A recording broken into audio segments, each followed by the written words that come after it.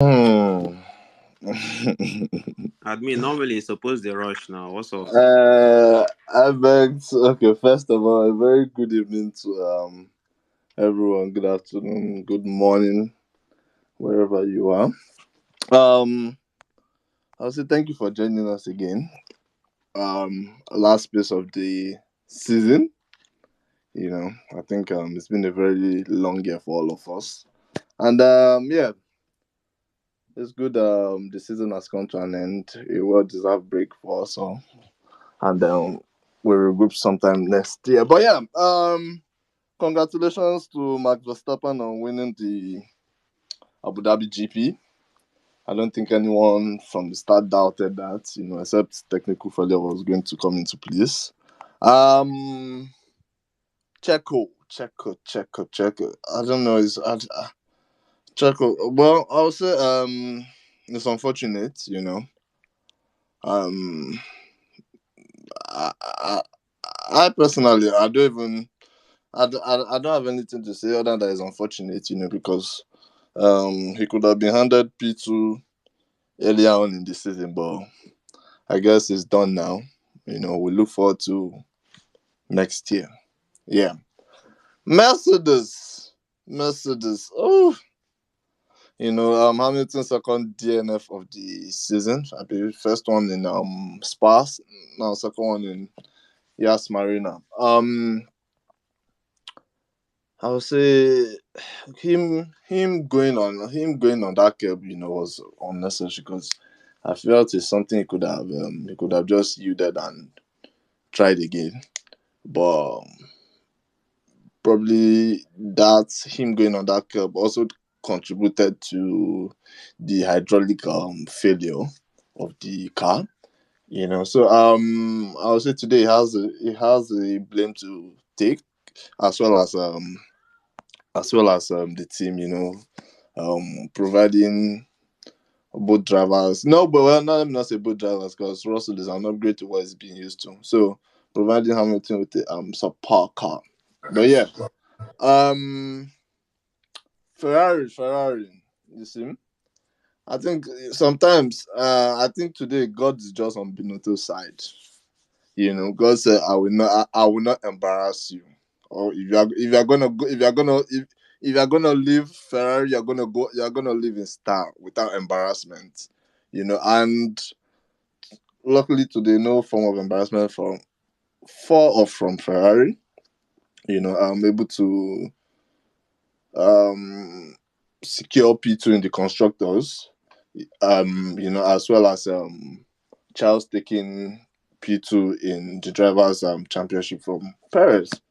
So Danny Rick, you know, a man after many ladies' hearts in this our community here. He successfully I believe finished P9 or so. Behind the four-time world champion Vettel, who it will be our last time seeing him on our screens.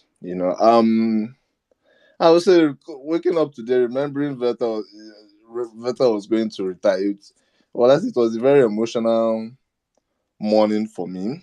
Because Vettel is a driver that I personally like. Character wise, his style of driving and everything he stands for. I wish him all the best in the future. I don't know why Aston Martin decided to give him a stupid strategy, but I'm glad they saw the checkout flag because it's better than having a DNF.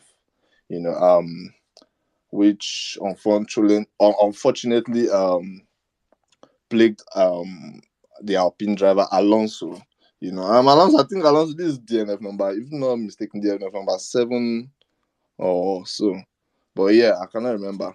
But Ocon performing or rather putting the car as expected.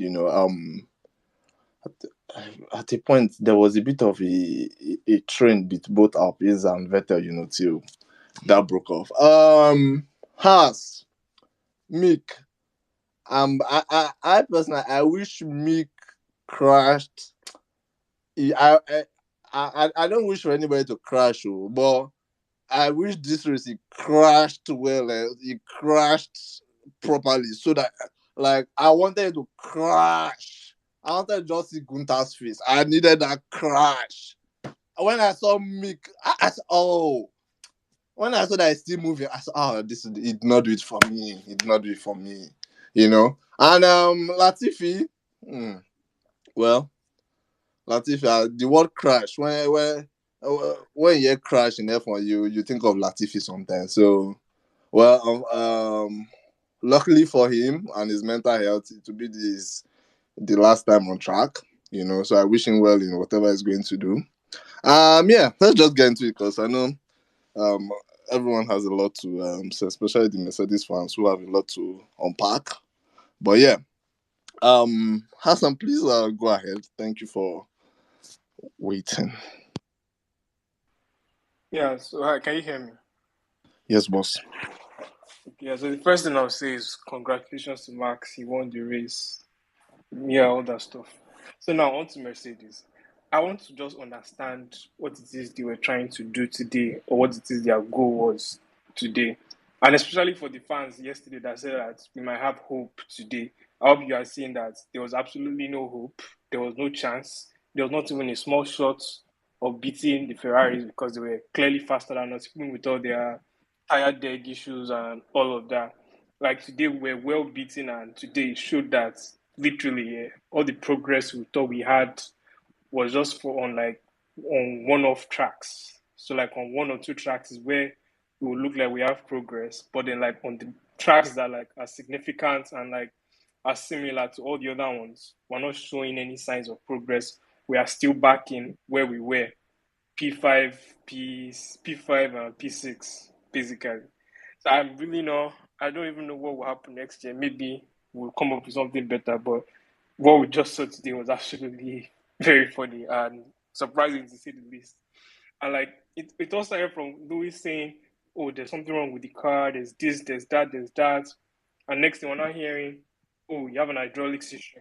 From them gaslighting him and telling him that there's nothing wrong with the car. The car is perfectly fine. Just keep going. Other than that, their pit strategies today were just they were weird for me because like why would they pit George and then now leave Lewis out on a one stop and Lewis is one telling them that no, I want to do two stops and they're leaving him out to go and do what exactly.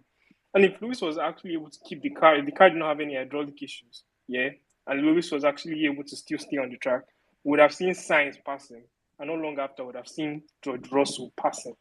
So it's not a question of like what were they trying to do with Lewis exactly because it's a strategy, it's a decision I'm still not coming to terms with. I'm still not understanding why. By the end of the day, the only benefit from it was that Lewis was able to pay Sergio Perez back for what he did last year. So last year, Sergio Perez held Lewis up and was able to reduce the gap. This year, Lewis held Perez up a bit for a lap, and then I think the other lap into turn three or so. He held Perez up for that point, and Perez was not able to get the overtake on Charles Leclerc and was not able to get P2 in the Constructors' Championship. So yeah, karma is a bitch.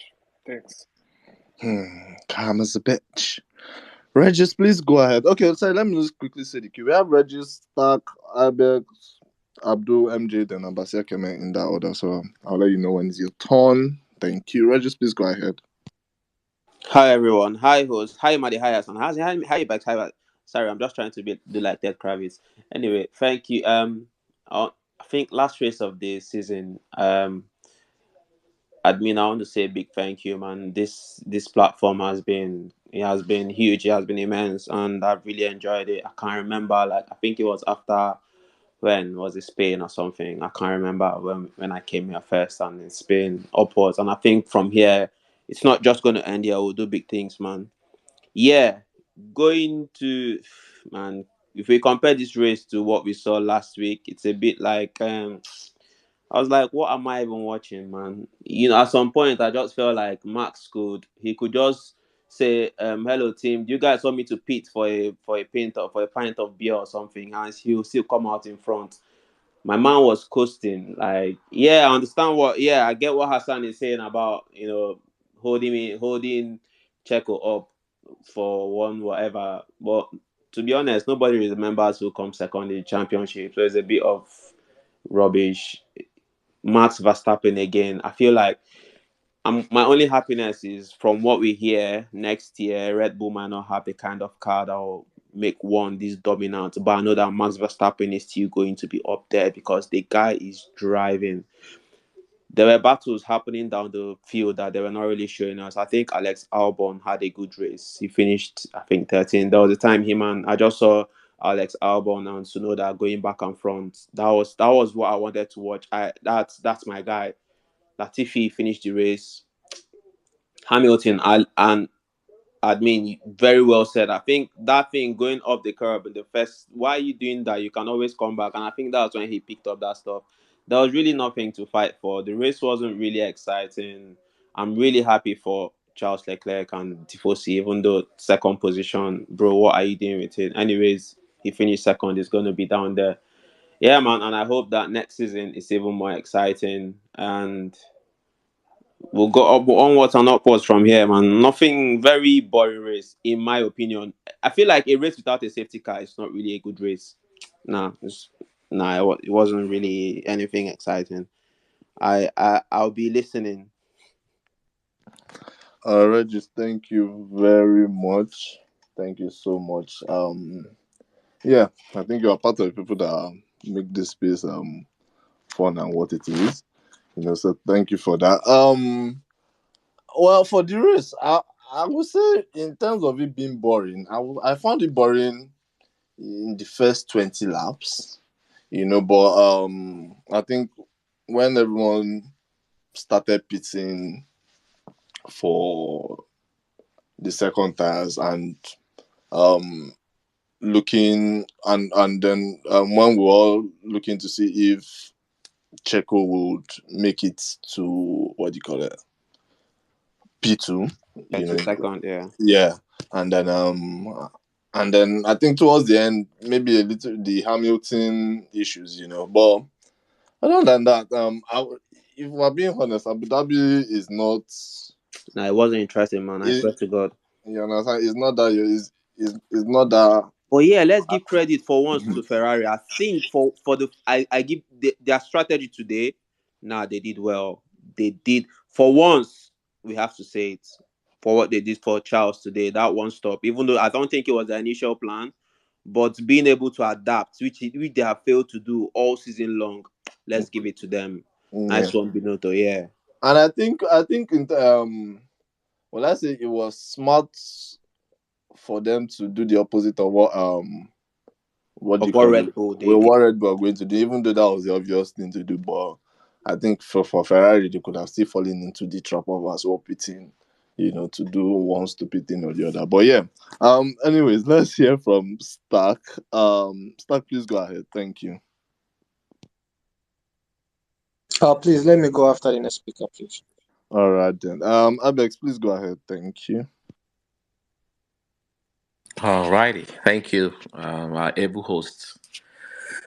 Well, I think to just see Seb today, that final race, it was, emotional because it's really giving us that thrill, that entertainment, you know, over a decade. I think 15 years or more, if not. So, yeah, because he's a driver I really, really like, he's driving and everything. So we'll see what happens. I still hope he comes back to Formula One after spending a year or two with the family and fishing and all of that and realizes, you know what, I can contribute to the sport. So we'll see how that pans out. And other than that, yeah, we had a very, very decent race today. And other than that, idiot now is the Carlos Sainz saying, "Oh, Hamilton did the same thing." I mean, you meant same thing Verstappen did to like Hamilton because it was the other way around. And everyone that was saying Hamilton didn't need to do that, let's just realize it was Carlos Sainz that went on attack on Leclerc. When you go on attack and you leave the racing line open and someone else takes it, you can't just come back as if it belongs to you. By the time Hamilton was side by side, we can have that conversation about like leaving, a car with length. That's what the regulation allows, right? If there was a contact there and there was damage, it would have been at fault, not Hamilton, because this is one of those gray area in Formula One. When nothing happens, we're able to say, well, it's a racing incident, let's go on. But if there was contact, he moved over to the left to try to take on his teammate. By the time he came back, Hamilton was already there, right? Where was Hamilton supposed to go to just make the car disappear? So it's a racing incident, but to say like Hamilton didn't have to take it, and I remember there was a driver. I'm not sure if it was Senna or some other guy says the moment you see a space and you don't take it is when you start being a driver. As long as it's safe and it's decent chance, you have to, right? And Hamilton did not do anything dangerous. It did not like there's nothing a safety issue when it comes to that. It was just a simple situation where he came back and expect Hamilton to disappear. Well, Hassan, I see your thumbs down. That's my opinion. It's just one of those things, and we'll come back to that. I'll step aside and let the other guy speak. I yield the mic. Thank you.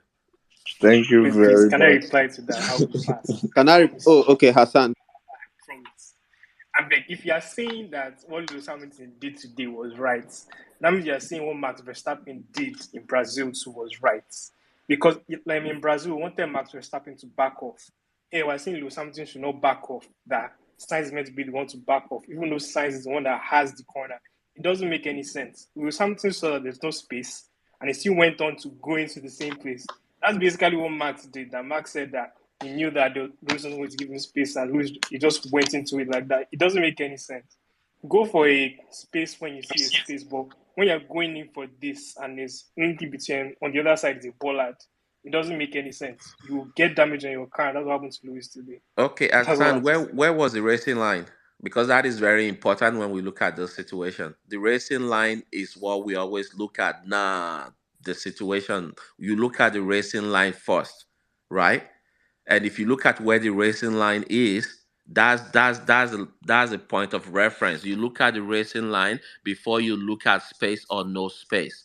That's the most important thing there. What was Charles doing? Right? Charles was going after Verstappen, and Carlos Sainz decided to go take on Charles. When you make that decision in Hamilton's situation, he was defending. He wasn't going after anyone. You cannot go on attack and then come back to defend because someone is taking your spot. That's the difference right there. When we look at the situation, it's just not about the instance. Look at the action, the racing line. Because unless you want to tell me that Carlos did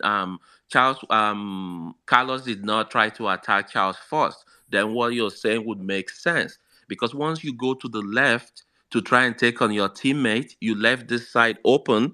Hamilton went in there all of a sudden, then you came back.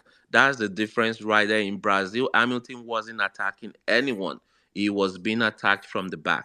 I think that's the big difference there, in my opinion. Thank you. Abex, are you? Thank you. Hmm? Are, are we? Is it the same line with this same race? Because I personally feel I don't know, Sha, but I feel like on this one, why I said admin is a big.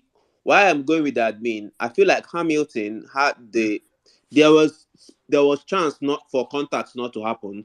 Hamilton should have lifted off, allowed that guy to pass, and just go behind him and pick him off instead of that. Well, because I think the Ferrari guy, which was Carlos Sainz, now got the racing line because Hamilton went a bit. He went a bit too. Is it deep now or like lateral? He went out a bit. So allow him go and go behind him and pick him up instead of running out. I don't know. That's how I saw it, and that's why I I feel read like it, and that is a wise. What you're saying is Please. valid. It's a wise. It would be a wise thing to do.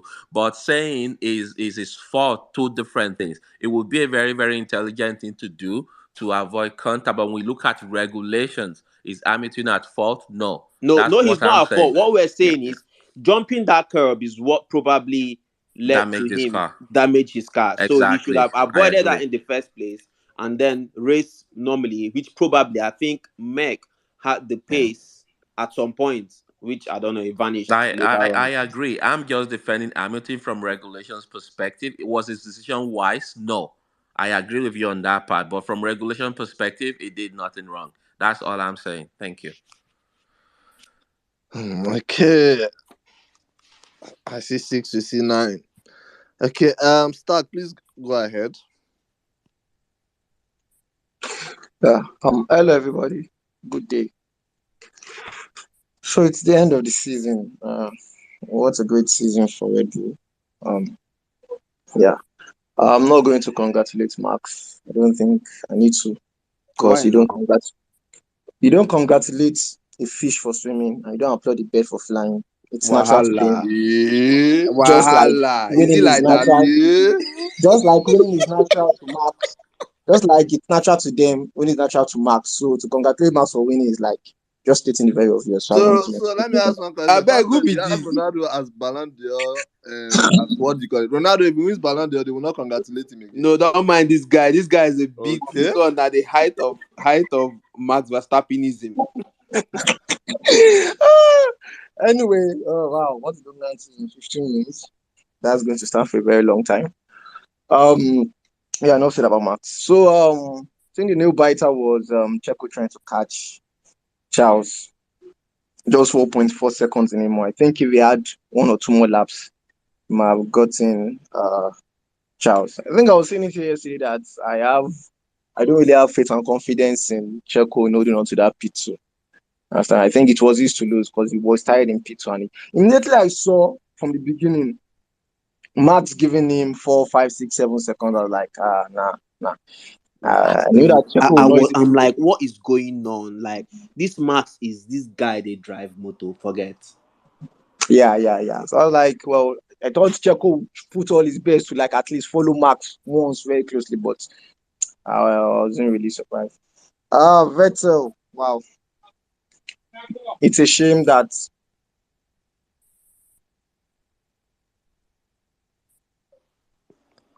Ah, Hello. Hello. are you there?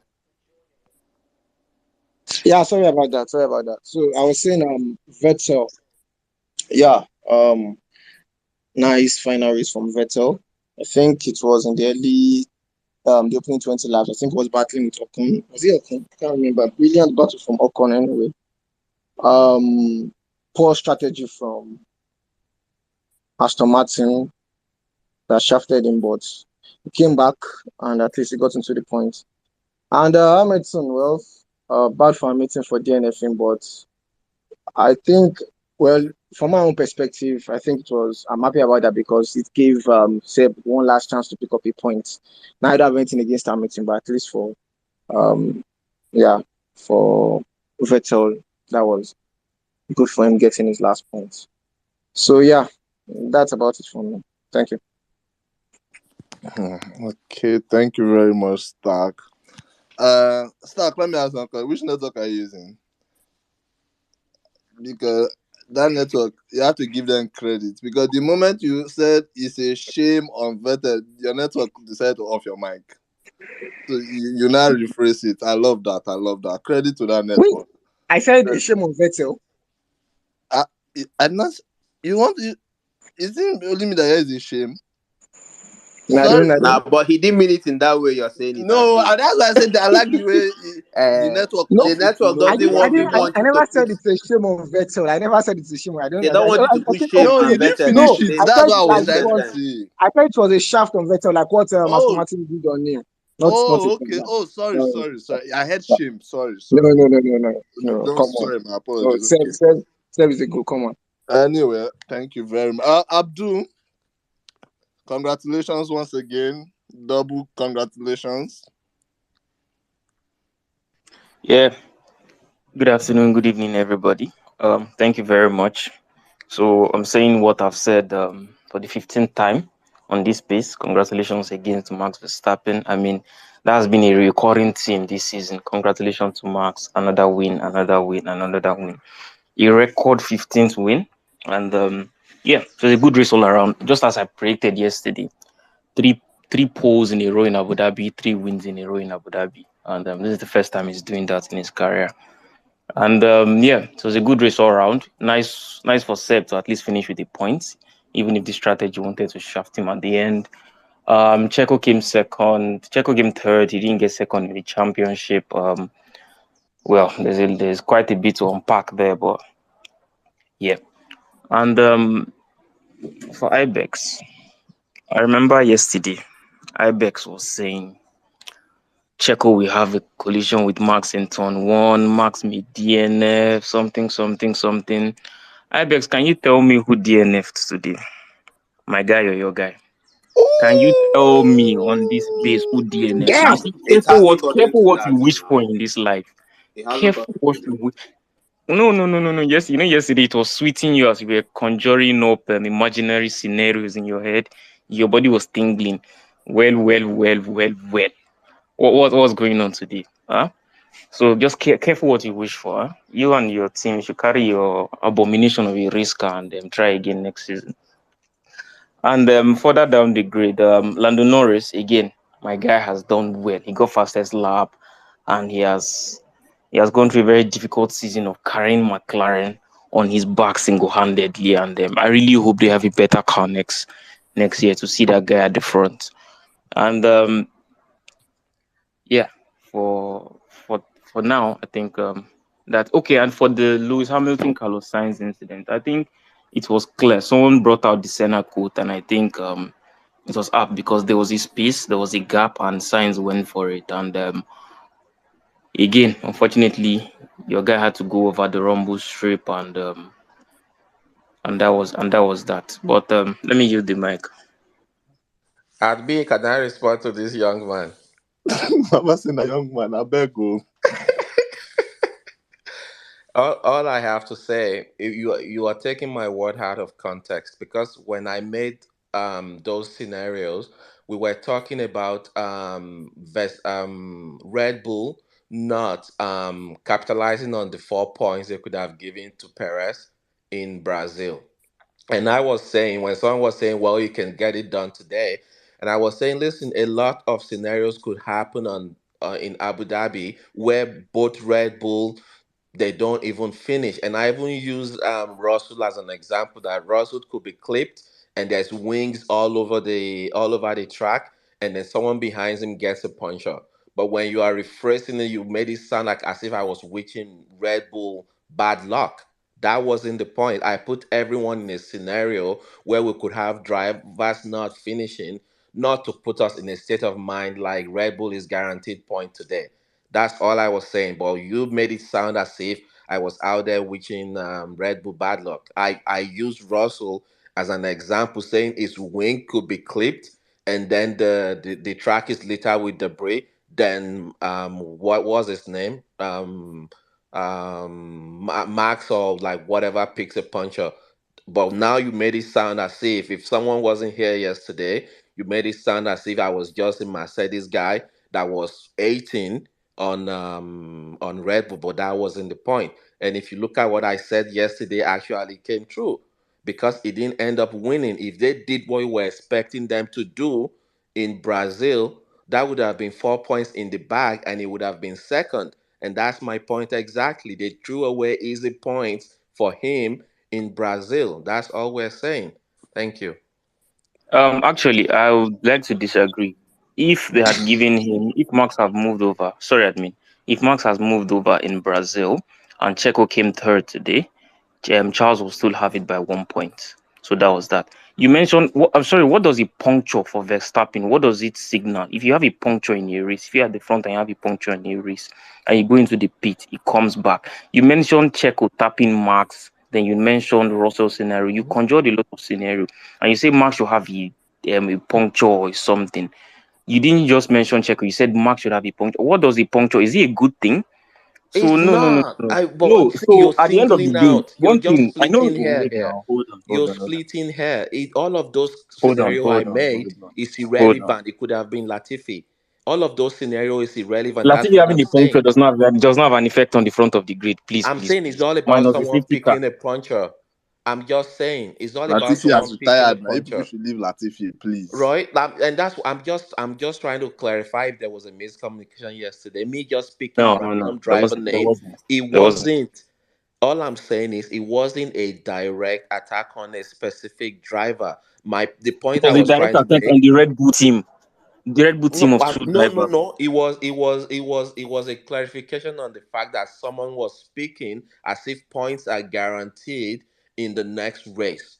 If you look at it from that perspective, now you yourself you can come up with a scenario that Red Bull driver, Mercedes driver doesn't pick up a point. All I was saying, Red Bull left points on the table in Abu Dhabi that they could have given, sorry, in Brazil that they could have given to Checo. And someone was like, "Well, he would do that next week in Brazil, in Abu Dhabi." And I was saying we're talking as if points are guaranteed in Abu Dhabi. You've been watching this um, racing for a while. If someone says to you that what are the scenario, give me five scenario which Checo doesn't pick up a point, I'm sure you will come up with something similar to what I've said. You're making it sound as if what I said is like ridiculous. If they say to you as a Formula One fan, paint a scenario where driver one and two or driver four and five doesn't pick up a point today, you will come up with something similar. There's nothing wrong with what I've said. I am saying that I'm just trying to paint a scenario where driver doesn't pick up a point today. And all of that started from Russell, but you seems to be like focusing on the puncher with Max. What if it was Leclerc Charles that picked up a puncher and swerved into Checo and they both, end up not continuing the race? That's another scenario, right? That's So all you're I'm breaking more saying. scenarios now. It's You're not. And breaking I more will scenarios now. rephrase. I'm sorry. It wasn't a direct attack on Red Bull. Maybe because of the names I picked, subconsciously, it came across that way. If it was Russell that tapped Charles, and Charles had a puncher and swerved into Checo, and they both ended like safety carring out and the race continued, it would have still been the same incident. I'm just saying points are not guaranteed the next race. That's all I said. Anyway, I Ibex, I think I'd answer your scenarios earlier in the sense that point, even if point was done, I mean, even Crofty said it, even if he has been given the place in Brazil and he finished P3 today, it will still not have been enough. And I'm happy that the scenarios you painted were your words, not mine today. And you've also said it that subconsciously you said Red Bull because there were other teams in between. There were two Ferrari drivers in between Red Bull and Mercedes. So we can go off that. We can go off that. But you still not answered my initial question. Who Please, DNF today? please, Who please. DNF today? it was Luis that DMF, but like I said, that is irrelevant, right? Checo could have had food poisoning and not race today. I Wahala. beg, Oh. I beg, I beg, I beg, I beg. I'm just saying, you, I beg. More It's scenarios. More okay. scenarios are that's coming just up. the truth. It's 2020 okay. Hamilton had COVID, didn't race. I Like beg, it's I just this. beg. Like I this This is beg. this just is this is cooking. life. What's your name? Latif, I'm going to ask you a very simple question. We'll step aside for It's others. not. His name is not Latif. His name is Abdul Latif. Abdul Latif, I'm sorry. Imagine, and I please you guys forgive me, and this is the last statement I'll make, so we can just step aside for others. Imagine Checo had food poison yesterday, and he didn't race today, and then Charles had a puncher, so they both did not register points. What would you say about Brazil? We'll be back to this conversation, Thank you right? very. And that's it. Okay. No, Thank I you. hear that one. I hear that one. That one very valid. No, Anyways, please, we'll just come aside, back. that one is valid Oh God. Okay. Please, because it's the points you So, have on the table that matter in the end. At the end of the day, yeah. so at the end of the day, we are doing imagine, yeah? Hmm. Imagine FC. Anyway, let's move Okay, on. Season has ended. We'll go again next year. Abby. Everything new, starting fresh. Anyway, Abasia, can we please go ahead? Then we have Damlala. Uh, Good evening to everyone. Very anticlimactic end to the season. I mean, the race for second and the Vettel and Ricardo beat at the end. They were quite something, but yeah, generally not more of like an emotional weekend and exciting weekend. I mean, it's sad to see Seb go and even the other driver that we don't have a seat next season that I don't necessarily like, but then at the end of the day, it's a sad thing. I mean, losing your job. I mean, they're basically losing their job. But yeah, generally across the season, and as a Red Bull fan, I loved every bit of the season. But I can understand why a neutral might not see it that way. So hopefully next season is more. The next season offers more. I mean, even minus the fact that last season went down to the wire and all that, it was just the season that offered more. I mean, Ricardo won a race, was podiums for Vettel, Alonso, a lot of people. Tsunoda finished fourth in one of the races, but this season was just the normal, Red Bull, Ferrari, and Mercedes trying to catch up. And the season I could have offered more if Ferrari didn't just quite useless the way they were, but it is what it is. We'll see what next season offers. I mean, it's too early to make predictions, but apparently all the punishments on the cost cap may not affect Red Bull going into next season. Maybe it might affect them in the later stages or going into 2024. But I hope they still have a car to compete, and Ferrari, show up, and Mercedes show up too. Because even the whole P2 thing, I'm not sad for Checo that he lost it, because Charles was the second best driver this season and he deserved that P2. So yeah, he's definitely a very talented guy and he's a world champion in the making, and to be good to see him and Max and Mercedes have a car, Lewis and maybe George, go for it next season. But yeah, generally, there's things to hang on to from this season, except you're a Mercedes fan, because there's things to hang on to and appreciate from the season. And listening to IBX, this space started in like 30 minutes. There's been like 5 things that I've agreed and disagreed with him at the same time. But I think the whole Lewis and Sainz thing, personally, my own opinion is it's a racing incident. The same way I still believe Verstappen and Lewis last week was a racing incident. But it's the way the regulations were redefined at the start of the season, and it gives the driver in front so much power. And personally, I don't agree with it, but it is what it is. I feel the driver behind you still. They talk about everybody being entitled to some racing room, but the way the regulations are structured now, it's like the driver in front has like 95% of the power, and you behind, if you try to do anything, that you come off worse or you get a penalty. But in corners like the corner, like what we saw today and last week in Brazil. So basically, I'm hoping next season is more exciting, and we'll see what the teams have to cook. Even the teams are, but as the matter, I'm really looking forward to what they can do next season. But we'll see.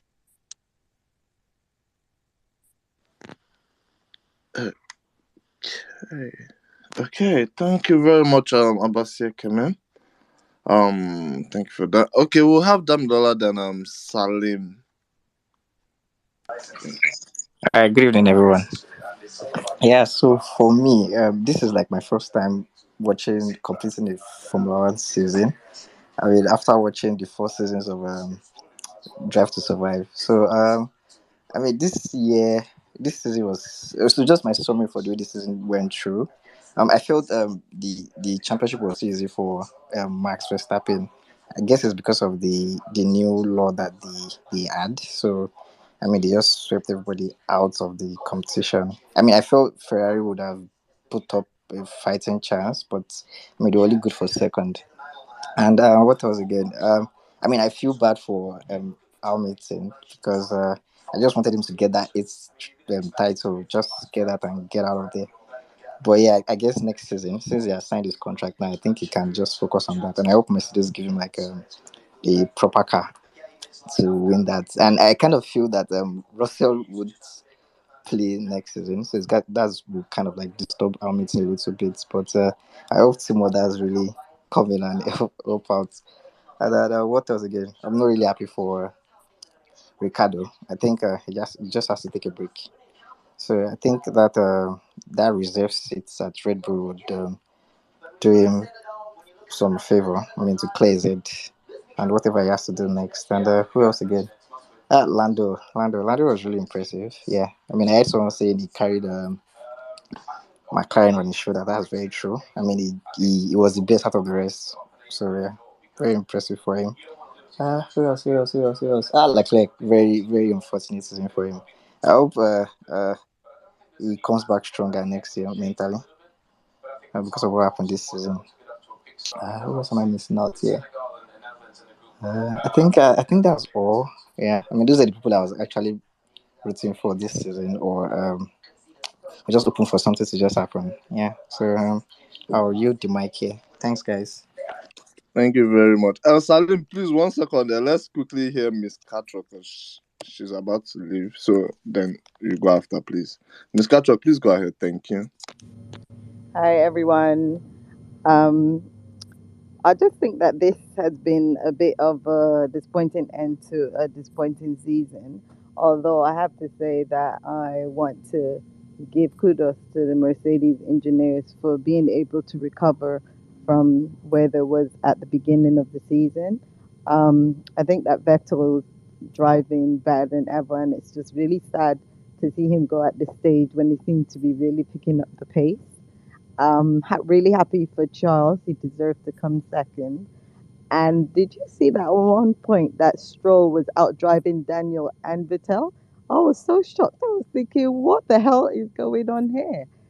And I think that the thing that I don't like about Sky is that they focus so much at the people at the front that you never really get to see what's happening at the middle and the back.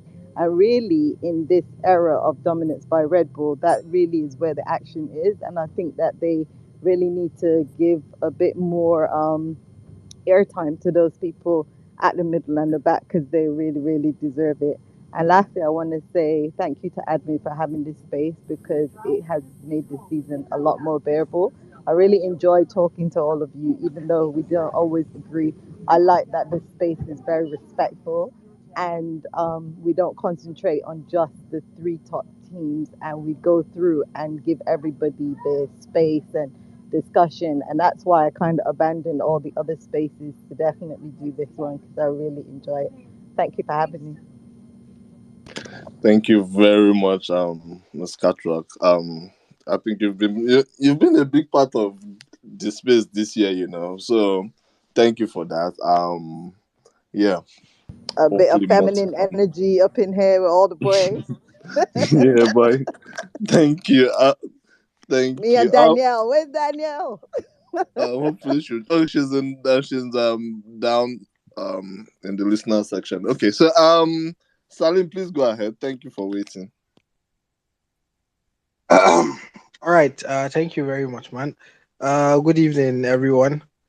Well, first off, I'm not congratulating anybody, Red Bull, Ferrari. No, I'm only congratulating Mercedes. Uh, yes, Mercedes fans, congratulations.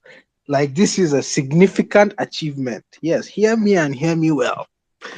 Uh, it's a significant achievement. The way we started the season, as my dear sister just finished saying, and like given how we finished the season, right? We're even like competing for P2 in the constructors championship, and on top of everything, I think something that we should all remember is that our transparency and our lack of need to cheat, unlike some other teams, right? So yeah, that's something that wherever Mercedes fans are in the world, you guys should always hold your head high, right? Okay, having said that, today's race was, yeah, well, I mean, as a Mercedes fan, as a Hamilton fan, go not one bit, but it is what it is. Um, I think talking about the lap one incident. Yeah. I think like what a lot of people are kind of like forgetting is that like it's a lap one incident and it tends to be very chaotic, right? Looking at Hamilton I think was behind Leclerc, right? And if he had gone on the inside of Leclerc, they would have definitely hit.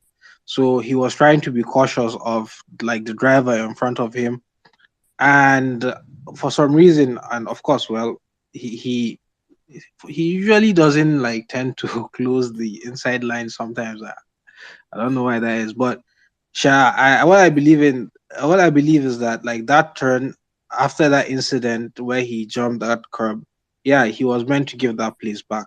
As Ibex said, yeah, it was a racing incident, but like it was something that he should have given back because Science kind of had that corner in a way.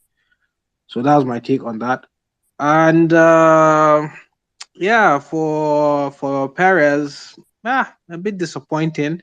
And I don't know who was making like the calculation that like he would have finished behind Leclerc. No, if he had 4 points, he would have been ahead of Leclerc, I think, right? Because the difference between them is 3 points. So if he had 4 points from the last race in Brazil, yeah, he would have had P2 in the drivers' championship. Well, it's disappointing. It is what it is for him. But well, honestly, I just felt for me, I wanted Leclerc to have that P2, and he did. So not all is dark and gloomy in the world. So yeah, I'll allow other people to talk. So thank you very much once more. I yield the mic. Sorry, Salim, thank you. sorry, can we just Okay. quickly clear this points issue? Checo was always going to finish behind. If Max gave him the place, he's 3 points behind today. If Max gave him the place in the Brazil, the main race, that's 2 points. He'll still be a point behind. If Max slowed down extraordinarily, in a way that I don't think would have been accepted Wait. for It him, was 2 points in Brazil, not four. I thought it was 4 points. it's 2 points from the main Another race, two Ah, was and from it's, sprint. Yeah, let me just quickly land now. It's 2 points from no, the main I'm race. just trying to like ask. So fine, Yeah, you're right. that's Give what it two that's what I'm points. trying to clarify. Then even from the Four sprint, if points, Max had two slowed points down, in sprint and 2 points in the race. it Sorry. would have been a point from sprint. That's what I'm trying to get to you. Sprint is 1 point behind the top 10. Where does he get the 2 point advantage? And it will be level on points. And Charles still win because of the race win advantage he has. So coming into today, with the way the result panned out, there's no way Checo would have finished ahead.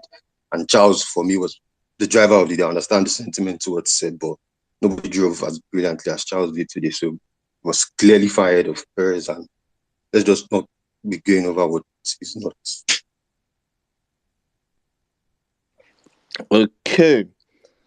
Thank you for the clarifications, Abaseke, man. Okay, we have our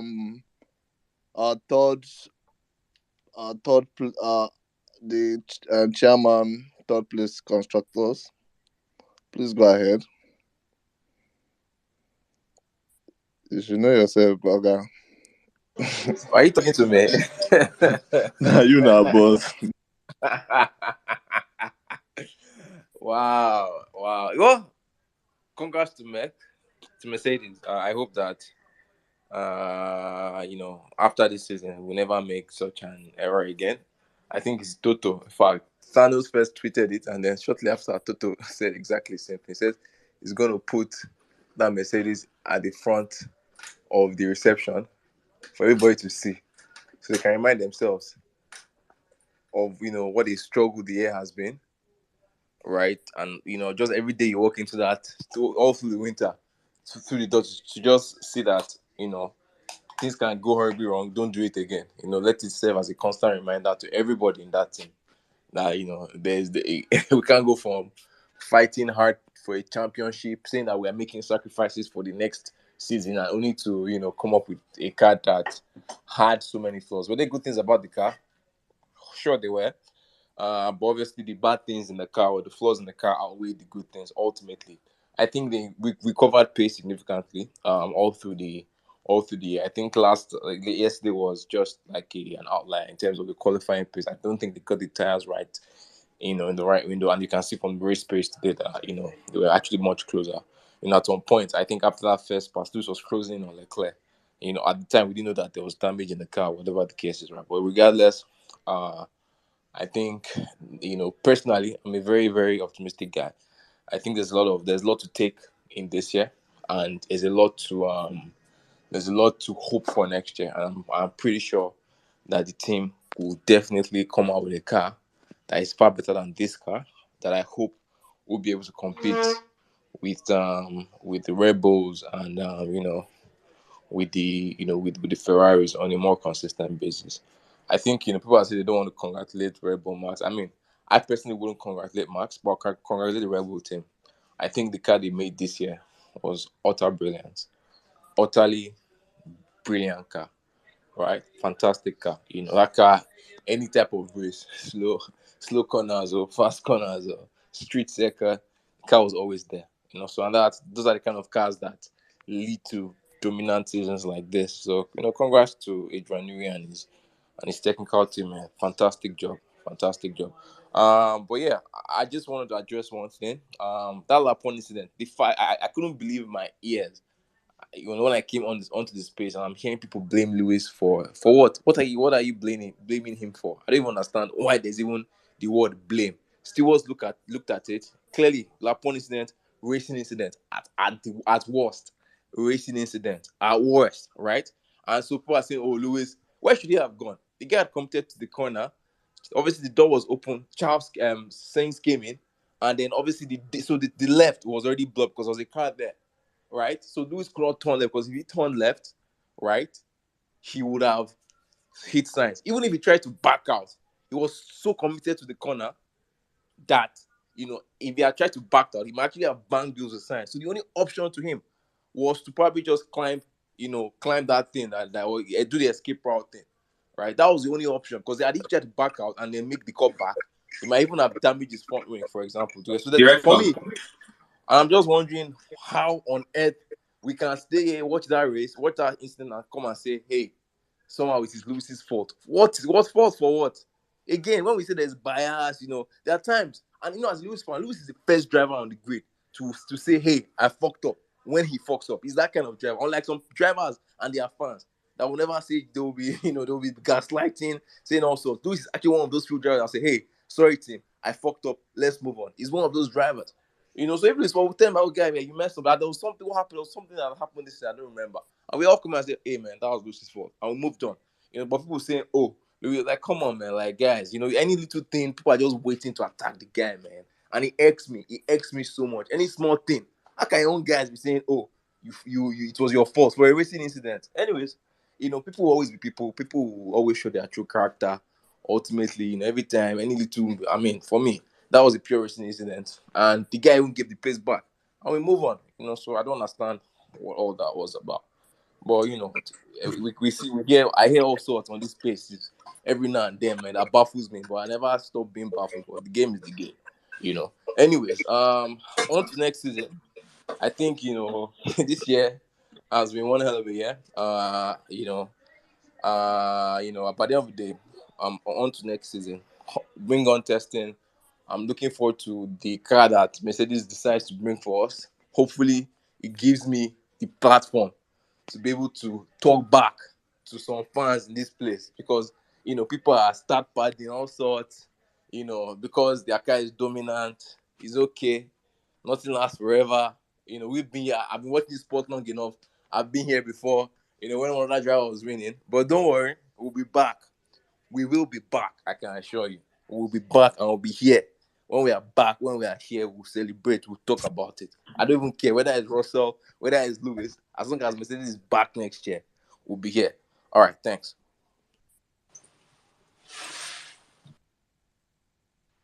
Yeah, thank you, Yemi. Admin said he wants to do something. So, but before read one goes, Yemi, it's funny, oh, you and this your cooking share. You said I just want to pick up from something you said. You said Lewis was so committed to the corner that he couldn't back out. But remind me again, what are the brakes for exactly? The brakes are supposed to be able to slow the car down considerably to back out of a corner. And if you say what should Lewis have done, then what should Max have done as well? I'm on the train of Abasia Canada. Both incidences were racing incidents, and the stewards judged Max to be wrong in Brazil.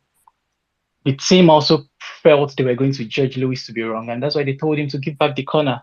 So this, to be Did honest, is not going to kill us. Can I finish, please? It's not going to kill us to when our driver is wrong. No matter how brilliant anybody is, at some point in life they will be wrong. They will do some things that are wrong. So no matter when, it's not going to kill us when Lewis is wrong for Lewis fans to say, "Oh yeah, he was wrong in this thing. Should have done this. Should have done this." It's not going to kill you. Yes, it's the first lap racing incident, but at the same time, he was wrong. His overcommitment to that corner was what ultimately ended his race because he ruined his hydraulic system, and we didn't know there was damage to the car initially because there was no physical damage outside. So when I this dilly dallying and trying to cover up somewhere, say this, I think we should actually try and stop that. Yeah, thank you. Ridwan, you can go next. no, no, hold on. You can't just attack me and then you want to hold on. Widman, please just give me a second. Um, I like when people come here. I can't compare what happened in this first lap to what happened in Brazil. The fact that people are actually using that to compare already signals to me that people here have an agenda. The fact that you are comparing this kind of incident to that kind of incident it tells me is you have an agenda. Number one, because first of all, Max was one attacking in that corner, and Max at no point, right, was he had he earned the right to space inside that corner. It wasn't a case of, oh, Lewis left the door open in Brazil and Max entered. Max braked. He braked too quickly. He overcommitted, right? And he was taking too much speed, and he didn't want to back out. Max went into that corner knowing that if Lewis did not back out, he would have an accident. And he did not. At no point he didn't even try to back out. The analysis they've analyzed it. It was clear. That was what Max was doing all through last season as well. He would go into the corner, overcommit, and hoping that Lewis will avoid the accident. But here's a completely different scenario, different type of corner even. And we are here comparing both of them. And you're now using that as a way to say, Lewis fans should know when they should blame him. Like, come on, man. You have an agenda, it's fine. We know you don't like the guy. It's fine. And you're always attacking his fans, saying, oh, the fans don't want to commit, or the fans. No, we have been here in this space this season. We have said Lewis was at fault when we felt he was at fault. Do you understand? When it was clear. But in a case like this, Lapon, in a different type of corner. Lewis was behind Leclerc. He had a slipstream. He had committed to the corner. He had gone in. Lewis was already, and obviously there was a gap open, and Sainz went for the gap. Fine, that's fine. That's fine. And it got to a point where they were side by side. The only option for Lewis, because Lewis had already committed, Lewis was already like at the end, turning into the corner when Sainz was still making the lunge. But there was space, so Sainz just went for it. Sainz went for the inside. So Lewis was already was well into the corner, and Sainz was already there. So he couldn't turn left, because had he turned left, right, number one, he had many options ahead of him. He could have braked. Guess what? If he tries to brake, already committed into a corner that is rotating, there's a chance that Sainz's right rear tire could have hit his front wing. That was very obvious. We can check it again. So the only option for Lewis was to either fully, try and back out, right, and then try and still take the racing line. That way, he would also compromise his corner, and then there would have been Norris and Russell to contend with onto the straight, or just take the escape route, which would have been an easier and faster, which is what he did. Fine, he had damage. Nobody says, I can't say, oh, that's because of that he compromised his race. Bullshit. People think we've seen people's race compromise for less. The fact that you're trying to just blame, you hate Louis so much that you want to just blame any little thing on the guy is what is busting my brain the most. The fact that we're comparing this incident to what happened in Brazil. But was when Max knew that Max went to that corner to have accident. He didn't have any plans to make that corner. And he said it's pretty much admitted to it in the interview afterwards. But here you are comparing it. And we have to, this kind of shit we have to put up with against all these anti-Lewis fans every bloody day. Always trying to gaslight, always trying to blame the guy. I'm tired. You guys should rest. It was a bloody racing incident. Nobody to blame. And Lewis, he took the hit. He even gave the place back. It's fine. Let's move on. Don't come. That was last time I was hoping to hear on this space that, we are something that didn't even have any bearing on the race. Focus on the drivers. Yeah, me Your guys sorry, behind. please. Focus Yeah, on. me Do you sorry. understand? Yeah, me please. We are sorry. I'm just don't be please don't just you. I don't know, man. Baba I'm don't done. vex. Baba, please take it I'm just easy. every Regis, year, Regis, every no, day. Regis, allow him, let him finish, please. Every day we have to contend with this, man. Every day. How are you blaming Lewis Hamilton for the incident in turn one? Or I mean, on the first lap? How? What should he have done? He said he should break. Did you watch that race? If he breaks into that corner, he would have even compromised his race further, and he could have had fun. So he breaks into the corner. He tries to turn left, and then as he's breaking, he hits Sainz. He gives Sainz a puncture. What next? Then we now say, oh, he's to blame. You should not have done that. You should have gone the escape route. There's nothing the guy can do. People shall find something. Nothing he will do. You shall find something that this guy is wrong. And it's not about we don't want to admit. We have done many times. We'll be the first to say, hey, you know what? That was wrong. And we'll move on. And we've done it this season before. So it's not making it seem like, oh, it's like you just like to push some dirty agenda. We're not like Max and his fan base that can't admit to anything he does, that will be gaslighting him. No, we don't do that. We admit, guy, you fuck up. Lewis will be the first to admit. He's that kind of guy. We've heard it many times. On the radio, we hear it every day. Hey, sorry, guys. I will move on. Do you understand? So what's what people are saying? Please, you gonna sit down, I beg.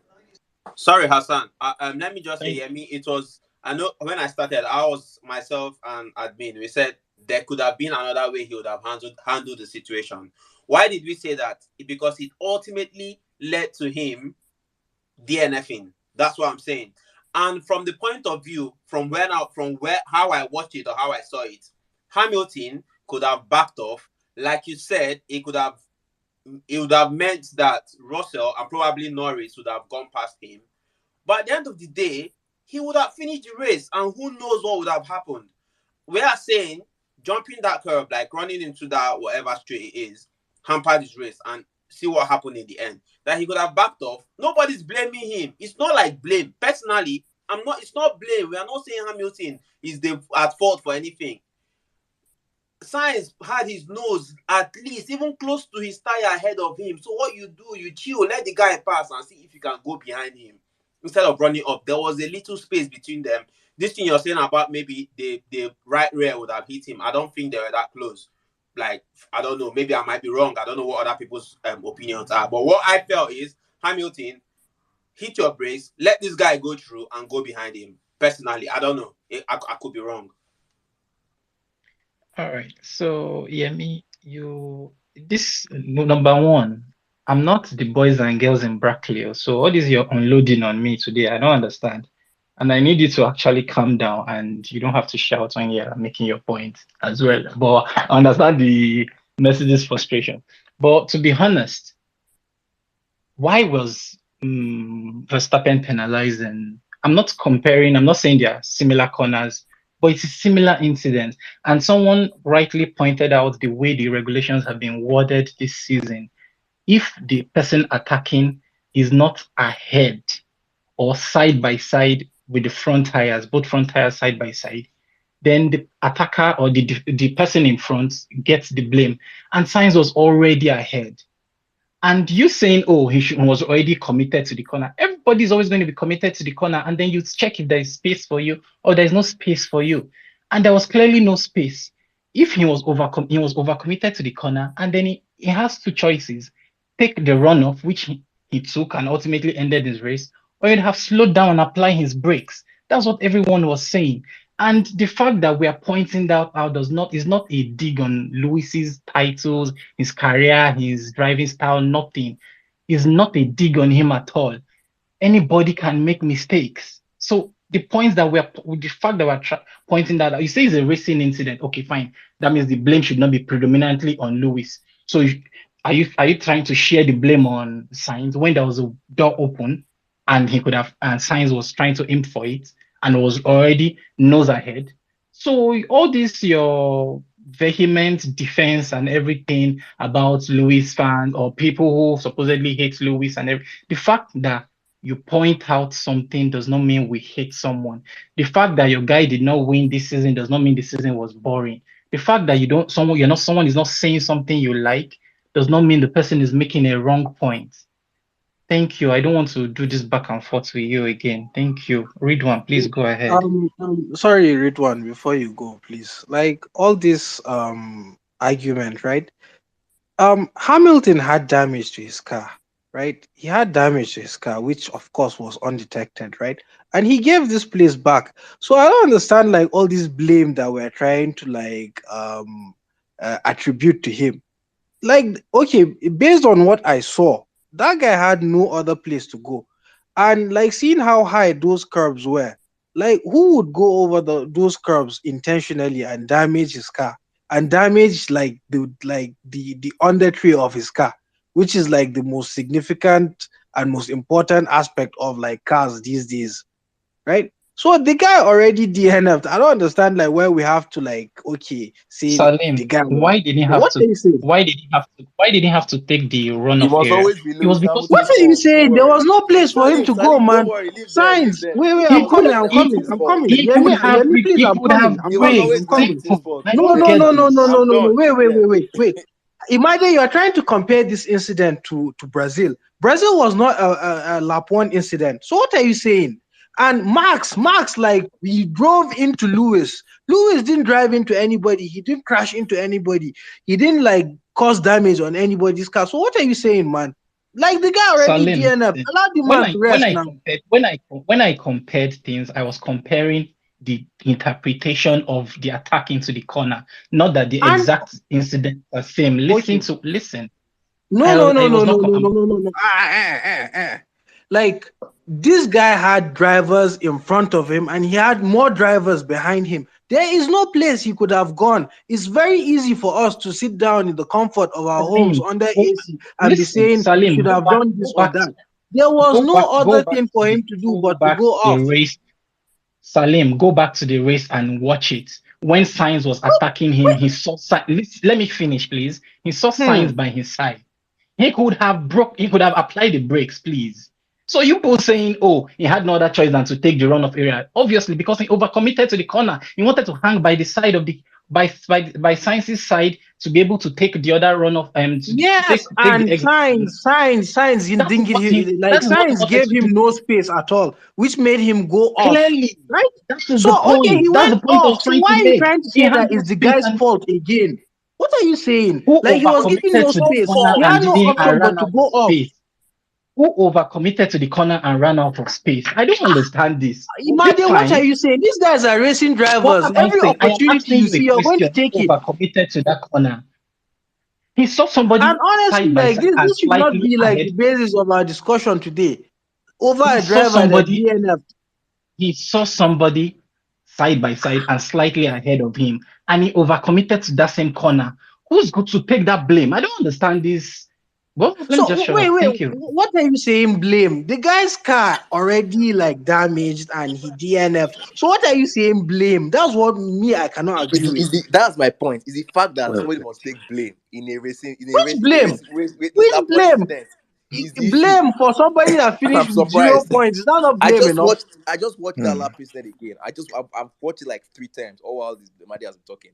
And I'm struggling. Like, why on earth are we talking on this space about Why did Helens Mercedes in tell lap one? Lewis to give that space back? Why did Mercedes Okay, Because tell Lewis to give that because wait, he wait, gained an wait, space wait. advantage off Like I think track. back? I when I don't the, understand when I this. No, first came when I first Mercedes came tell to Lewis to give the the space space, back?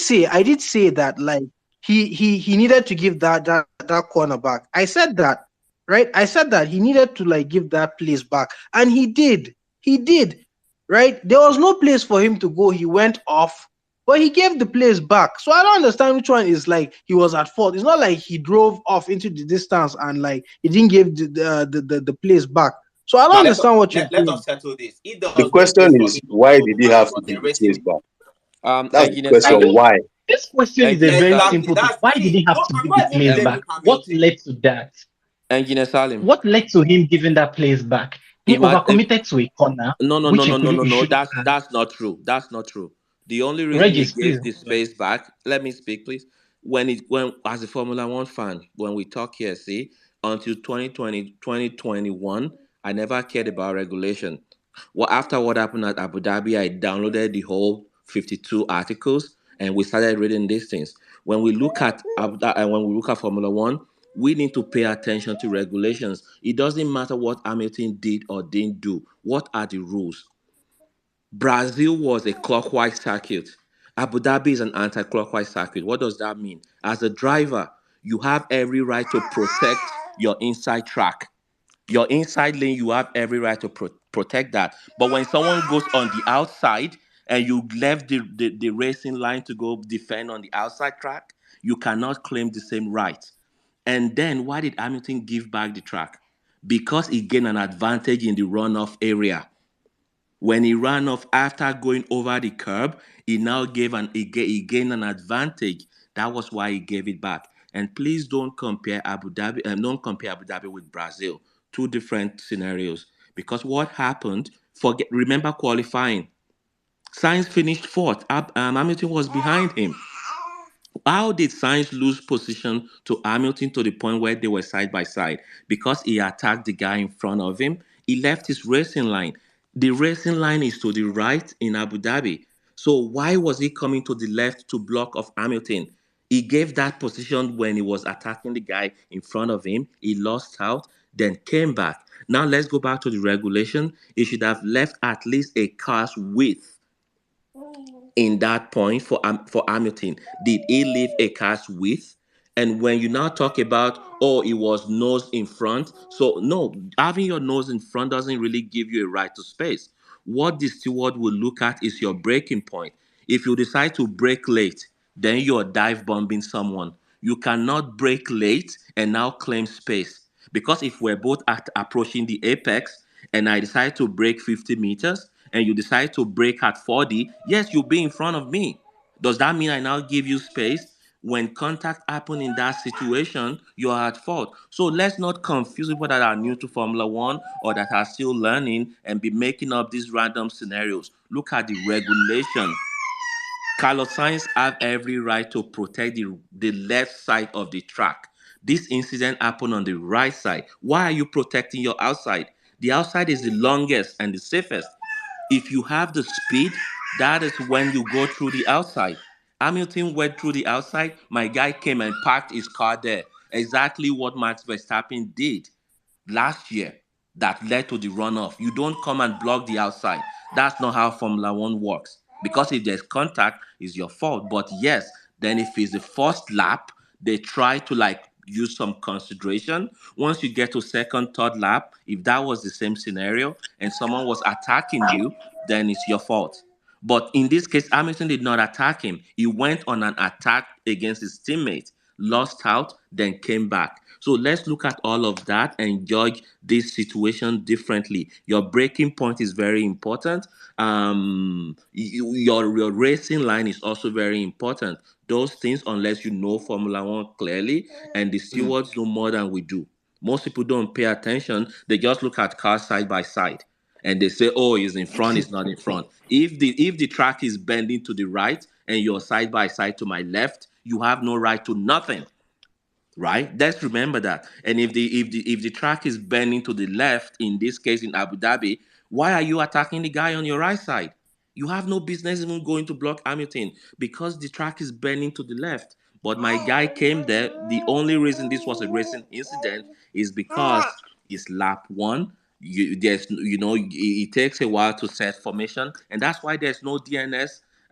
There's no DRS in lap one and two because they know there's still lots of high octane before everyone takes position and all of that. Then they activate DRS. So it's very, very important that we understand these things before we start pointing fingers. Should Hamilton have kind of used a cool head and beat his time? Yes. But what does the regulation say? Hamilton is not at fault. Racing incident, he gave back the position because he gained advantage in the runoff. And that is the end of it. Thank you. Thank I'm you sorry. very I Yeah, beg, much, sorry. Fred. thank you Sorry. for Please, I please, think please wait. Hold on, everyone. Please wait. I think if we carry on with this particular discussion, this particular time, we'll be here for the next 1 hour 30 minutes. So please, I just go and beg every one of us. There's a long queue of people that want to speak.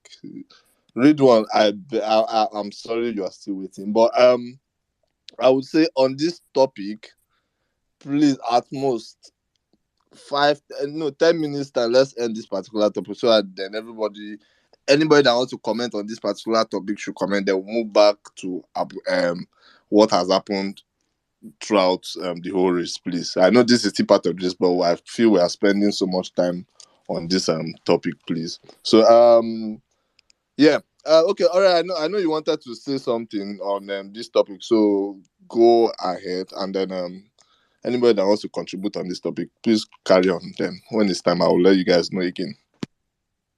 Yo, good evening, guys. On this topic, real quick, yeah, I like the fact that we've been using the word regulations because this season there's a new rule that FIA with the stewards they are not going to tell you to give the place back if it is between you and your team. So where the discussion starts and where it ends is why did Mercedes tell Lewis to give the place back if they feel like he didn't do, or if we are all sure that Lewis did not do anything wrong?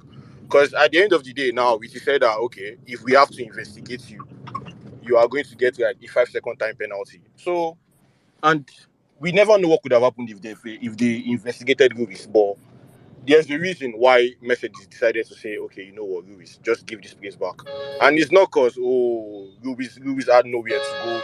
Having nowhere to go is a very, very stupid excuse in Formula One, saying that you already committed. Like I don't believe that. But then going by the regulations, you just have to ask yourself that why did Mercedes tell Lewis to give the place back?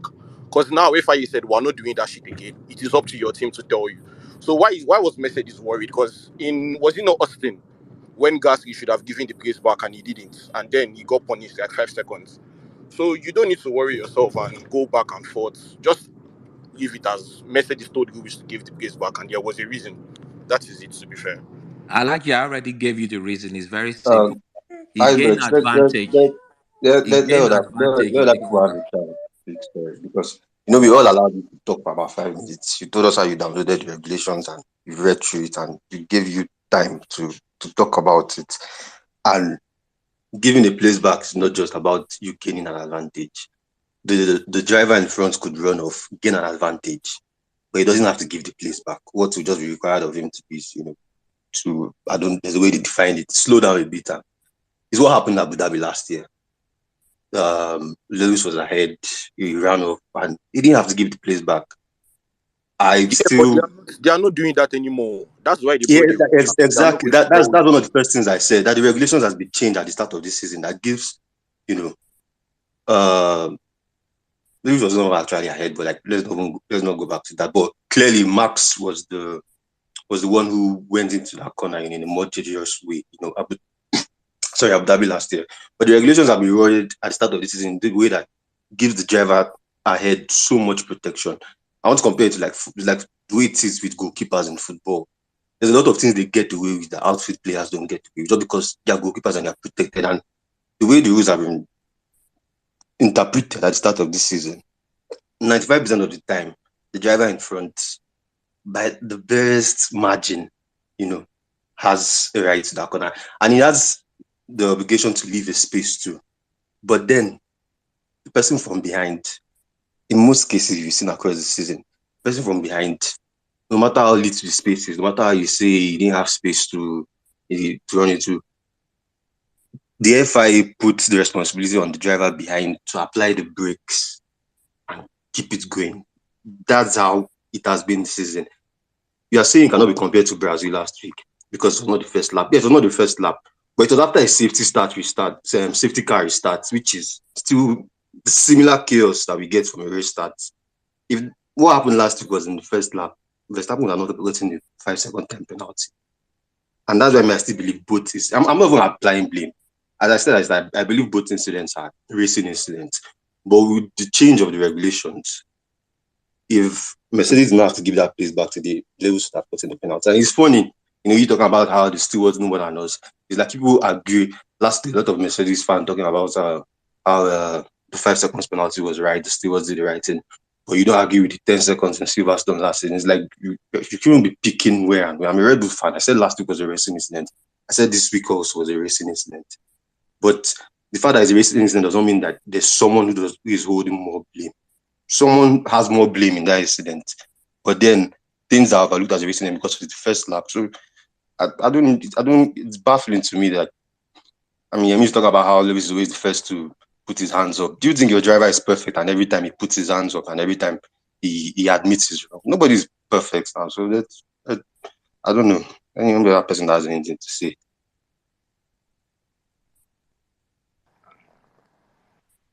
Nobody want to Yeah, talk read again. one. Go ahead. Happy to Okay. talk.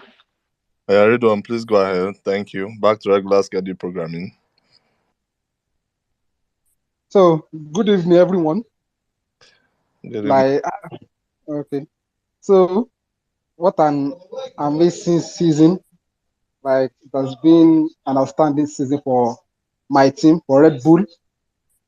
So, like, it was from the early struggles, like, we actually did when we bounced back and dominated the whole field. We wiped the whole field. Like, no one couldn't even get, no one got near to us. It was just an amazing and like a very good season. After the first two DNF in Bahrain, we actually thought, and after the early problems at Australia, also we actually thought this season reliability will be an issue. And our team principal came out that I would rather fix is a reliability car, a car that is not reliable, that is slow car, and it's actually paid off because we knew that car had a very good potential, and the potential has shown that car is a beast. Like, we actually did well this season. Others, you guys can collect your trophy from, like, you guys can actually just reflect back on the season because I remember at the end of Bahrain 2023 and 2022 season, Lewis Hamilton said that it is most importantly to have a reliable car. Wow, like that words, it was like, ah, and then not Ridwan, knowing sorry. that a good, Ridwan, let me help you now because I know they will come for you later on. Where did he say this thing? So that when they okay, are coming for you, uh, you understand. It's better so that they should remember that. They should remember now. He said it after the race when he finished third at Bahrain. He said it that the reliability, I think, is most important, or what do you even say, like something of the sort. And Mercedes came out and said you would love to see it, and that was a brilliant one. Like, you can't forget all these things now. So those guys, yeah, they have their own ways, but they thought they will be back, and we never knew. The next race, we were told someone was carrying 55,000 sensors on his car. We actually, I don't know. So that's for them. But for Red Bull, what a season! Like, the amount of records we broke this season, the amount of wins we had this season, and for Max, that was a brilliant season, a very dominant season. No one has had that kind of season Max had this season. No one. So 2022 was just Max Verstappen. Even with his car not, he wasn't able to adapt to the car at the start of the season. He actually pulled some wins from that car, and when he got hold of the car, he actually just dominated the whole field. And today's race, it's just how it is. Actually, I actually don't know what went wrong with Checo, how Leclerc was able to catch up with him, even with both on hard tires, but it's just how it is. I just felt like the fight with Hamilton actually maybe just slowed him down. But this life, you learn to, and I felt like maybe the strategy they gave him just didn't work, and that's how it is. So we finished the season on the high, 105 days to Bahrain. Like, that was like Bahrain again to the next season.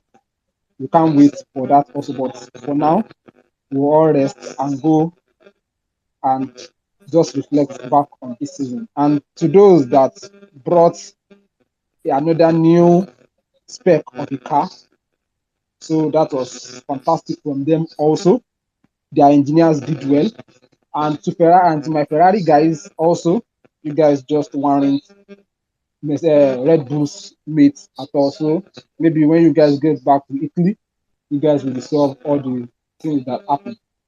And to the retirees and sorry, to the retired driver, and to those that we are still expecting back And to those that we are not expecting back, I wish them well.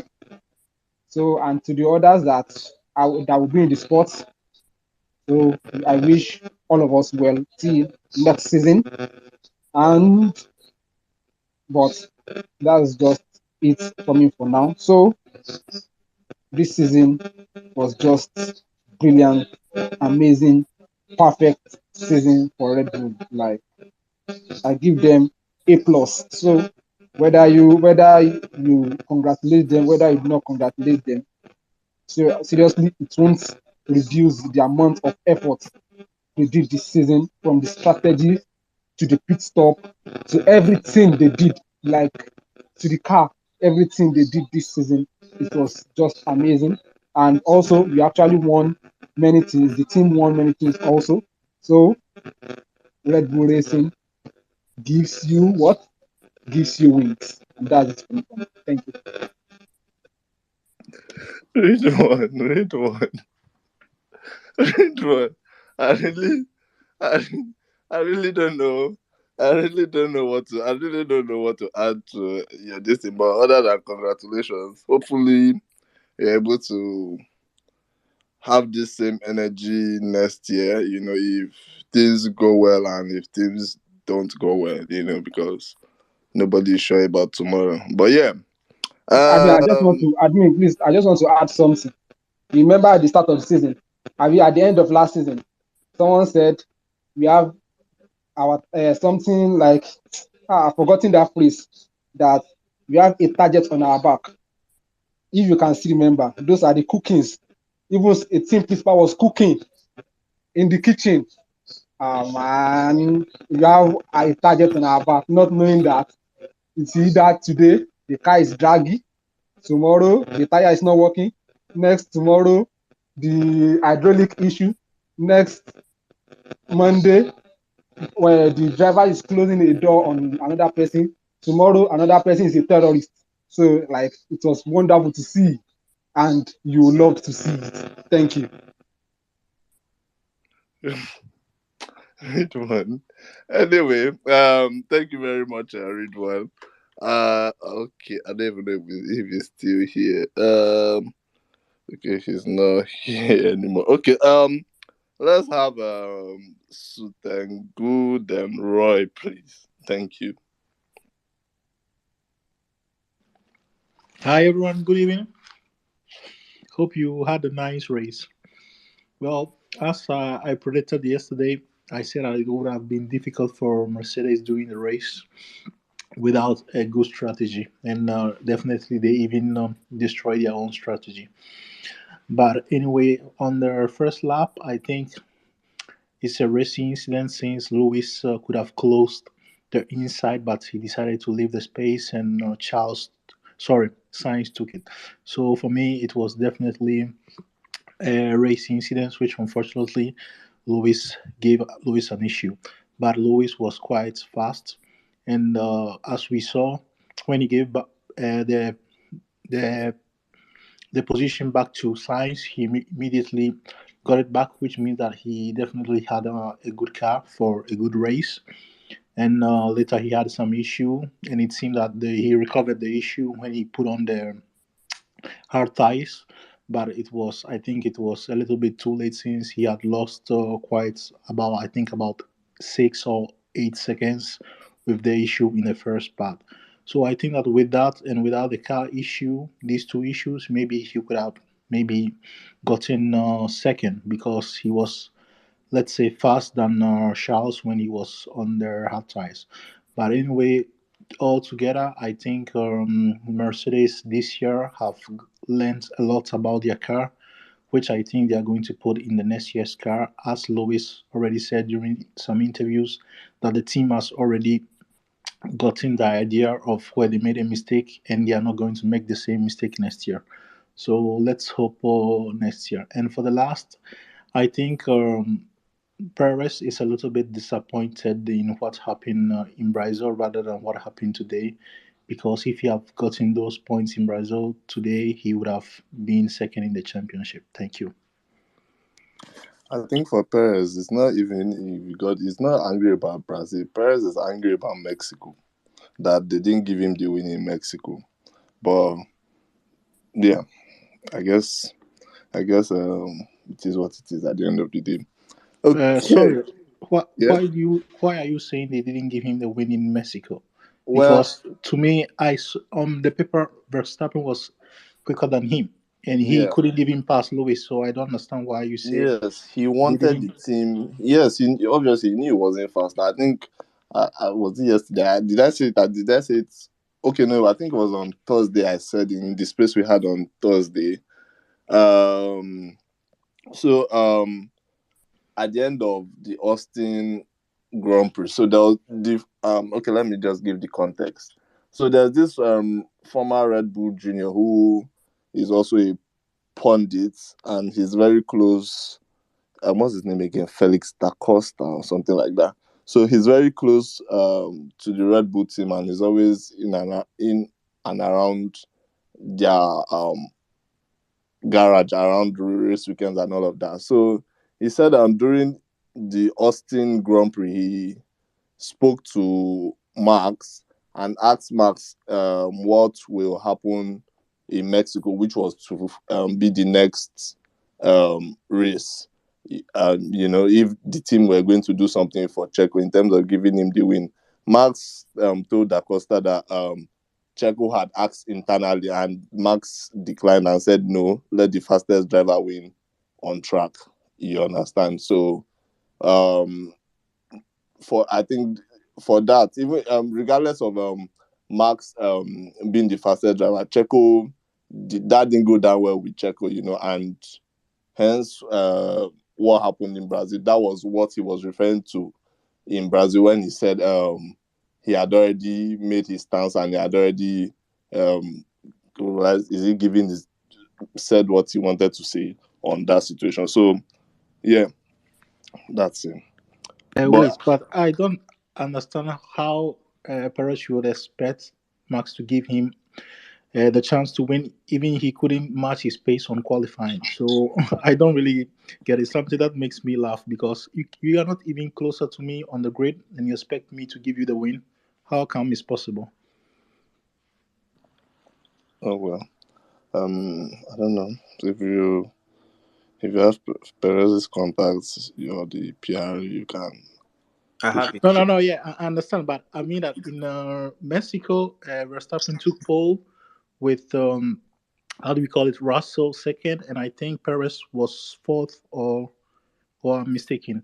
So I mean, it's not like it was 1-2, and you said that maybe Verstappen should have let him take the lead in the first corner, but I mean, you were back and you couldn't even pass Lewis. So how do you expect, or why are you angry that you didn't get a win in Mexico because you were no near to win? So to me, Perez has to think about it before he speaks again. Okay. I guess let's see what happens. Anyway, the season is over. What can we do? But um I would say even Perez himself has some blame to take, regardless of him coming to say, oh, the team did not help him one way or the other. If we go and look back at the 22 races that gone past this season, there are some races that you might say, okay, Perez, you probably didn't perform up to expectation, hence why you are where you are. But let's not put like if Perez was delivering just behind Verstappen all season. But yeah, everybody has blame to take at the end of the day, including Ferrari. Ferrari have a blame to take in this one because they got strategy right for the first time. You know. Yeah. Okay. Moving on. Okay. Who do we have? Roy. Has Roy spoken? Yeah, I just spoke. Oh, sorry.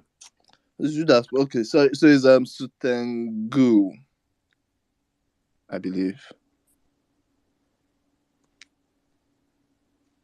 Did I get it right? Oh, Sweet and Go. Sweet and Go. Sorry, I just saw your pronunciation. Okay, I don't think he's here at the moment. Okay. Let's hear from someone that hasn't spoken. Jojo, please go ahead. Thank you. It's been a while. I think I've missed about 4 or 5 races. Anyway, I came in, I joined a Red Bull fan, singing and happy and throwing banters at other team members for their horrible season.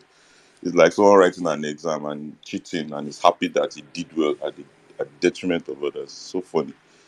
Anyway, analyzing this season, I think it was a very humbling one for Mercedes. It's not been easy to dominate for 8 years, and then they finally were humbled badly for coming up with such a terrible car and having all manner of very, very unpredictable performance from that car.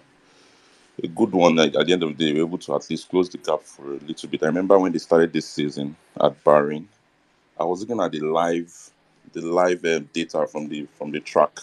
I was seeing more than a second a lap. That was just too huge. I kept asking myself, where did Mercedes get all this wrong? And look at the end of the season, they're able to close it down to about 4 to 5 tenths. I mean, a lap, depending on the track. And in some tracks, they were much faster. Are we still connected? Can you hear me? Yes, yes. Well, I can hear you, Jojo. Okay. Ibex, we can hear you. Okay. So I look at that and I'm like, Well, okay. it's not my turn to speak. I just couldn't hear anyone. That's why I came in. Sorry. Oh, okay. Can you hear us now? Yes. Thank you. Okay, no problem. All right. Jojo, please carry on. Okay. So when you look at all of that, you'll be able to, I mean, you're able to conductively look at the whole season and say, Mercedes actually, they goofed, they turned everything upside down, but they were able to recover the car. So at least to an extent. And that's one of the strengths of Mercedes. I don't think there's any other manufacturer or constructor on that track in Formula One today that can outdevelop Mercedes. And that's one of their key strengths. They don't start so early, so well, so early, but before the end of the season, they usually develop their car properly. And I think I have to say one of these things. I think this cost cap that the F1 has introduced is a terrible one. It was supposed to close the gap, right?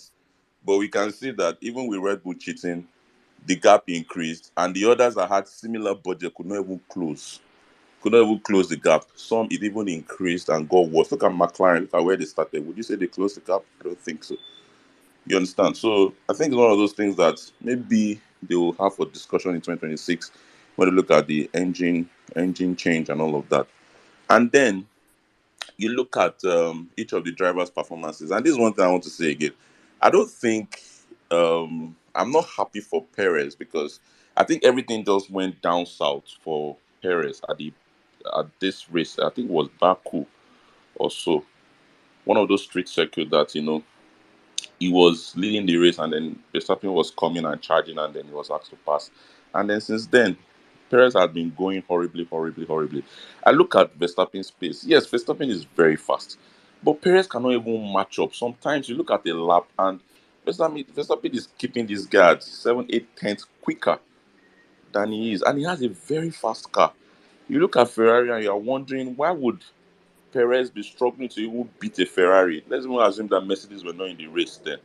So I think it's been disappointing for him. He sacrificed too much for himself, and this is where the difference. If Max is very selfish at what he wants to get, not just for the team, but for himself. I think Perez needs to realize this season should be a reminder and an opener for him that you need to be selfish on what you want to do. It's the same thing Russell did for Hamilton. Why Hamilton was taking all the headache and trying to experiment on the car just to find out. Russell didn't care. He just wanted to get on and just, he was coming from a terrible constructor anyway. So landing the Mercedes is a joy for him, you know. But in Formula One, you just have to be selfish with your ambitions. And that's where Perez missed it. So I wasn't surprised Max is not giving that space because that's who he is. I don't think he's such a nice person anyway. So the Um, thing that's Jojo, who he is. Jojo, sorry, let me come in and ask you a question. For Perez, yeah, would you say he was free to be selfish?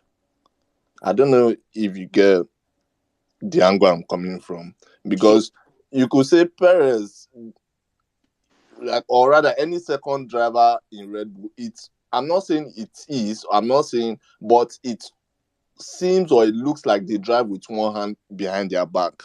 So that's Red Yeah. Bull for that's Red Bull for you. Red Bull is a very toxic team, and they will tell you they allow their drivers to be free and fair. No, it's usually a toxic team built around the driver. So remember Sebastian Vettel when he started and how he was defying these other guys, even the rules and everything. That's what the TV will want to project to you. But ideally, their support is to their main driver. Remember in Spain, was it Spain this season? Perez was lapping quicker, and Verstappen could not even pass a Russell because he had a DRS malfunction. Red Bull did not allow him pass. The same thing happened in Silverstone at the early stages. You understand? And these are the issues. So when a team creates that friction, the driver who is selfish about his own ambition will take it better and will apply it better. And that's where Perez needs to step up.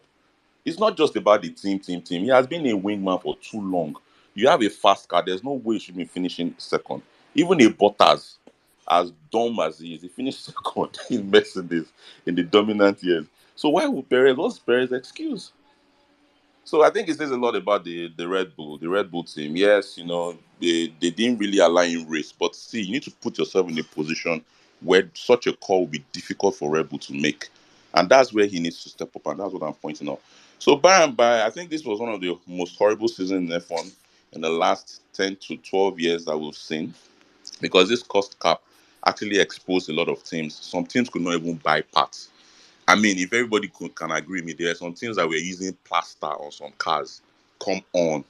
When the Formula One gets to this level, and we are looking at a year where there's global inflation, some teams they're already screaming and crying about the budget. I mean, it's not done. When there's a huge regulation change, I don't think the cost cap should apply. Maybe you give them a breather one season and all that. And guess what? Next season, the cost cap is going to go even further because it's going down by a little more. And then they're removing some other extras on top, like tire blankets and all that. So what do you want to say again? So by and large, I think the first half of the season was fun. The second half was very boring, and quite frankly, it was really boring. You can almost predict that in this race, we know who's going to be pole, we know who's going to be winner. There was no point. So that's my take. I'll add on later when I get one. Thanks, guys. Thank you very much, Jojo. Adwin, please, can Um, I just respond, please? Please. Just please, some few start. points. Like, let me just respond, please. Please. Let me God, just respond. what, First what of all, what do you want to respond to? there are some things that he said that I just want him to maybe correct himself so he will not say it another time. Because I heard he was talking about Silverstone. First of all, Silverstone, Perez was not near Max at Silverstone. So that's one. Perez had a front wing damage at the first lap in Silverstone. So just remove Silverstone away from it. And at Spain, when Perez was at the behind of Max, it was just only one lap and they pitted Max. So there was no need for any fighting of him because they pitted Max eventually. So your two correlations, I don't think it actually works at all, please. So let us cook with data and fact. Spain, in Please, Spain, God. Perez was lapping. Start. Please don't be offended, though.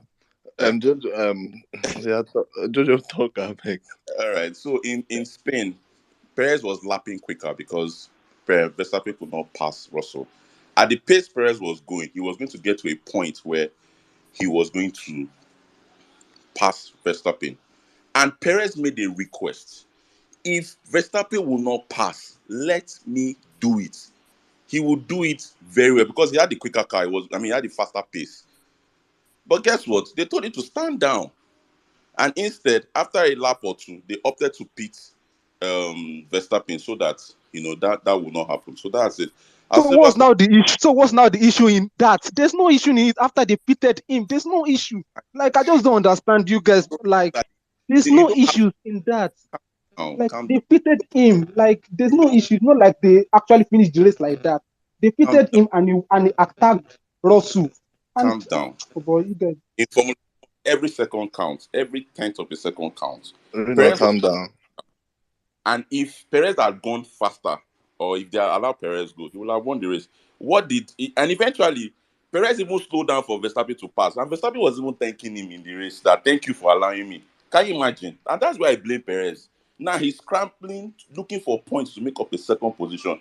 When those kind of decisions earlier in the season could have helped him. Now he's looking for favors. These are the issues. This thing will never happen in Mercedes. It will never happen in Ferrari. Ferrari are very, very biased. But to now start making the team owners will be there to protect their own name, their brand, or whatever the race has to do. And that's why I'm looking at Red Bull and like, I don't think anybody can go to that Red Bull seat, second driver seat, and succeed when Verstappen is there because the team is clearly built around him. So I don't think I'm going out. I'm just saying what it is. You may not agree because you're a Red Bull fan, but at least that's what the whole world is saying. So Perez cooked all of this for himself. He needs to step up, please. Okay, Stark, please go ahead. Thank you for waiting.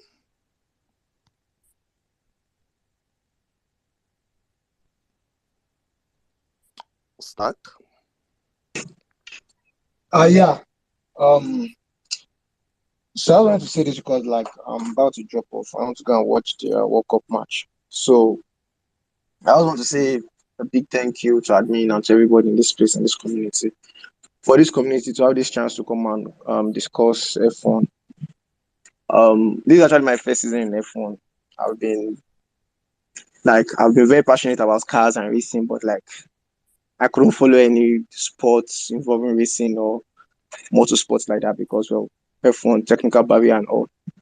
But after the event of AD 2021 with the whole Verstappen and Hamilton issue, like you couldn't avoid it. So that's what actually even got me into F1. Like when it was everywhere, like okay, what's going on? What's going on? And Verstappen's the name I've been hearing for so long, even before AD 2021. And like, okay, I've been hearing Verstappen's name. I know this kind of thing where you like hear an athlete's name, but like you don't really know about them much, but just hear the name and just like, okay, Verstappen, Verstappen.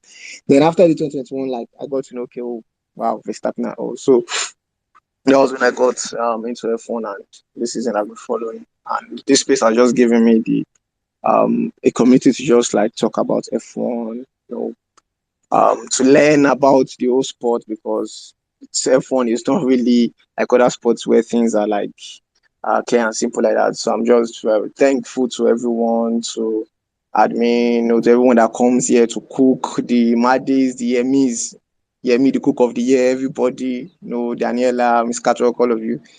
Thank you very much. We'll see you next year, hopefully. Bye. Thank you very much, Stark. Thank you so much for your kind words. Um, okay, anyway, let me not give my speech now. I guess I'll give my speech towards the end of this piece because, yeah. But thank you very much, Stark. Much appreciated, and it's very interesting to see people who come and will I say watch the sport for the first time. I think I've been watching that for over 11, probably 11 years or so. So every will I say in the last year, in my 11 years of probably watching the sport, is in the last year and a half is when I've met more Nigerians who watch F1, and yeah. So yeah, thank you to everyone, and it's been a fun ride all year. So okay, let's on that Yemi, please go ahead, and then we'll have Regis then Salim, please. Thank you. All right, thanks, admin. There's just a number of things that Jojo said that just even reminded me of things I actually wanted to say in the first time I spoke before I obviously got derailed. But yeah, like what he said about Perez, you know, basically digging his own grave with all those, just over what's what overcompensating his drives to suit Max Verstappen earlier in the year. I think that's really what it was. Because at the end of the day, Max has won. Max has won the championship in Japan. He could have even won it earlier. In an ideal team, from then on, the championship is secured, right? The next thing is constructors, which they did in the USA. From then on, man, the goal should have been, okay, how do we get Perez to P2? It's not this Brazil is not. It was not in Brazil that we should have actually even heard about all of these issues. It's something that should have been, okay. Max has gotten P1. Constructors has been sorted out. Okay, what's next? P2. Let's get that for Perez. That's what should have been, because the truth is, Max is not a champion last year, and neither is he a champion this year. Well, okay, maybe this year you could argue, right? But last year he's definitely not a champion without Perez. Perez even has come out to say, you owe me, like, you are no champion without me. Your 2 championships are nothing without me. That was in Brazil. Obviously, that was an emotional, one could argue that Perez was being emotional, and, then that was not necessarily factual. But at least last year, anybody that comes here to say Max would have won that championship without Perez is lying to themselves. Because the truth is, even last year, even with what Messi did, had Perez not put up that defense, Lewis would have easily had a pit stop in hand, or would have been able to go into that pit, to do a pit stop without losing the position to Max, right? And then I think it would have been a much more easier position to defend in the light of the safety car, right? But that's old news, right? But the point I want to make is, all through the year, you see a situation where Perez is like compromising his race many times to favor Max Verstappen, right? And the moment Max wins and they have the constructors, the next thing for the team should be, and Max should be, oh, okay, how do we get this guest number 2? What it just tells me is that all those things like, oh, Perez, you're a legend. Oh, Perez, thank you so much. It's all bullshit, man. Because when it comes down to it, the team doesn't give a shit. And I said this is exactly what I said yesterday. It's not that, but some people say, oh, we don't like criticism, and anything we say, we can't, you can't listen to, as Lewis fans, anything we say must be correct. And, every time we talk, every time we defend Lewis, because we can't accept that driver. I'm just saying the facts, man. I'm not the only one saying it. There are other people here that have come and the whole world basically sees it, right? Brazil is not the point where we should have been arguing. In fact, if they had done what they had to do for Perez, we won't have to be having this conversation about, whether Leclerc, it shouldn't have been an issue. Because the truth is, Perez should, yeah, we agree, Max is faster than Perez, fine, right? But is this so much faster that, in a car that has dominated the season and the guy has won? Guess what they went to do? Immediately after the guy won, what did they do? Instead of prioritizing Perez, they said, oh, let's break records. Oh yeah, let's break Vettel's record, 13 wins. Oh yeah, 15 wins. That's the kind of team that they are, 100%. They don't care about Perez, right? And I don't know. I think Perez is a smarter guy than I would like to believe the guy is a smarter guy than he's obviously showing himself to be. Because I feel like maybe he's playing the long game politics and he's hoping that maybe all he has done for the team will eventually get. They will not.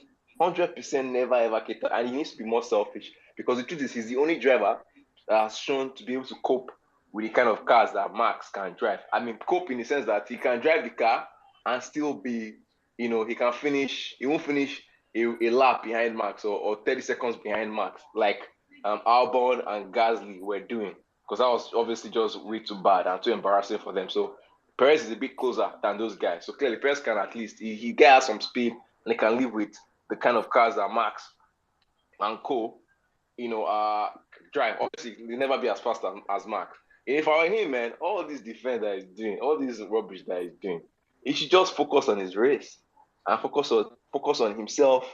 And obviously, he should not make it too obvious. There's like a sharp guy. There's many jobs I've done it in the past. They won't make it obvious.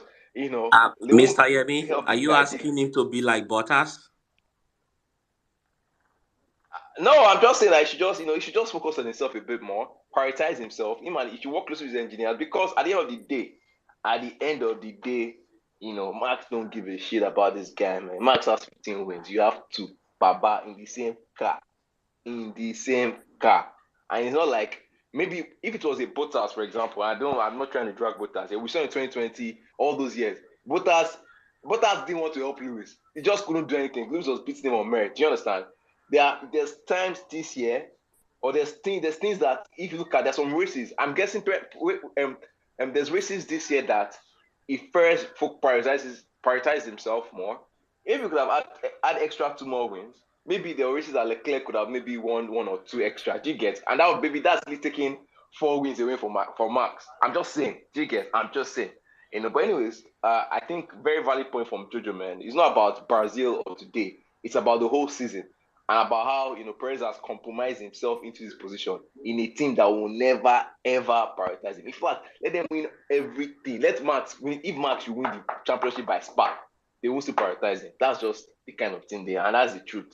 But that's the point I wanted to make. Thank you. Thank you very much, Yemi. Uh, okay, we have let me refresh the queue. So we have Salim, Regis, Adebayo, um, Roy, Imade, and Ibex, please. So Salim, do you want to go ahead and Regis thereafter? Thank you, guys. Oh, okay, thank you. Well, yeah, like this whole argument. What I actually wanted to talk about is like the cost cap, of course, right? Because to me, it's something that I really don't agree with. I don't agree with the ideology behind it, as I've said here countless times. I don't agree it works, and I don't agree that like in the near future it's going to work.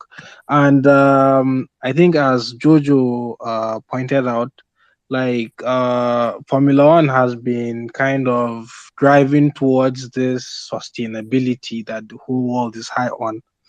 So as someone that is in the oil and gas industry, well, going green is not really something that I support. But that aside, like in terms of like the tire warmers, right? I think this season they are at I think a temperature of 70 degrees, right? And like the working window for tires on a dry race is usually about 110, 120 degrees, something like that. So next season they want to make it like 50. So for me, it's something that I don't think in terms of like safety of well safety of the sport is something that is going to be quite questionable because um actually they might actually become more and situations where we have drivers pitting and coming out, well, they are going to be a whole lot slower and they are going to lack grip. And I think going forward, they want to go like no blankets. So I don't know what kind of like technology Pirelli has in the pipeline that they're going to deploy, but I think they just need to relax a bit about all this going, this sustainability talk of theirs. And I think when you look at the way they structured the race calendar for next season, in a way, it doesn't really make sense because you would be jumping between like different continents, between maybe two races. You wanted to So say something? yeah, I was going to say something on that. That there's actually a reason why it's set up that way. So Okay. yeah, someone explained it that it's not actually Formula One's fault. It's based on is based on the race promoters, which is more of the track organizers, because they tend to look at sponsorships. They tend to look at events at when it will favor their city and their country, and they tend to look at TV and all of that stuff. So it's not necessarily that they want to do an Abu Dhabi for example, an Abu Dhabi today, then in Miami tomorrow, then Austria next week. I don't Yeah, know if like that makes fine, sense. fine. I agree with that point, right? But as we know that like the logistics of Formula One is like a very crucial aspect of the sport. And like in terms of carbon emissions, I think air travel it takes a very significant proportion of like global carbon emissions. So when you look at like the objective that they've put in place in terms of like sustainability, yeah, and you look at like the outcome, what they're having to contend with, it kind of really doesn't make sense. But that's just my opinion on it, at least. Yeah, and I think it's something that like should be discussed like more. Yeah, that's all I have to. Oh, Gerard Adekola. Wow, welcome. It's nice to have you here, man. Like you've been missed. Oh my goodness. Oh my goodness. It's nice to have you, man. Welcome, man. I yield the mic. Thank you very much, Salim. Okay, let's have Regis. Then Adebayo. I think before we have we'll have Adekola because he hasn't spoken. He's been trying to come on. So yeah, Regis, please go ahead. Thank you. Again, thank you guys. Good evening again, and admin, thank you. Nice platform. Yeah, what a year it's been from AD21, and we're having AD22. Who would have believed that? Obviously, for like a lot of us, for me, I remember the names I used to hear: Fernando Alonso, Hamilton. These names have always been kind of linked to Formula One for the longest I've known. So Hamilton is a person, like I'm a proper Hamilton fan. So who would have believed that from trying to win the world champion to make it a record eighth last year, and now this year we are DNFing in the final race of the season. Bro, it's not, I don't know how to say it, man. I just hope it's coincidence, but it's not looking good. We know how all these things happen. And with the whole cost cap thing, I'm just hoping, like, I hope Mercedes is still able to get a car that is going to be up there. Because with this cost cap, I'm believing that everybody now has, it's almost like trying to get the ground, the level playing field, and you never know. Maybe one guy, this Oscar Piastri guy, now will come and be the one powering in a McLaren, for instance, because everybody has similar amount of money to spend. So imagine if Mercedes don't get a car that's going to be winning championships. What happens? Let us not forget that Sebastian Vettel would probably still have been in this sport if I know there was a period that results were going horribly wrong for him. And I think I've even learned a lesson from it. If he had stayed, I don't with this last run of results he's had, he probably would still be in this sport next year because he's been getting some good results. Unlike the other time you were just seeing him like back in the field. So I'm just saying, I just hope with the cost cap, and I hope Mercedes should get a good car for next year for a proper fight to get another championship. We need to make it eighth because clearly, this guy is he's the GOAT. He's the best to ever do it, and he deserves to make it eighth. Not because maybe he's better than Schumacher, but the records are there. Then I'm going to play devil's advocate on Sergio Perez and this whole he's not doing what he needs to do. Let's not forget the man won 2 races this year. I think he won France and was it France and Singapore, isn't it? And Monaco. yeah, where? Monaco. Singapore. Yes, Monaco and Singapore. Monaco. Monaco, yeah. So if this man, let's remember where he's coming from. Coming from a racing point that like an Aston Martin now that were literally midfield fighters, and it's like a player move like you're moving from Southampton to Arsenal. Man, you will sweat, you will kill yourself. He did what, and let's not forget that this sport is really volatile. If you don't do well, man, the next season you're off. So he has to. If you put him in that situation again to defend Hamilton for Red Bull to win that championship, he'll have to do it because, Baba, I've just signed one contract with this big team. So he had like I just believe he was doing what he felt he had to do at the time. But again, more should be expected of him. Obviously, he's driving a car that Max is pushing and doing wonders with it. But again, it just lets you know that Max is different gravy. I don't want to say this season, but I want to believe the guy can drive. So I'm going to play let's cut him some slack for he's coming from Racing Points. This is his second season. So let's see what he does on the third season.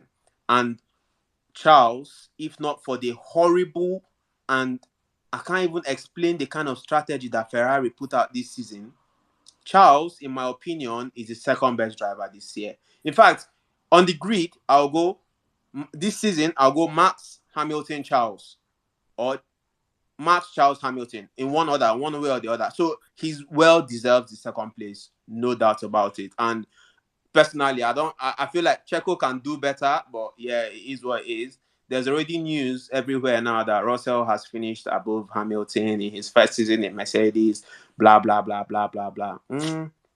Yeah, Imagine this happens again next season and the season to follow. Are we going to see the end of? I don't know, man. I don't know. It's not looking good. I know everybody says Hamilton was devoting his time to make the car work and this, but Russell was there to drive the car and make.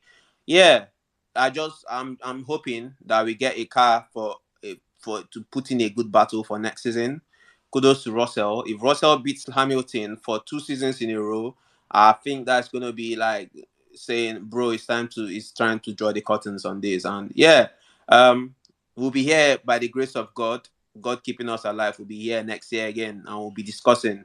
Thank you very much, admin, and I'm very happy for this. Like everyone I've met here, man. And yeah, let's continue to discuss peacefully and amicably. Nice one, guys. I yield the mic.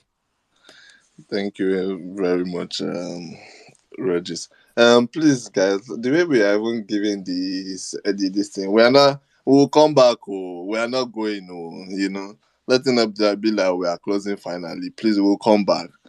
You understand? So, what do I? Where was I again? Um, I was going to say something. Okay, Adebayo, please go ahead. All right.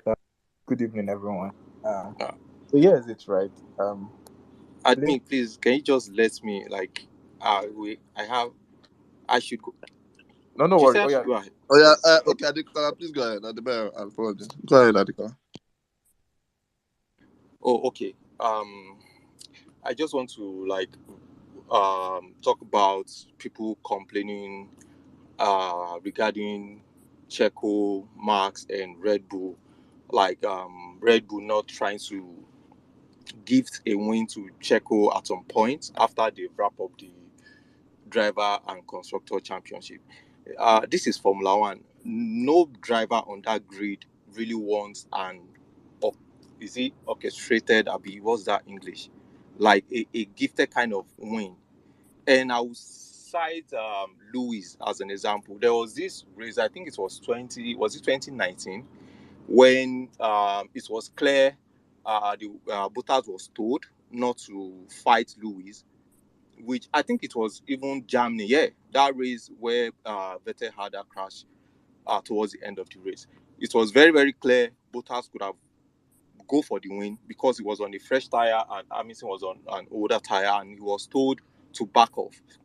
And after the race, even Lewis himself kind of like, I really don't like this type of win. This is not the way I want to win. I don't want to be gifted a win, but it is what it is. All these guys here now complaining about Red Bull didn't find a way to gift Perez a win. If they would have done that, all of these people will still come here and still trash talk Red Bull and even Perez along the line. Like after all, imagine if he had been gifted a win and he was able to finish second. Most of you guys will still come here and say, yeah, after all, you guys will find a way to put an asterisk on it. Like you guys will find a way to say it's not a proper win. It was gifted. If not because he was gifted a win back, he would have finished second. And that's just it. No driver, no F1 driver wants to be gifted a win on a platter of gold. Like someone rightly pointed out, most of the time Perez is usually even far off Max pace to even allow the team to do something. And regarding talking about Perez, he needs to be selfish, he needs to stop defending and all of that. While he's defending, he's also defending his own position. Let's not forget that. He's also fighting for a point. Imagine you think you want... Do you guys think he will be doing maths if he just allow any driver that is going for the win to just overtake? He as well will be losing points. That's just the point. So indirectly, you are doing yourself. If you think, okay, 2023, I won't really defend anything. If anybody wants to pass me to get at mass, I will just let them pass. You're also losing the points. This is F1. It's not like, I don't know how to put it. So let's just put that aside. If Perez wants to finish ahead of Max or finish second in whatever, he needs to up his game. That's just that about that. Then another thing I want to talk about is how I just really love how Mercedes guy now will trying to downplay Russell achievements and drive, which is just unfair as far as I'm concerned. you guys can really not put George's performance down to Hamilton testing sensors and all of that. I can't remember when it was actually official that Lewis was clearly being sacrificed to do whatever. At the beginning of the season, all they keep saying is Mercedes keeps splitting their strategy, which they almost even did almost throughout the season, right? Like they usually just like, okay, what are you happy with as a driver? You want high downforce, you want this one, and they usually just split. Sometimes they go with the same, sometimes, but trying to now pull down George drive for this year down to Lewis testing sensors and whatnot in the first couple of races it's just being ridiculous at this point. Lewis was outperformed. Let's just, like somebody said, you guys should move on to next season and hope the car is better. Then we'll really see. I just really hope there won't be any need for Mercedes to run heavy sensors next year. Me personally, I'm not a Mercedes person, but I really want them not to have that need to run ridiculous sensor and all of that thing, so that the performance will be leveled and we'll all see who has like have an edge and who doesn't. Then regarding cost cap, I kept hearing bridge and bridge and bridge. It's 2021 cost cap that Red Bull was guilty of, but you guys easily just make it look like they already guilty of bridging the cap again in 2022.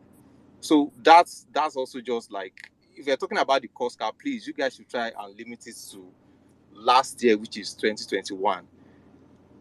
There, you guys have to wait till next year to see the results of the 2022 cost cap. And I think Mercedes should be grateful there's even a cost cap. I hear engineers are been saying, I don't like the idea, blah, blah, blah. You should be grateful, because imagine Mercedes managed to come up with this W13 of a car, and there was no like cost cap.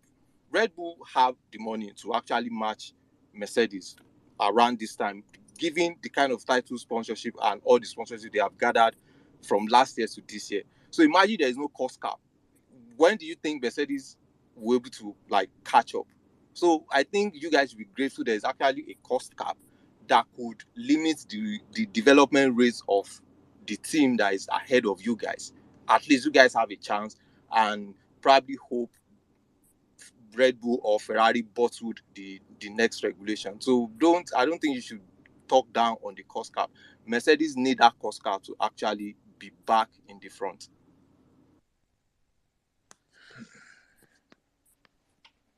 Wow.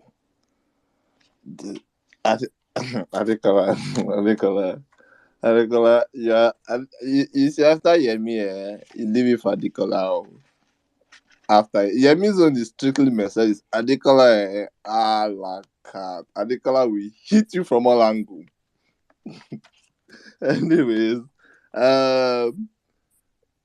okay. Does anyone want to respond to Adekola, please? I Yes, want yes, to. I please. want to respond to it. I Of beg. course, we want to respond to him. We're Wow. just waiting. Okay. I This beg responding to wants to Adekola. respond. I'm Give me waiting. 10 minutes. I want 10 to minutes. puncture everything I said. Sharp, sharp. Who do you want to go As first? in, I'm also waiting too, because this cooking that he has cooked, Yeah, dataless Oath. cooking also. Yes. Mr. So Oath, please, who do people, you by want all to go means. first?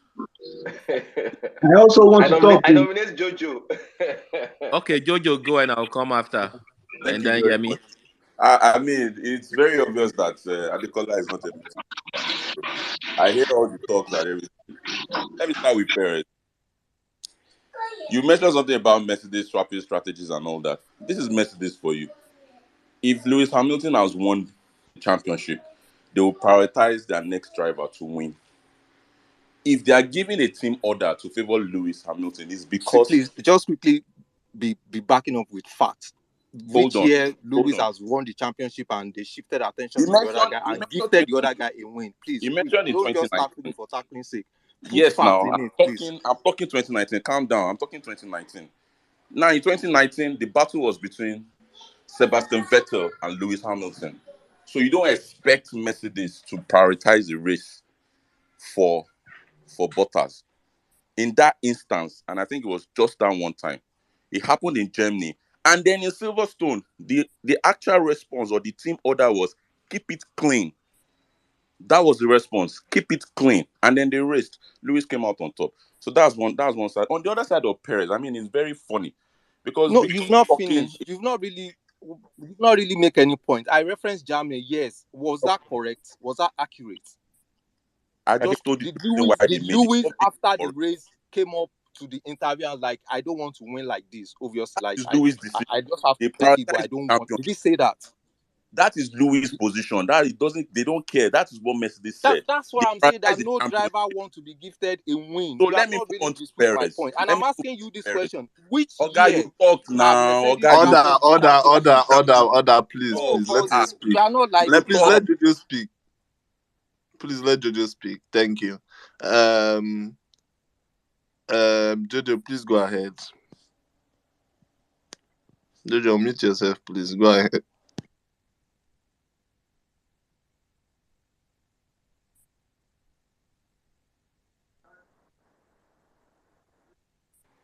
Okay, can you hear me now? Yes, please.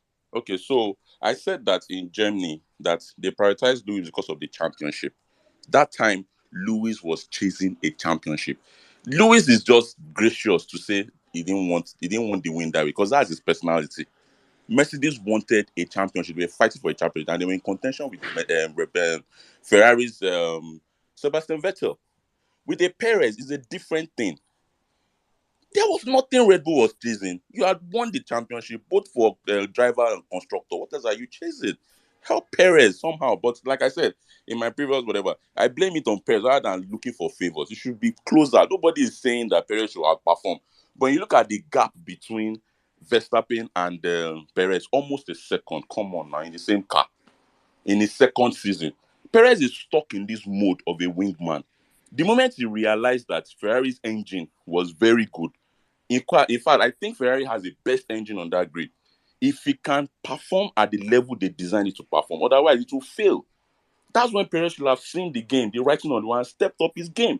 But he's stuck in this wingman mode, minding tires, and then they'll be dictating strategies for you. Come on. At your level, with the years of experience you have, you should be able to say, I want to do a one-stop race. And that's why I look at Charles, I look at Hamilton. They do very well at this. So please, let's if there's going to be sentiments, it's good, yeah, because we are all biased towards a particular driver or constructor. So it's fair. It's fair to say those things. But when you look at how everything happened in the season, come on now, Perez didn't do well. He didn't do well. Now I suspect that Ferrari may have toned down their engine because this engine we all know how fast it can be. But because of reliability, they may have done some things to it just to slow it down a little. Because when you look at how much Mercedes closed up, and in fact, in some tracks, Mercedes were even faster than Ferrari. It's shocking. So that's it. That's my own point, too. So let's not think that because we are hammering on Perez and then Leclerc is not doing well, then it's something. On the cost cap, Red Bull should be cheating. I mean, Red Bull should be grateful on the other side. Because if we take us back to how Red Bull has been saying, I think there was an edition on this same channel we're talking, and I said that Red Bull has been scheming their way to the top since 3-4 years ago. They will whine about everything, and most of the changes that they made, so all the regulations that they made, all the changes that they made to the design of every car, I think it has hurt Mercedes the most because you can't just explain how far they've dropped. In this year alone, they changed fuel. I mean, the kind of fuel they use. Mercedes was the most hampered. Why? Because they lost power. They used their own kind of fuel, but the ethanol, whatever they added to it or they removed from it, slowed down the engine a little bit. But I think they said they can work around it somehow, and that was with the power unit development phase that they got into. So they were able to recover some little bit of performance. When you look at the rake design and all of those things at the rear wings and at the floor of the car, it affected Mercedes the most. You look at the length of the cars too, it affected Mercedes the most. So who should be complaining the most? Who should be grateful for all the cost captain? It's Red Bull that should be grateful. Because I don't think there's any team apart from Ferrari that is as rich as Mercedes and that can develop as fast as Mercedes can develop. So it's good. They cheated. This was a carryover from 2021. That performance, they brought it to this. They cheated. They got deducted on wind tunnel. It will affect them next season, and then let's see how well it will go. So that's it. That's my own contribution. So let's not be sentimental. I hear you. I agree with some of the things you said, but on that Perez, like the guy is shit, man. Ah, Um, Oga um, Jojo, you admin. dey cook fire. Admin, My response. admin. So Yeah, please go ahead. yeah, so Jojo has kind of discussed the Perez part of his argument. I probably didn't hear that part. All I heard was the Russell Hamilton part, right? And that's what me I want to address. You know, a lot of the times we have to be detailed when we are cooking, right? You can't just come in and say, if you walk up here and just say, oh, the cocoa is look at the points and Perez have performed. Then I know that you are cooking and your cooking doesn't even has a very weak foundation. If you look at the data, just data alone, right? This year, head to head, qualifying, Hamilton 13, Russell 9, right? Hamilton, again, Hamilton 13, Russell 9 in quali, right? This is the person that was supposedly Mr. Saturday in Williams. In the races, Russell is ahead, but it's very, very close. I think it was before this race, it was 10-9. That was before Abu Dhabi. Obviously, there was a DNF, so one will classify it as 12-9 now, or 11-9, whatever the case is, right? Or is it 30? I mean, the point is Russell is higher on the races. That is race finish, If you deep dive into the details, race pace on a race by race basis, Adekola, go and do the homework because I won't come here and be. If you want to cook nonsense, it's fine. I'll give you homework to go and do. Go and do the homework. Go and find out every race by race. Go and find it out. Race by race pace. Russell has not been close to Hamilton, and that's a worrying trend for him. That's a very worrying trend for him. Because most guys, when it comes to quality, even Bottas, actually, if you ask me who I thought was the fastest driver Lewis ever raced, if you ask me personally, I would say it's Bottas. Because I think there were weekends that Lewis just could not near him. There were weekends, yes, maybe 1 or 2 weekends a year, but those 2 weekends, Lewis had no, Bottas would just be on him that year and Lewis would just say, okay, Bottas has been quicker. And you even hear it in times, Bottas was just quicker this weekend, And that's why Lewis loves Bottas, because Bottas is that kind of guy that he was quicker over the weekend, but you know what? You know that he couldn't beat him over a race distance or over a whole season. And he was still cool with it as a personality. No shady behavior on track, very straight arrow kind of guy. So it's a worrying trend for Russell, because if Lewis is faster than you in quali, and is faster than you, much faster than you in the race, that's a worrying trend. Next year will come, we'll see, right? But if you're gonna do the homework, go and look at the detail. It's like saying because Max has 5 DNS and then Russell is ahead, you're not coming to I say Russell and Perez is ahead, you're not coming to say, oh, Perez has performed. Come on, man. Come on. That's the kind of cooking you're cooking here. And you want to, so see, you've been saying that thing. I've been on this space for a long time. You've been saying it since Saudi Arabia. You've been saying, I remember very well. And you won't see, you can't say that kind of thing in Saudi and come back here and say it. When even the team has come out, people that work in the team have said Lewis, compromised his first half of the season for the team. The only reason why this team got a win this season is because of the work Lewis did. And you're here saying, oh, and Russell have performed. Papa, if you want to cook, you have to cook with detail. You understand? Bring the data. I'll say you gotta look at the data. In fact, there were races this season that Lewis was comfortably ahead. Then what happened? Safety car. Is that? I mean, I can name like 3. I can name Australia. It happened in Australia. It happened in Miami. It happened in it happened in Australia, Miami. It happened in Zandvoort, in the Netherlands. Those are 3 races. Lewis are qualified in, was leading the race. Then safety car came. Then the guy was lucky. And then at the end of the day, man, if you can't beat your guy, and at the end of the day, all these things happen because of chance. If the Mercedes was fighting for wins every race, those chances are probably fewer. Those kind of lucky chances won't happen. Those kind of lucky chances usually happen a lot when you're closer to the midfield, when you can jump the guy ahead of you. But the truth is, when the guy is fighting for wins, it's always more difficult. So we'll see. Over the long goal. In fact, also he all but admitted it in Brazil. If you check his interview after, I said, yo, I know this is very for him to come and be asked, are we racing? Are we racing? Do you understand? Someone that had an accident, all of a sudden is behind you. Yes, are we racing? Please, just give me this. Did he not come on top of the Are We Racing? Like, bro, I really need to go Hold now. on. I wish Let me land. I could stay. They race for how Honestly, many I need laps? to go now, but They race for in the same car, it and doesn't it was just matter, bro. 1.5 seconds. It It was doesn't 1.3 matter. seconds. in a car where And when Lewis it comes, Russell was carrying more downforce. Hold on, calm down. We have to go into detail here. Don't come and be saying, in a car where Russell was carrying more downforce and Lewis's car had potential damage from the contact with Max Verstappen. These are the details you guys fail to. You just ignore. You conveniently ignore it just to push your agenda. Right? You're saying it did not come out on top in a car that was damaged. The fact that the guy is close It to you, wasn't that damaged, Yemi. Yemi, it they wasn't came out and said it damaged. The was team damaged to actually, 10. the team said it wasn't damaged, and I Baba, shared the article with you. The team that said I watched Lewis's the car debrief wasn't video. I damaged. watched the debrief video. They said that it was. They said that The the team performance said delta was Lewis's not car much. wasn't damaged, Yemi, in That's not Brazil. true, I'm not man. talking about. That is not true. Oh yeah, I'll go That and is look for not the true. tweet. Just hold Go on. and look for it and bring it. They just said, oh, minimal. Like they said, no performance. But guess what? If the thing is that team believes that Lewis does, performs miracles. So if Lewis' car is damaged and has a 110 deficit, in their mind they'll just say, you know what? It's not. I mean, Lewis can recover from it. So you can't come in and say, oh, the team said it wasn't. I like how you're relying on what the team said now.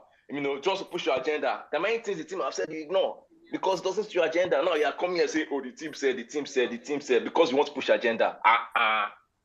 Fear You are the God one now. that said the team said the car was damaged, and I'm telling you what the team said. I don't understand what I did this not say the crap you are team said. I saying. said the car The was team, damaged. It was that is what you AMUS. clearly That's what said. they have an You said article you that says it watched. was damaged. You said you There was an watched the article that says it debrief, and was the team damaged. said it was damaged. And I'm telling you, the team said it wasn't damaged. I don't understand. Okay. The team Let's agree clearly to came disagree. out and Let's said it pack it. wasn't damaged. I don't Yemi understand can what you're quote. saying. Yemi usually just The, quotes the, what doesn't Uh, exist.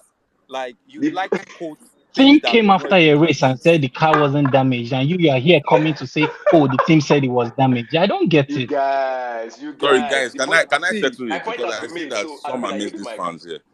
So what actually happened? admin, you need to give I watched me. the replay. Yemi, just let me respond to some of the things you like, because I really Wait, need to, I and watched the so that it won't look debrief as and if they said I run away. I watched the debrief and Please. they said Lewis' car was damaged, but it did not affect the race pace significantly. That was what Mike Elliott said. He said the car Yeah. was damaged, but did not affect Leave him, the oh, race leave pace him, leave him. significantly. And they'll say I'm the one that likes to cook. I will Lewis put it. field. So the data is there. We saw the thing like on camera that flew off Hamilton's car on the edge of the wing after the contact. We all saw it, right? So it That was wasn't like Verstappen now, Abi. no, That was there's Verstappen's a front chip. wing. No, there was also a chip on top of Hamilton's wing. I don't remember the name. There's one small item there. There's a name for it, but the damage was Yeah, considerable. it was his wheel cover. Something like His wheel exactly. cover came So off. and we're saying His no wheel cover contact. came off. All right. But it's Yemi, okay. please go ahead and I'll come after, please. Thank you. No, I yield the mic. My point has been made. I think Adekola gets my point. He does. Don't come here and say again that Russell has Okay. performed. Just Ibex, please hold on 1 second. Adiba has been wanting to say something, please. Okay. Finally, right? Good evening, everyone. So this is it, right? I totally agree with the point about what has been said about no, Checo, Red Bull, but I think today Red Bull gave Checo the fastest strategy to get P2, right? You could We could have said a lot of things about probably him being sabotaged, but when it came to today's race, when it came down to one race, get P2 in one race, right? They placed him on the fastest strategy, right? Two stop was a much faster strategy than a one stop strategy, right? And it was even clear evident in the pace, right? But Checo didn't make use of it. So if a driver couldn't make use of that, it shows a whole lot in probably his whole season, right? His entire season, right? We can say a lot of things about Checo. Then we could also say the same thing about why Charles was also found himself in fighting for the P2 on the last race. But again, his team did what they needed to do today. I mean, Checo, right? Red Bull did what they needed to do today. Place him on. It was never. I don't think it was ever like faster than this guy at any point until they went for the two stopper, which was clearly faster. But it didn't convert it, right? So who would you put that blame on, right? Or not getting the P2? You put it on the driver, and it boils down to what I've been saying about Red Bull in itself. For me, I personally feel they were quite impatient with Alex Albion. I've always been saying this, right? For me, I don't think Checo is, to be very fair, I don't think Checo is like a perfect fit for that seat for any top team, right? Personally, I think I've been saying for a while, I really don't rate Checo, right? If I would pull up a list of top 7 drivers on the grid, Checo will not even near it, right? And if you want to now convert that into the season in itself, right? I really don't think there was any, apart from the 2 races, right, that were mentioned, right? Silverstone, Spain, and the 2 race wins he got, right? There was really, and Monaco, right? Apart from those races, there was evidently no other race. It was even much closer to Max Verstappen all season, right? In terms of race pace, in terms of quali pace. Come on, head-to-head quali pace. Your teammate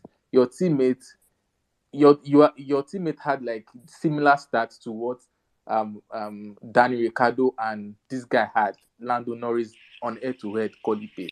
And is that the same driver you would want to say the team should prioritize above Max? I'm just asking myself a lot of questions because the driver in itself is not even putting himself in a very good position to get the favor, right? And if you don't put yourself in a very good position to get the favor from your team, right, especially in a team like Red Bull, right, then I don't think, to be honest, to be very quite honest, right, I don't think you really can't fault Red Bull for whatever has been done this season, right? Come look at today. Evidently today, right? Evidently today. Before the guy pitted on the first thing, Max already dumped like 5 seconds on his head, right? Charles was already closing in the gap from like 3 seconds to like 1.2, right? If he had not pitted at the time he pitted, Charles would have entered his DRS and probably overtook him on track, right? At that particular point, and before they went for the undercut, right? So the guy is not that guy. Sorry, that's like the sincere, honest truth, right? He's not that guy. And if this team was going to prioritize him, definitely they will compromise Max race at some point, right? And it's it's not like the George Russell kind of guy, you know, right? So I feel we're just like, probably if you have like a faster second driver in that Red Bull seat, then we could have this conversation, about him getting favors. The best thing he can always do is to be a wingman. That's the only favor he can do to Mark. But competing outrightly against Max Verstappen, I don't think it would ever be possible with that kind of guy. He's not that guy. Sorry, we don't let us overrate him too much. And please, I think people have already like said something about the Russell Hamilton thing. It's still the same thing I was saying last year, right? With the Ferrari kind of thing, right? When you have a driver that finishes races consistently, right? And probably there's another driver as well that probably sacrificed or probably bad luck, like what happened to Charles Leclerc last season, right? Though he crashed in Quali Monaco, but his team had like had like 24 hours to fix his car. They didn't fix it, right? And he ended up behind Carlos Sainz. People came out last year and were saying a lot of things that Carlos Sainz is better than Charles Leclerc, blah blah blah blah blah blah blah blah blah, blah, a lot of crap. And I was saying then that there's no way you would sit down. I really loved what Yemi said about people going to go and check race pace data, right? Because there's no way you would sit down, look at the data, look at the race pace, look at the quality pace of both drivers, and you come and say Carlos Sainz or probably George Russell was better or is better than the other driver, right? In this case, Lewis Hamilton, yes, definitely, right? George Russell finished races consistently, which we should applaud him for. He did a very good job, right? No one is going to argue that. But having to come and use that as a benchmark to start looking that, oh, is it that probably that the guy is better? Personally, I feel if you have a competitive car, right, I feel you would put up the fight much closer than what Valtteri did, right? I have that opinion, right? But on pace, I really don't think he's really that kind of guy yet. And again, sure, the same phrase I used last year, right? Some drivers you really can't know how good they are until you give them a competitive car, right? I think I was saying that about Carlos Sainz last season, right?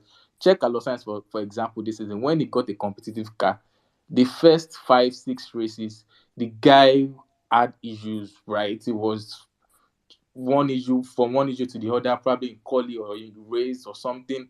Something will just happen to the guy, or you just, and that's what happens to some of these drivers, right? We really can't, we really can't use midfield data to really judge them, right? But again, personally, I still feel like, yeah, still going back before people come and cut off my head, I still feel right that in a competitive car, the guy has the tendency to bring more fights to Lewis than Valtteri did. But I wouldn't.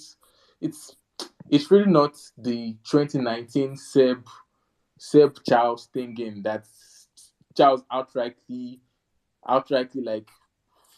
Sorry, Madi, I know you're on the call. I know I shouldn't be saying it, but in 2019 scenario and 2022 scenario are different, right? Charles dealt with Seb in 2019. We can't say the same in this 2022 as as Lewis um as Lewis and what's this guy George, because the data says otherwise. It's just the fact that, yes, like has been said, right, first part of the season there were a lot of sacrifices that were done, right, and also I think the team also reaped the whole favor, right, in second half of the season. But again, let's just leave it to, I love the fact and data, so please, those that have already gotten assignment to go and review race based data, hear me, would you be kind enough to drop your email address so that they will send you the output of your assignment and you will grade? I'll send you my email. I'll DM you my email so you can send it to me. So next time you come and be cooking food poisoning for us. Adekola is not here again. Adekola has gone. You know, he said he was going. He came to cook and go Indomie. That's my point. The guy just came to food poisoning. He has run away. Anyways, okay. I Let's bet have. so. Sorry. Oh I yes, Ibex. Yeah. Yeah, see, Adekola ran away now, and even Ridwan was supposed to catch stray bullet from what I was going to spit. So when I want to word this without being disrespectful to Botas and Checo, sometimes when we look at the season overall, as a Mercedes fan, I can say, you know what, there are some qualities I see in Checo. If we had that from Bottas last year, Hamilton could have wrapped up the championship even before Abu Dhabi. And what do I mean by that? Sometimes when we look at a team, where your driver qualifies can also help you to split strategy with the team you're trying to get. And Checo has consistently been there for Red Bull when it comes to that strategy split. And even there are days where I can see Max Verstappen like, okay, just you guys, I'm just begging Bottas, like just even if it's just 3 laps, just defend. Bottas will just open yash in 10 seconds. I'm like, oh my god, like this just defend 3 laps. Bottas will just open yash. And when you see that consistency, like this guy's like, are you really for us? Then you have to look at the whole years and you understand, like, as a driver, there's a part of you, no driver is complete 100%, some are very good at defending, some are very good at attacking and all of that. So as good as Bottas is, he's got his own weaknesses, and is a very very good fit for Mercedes. And someone also mentioned about Albon or something, Albon, and like saying maybe it was a mistake to let him go and like keep Checo. Red Bull knew exactly what they were doing, because that other guy is crazy. He will not be as passive as Checo. Like, you're talking about a driver that would like imagine telling Albon to, like, oh yeah, don't attack what's his name, Max or whatnot. It would be much more difficult to manage. And we always forget the role a team principal plays in a team. When you look at the way total they've handled like Mercedes team, if you look at McLaren, this guy, I'm forgetting his name now. Ricciardo. No, no, no. This guy, the team principal for Red Bull, he On doesn't have the same management style, honor. right? Honor doesn't have the same management style. I'm not saying he's not a great manager. He's very, very. He doesn't deal with conflict very well. At least, if you don't mind, if you are a Red Bull fan, you can at least admit that he doesn't deal with conflict very, very well. So it's better for him not to have crazy drivers because if you just look at the history when they've had drivers with issues, it's never ended well, right? And so just to quickly go to the list of things I have here. So Ridwan was like saying, I think it was Adekola was saying something about like the financial regulation. If there wasn't a cap, Mercedes should be grateful. No, like Ferrari have the money. Money just doesn't translate into like straight up you're going to win. But if a team knows what they're doing, if there is no cost cap, Mercedes could have spent more and may be able to quickly fix our problem. I'm looking at it from that perspective. But let's remember the idea of saying, oh, last year is last year's cost cap. Let's not talk about it this year. Only one team cheated last year. You can look at it how you want. It wasn't Mercedes or McLaren that had to like pacify FIA to come write a reputation laundry letter for them like, oh, through the investigation they did not act in bad faith, they were not dishonest, blah blah blah blah. Mercedes did not bring any serious updates since USA. Red Bull was updating all the way to Brazil, all the way to Abu Dhabi. So explain to me how you're saying they also carried that into this year that they did not gain performance or they did not carry some advantage, and we should stop talking about it in 2021. And what happened in 2021, we should not talk about it in 2022. They did bring the advantage into 2022, and just so we're clear, principal also mentioned like, oh, the way they word this policy, I will be surprised if we didn't go over, the cap in 2022. Red Bull is already priming you for another what do you call it, another violation. That was his own words, I didn't say it. He said I will be surprised if we're able to stay within the cap. So this year again, if they violate that, they're going to blame it on sandwich or kitchen expenses or whatnot. I don't know, like, how are we going to approach that? And I keep saying, whenever you break this regulation, they need to take the prize money. You can't just write a $10 million check and keep the 250 that you want for. It's just bullshit. Let's just go to the. I'm not in support of taking championship or like taking points. That would be a little bit difficult. But once you're over that cap, the money you want should be taken and distributed to the other team. That's it. Because as well, Mercedes could just put aside a $25 million check for penalties and go and blow the cost cap and just try to keep it under minor. So as long as it's under 7 million, then we don't have to worry, right? Because that's not the way this sport should be. Because at the end of the day, it's still a sport. So any Red Bull fan that wants to come and say, oh, it's just 400,000 or it's just 1.7 million is a lot of money, because if you put $400,000 in your rear wing or your rake or whatnot, it can give you like a fraction of a second. And when you look at a fraction of a second in a team where only 3/10 makes the difference, you start to see how this can put you in a position where your strategy starts to make a difference, because you have to be close enough to have a strategy. That's the truth. And if you're not close enough, your strategy doesn't matter. So if you can use overspend to bring you into a window where you can get close enough to even be able to use strategy, and you're now saying to us that 400,000 is not a lot, 1.7 million is not a lot, it's a lot of money. And when we start this conversation again, maybe in March of next year, we won't know until June. Just remember, I said this: if we find out that Red Bull actually blew the cost cap, I don't care if it's $5, I don't care if it's £10. Just remember, because they already told us that it's possible that they are going to blow the cap again, and then we'll have this conversation again. Thank you. I yield the mic. Thank you very much, Regis. Hey, sorry, Mabino. Sorry, Ibex. Hey, I know, bro. Thank you. don't be offended. Yeah. No, no, no, no.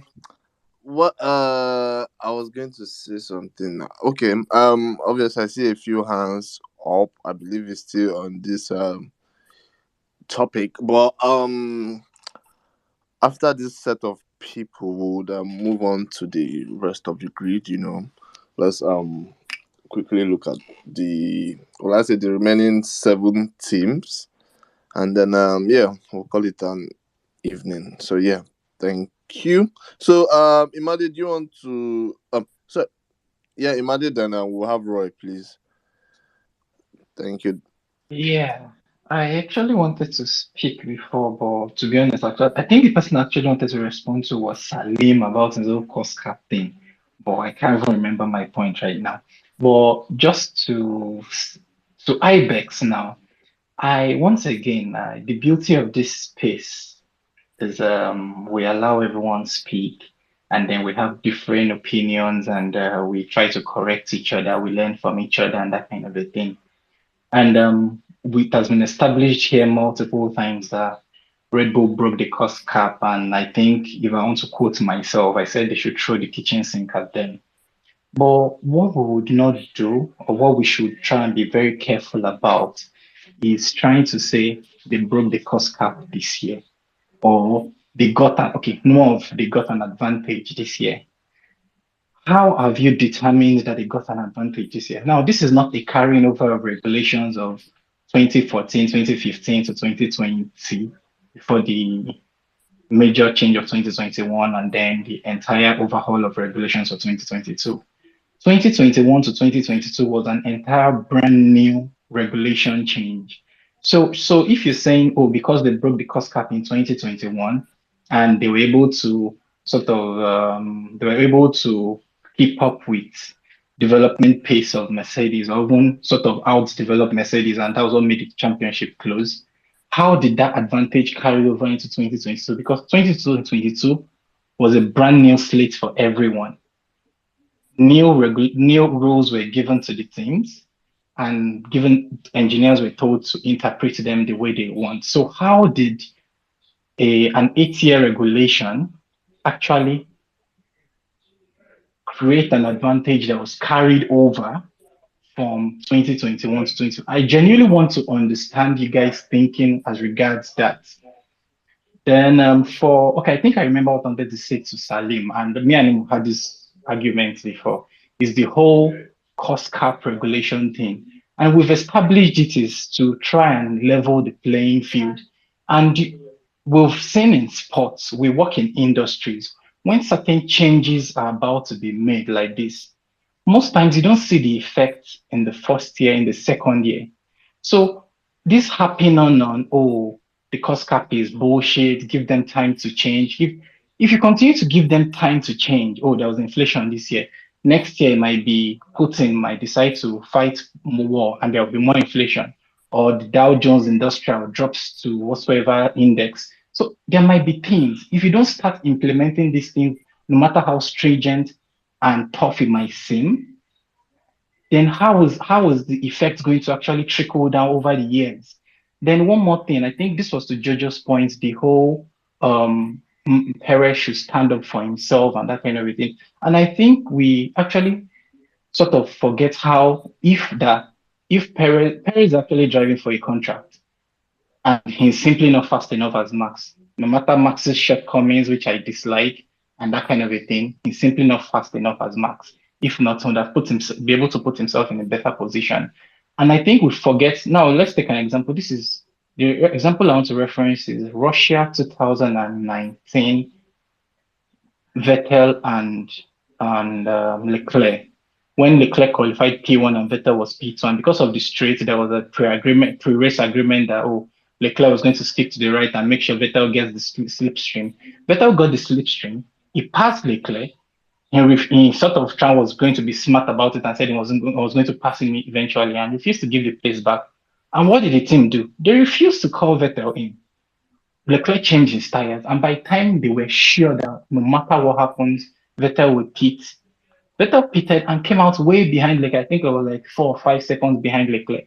So in all this, oh, Perez should stand for himself, he should drive for himself, he should do this, he should do this. We know that in Red Bull, there's a clear defined one and two. So if you're suggesting that to Perez, then there are two ways they can fuck him up. Either they don't renew his contract, or they just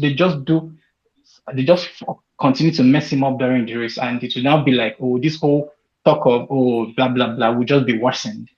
Yeah, I think that's all I wanted to say. Thank you. Okay, I would like to respond to Imade's question, please. Okay. Yes, you made it clear. You said you want to know why we believe that overspend translate into the next season, right? And the answer is very simple. Look at Mercedes this year. We've had our problems.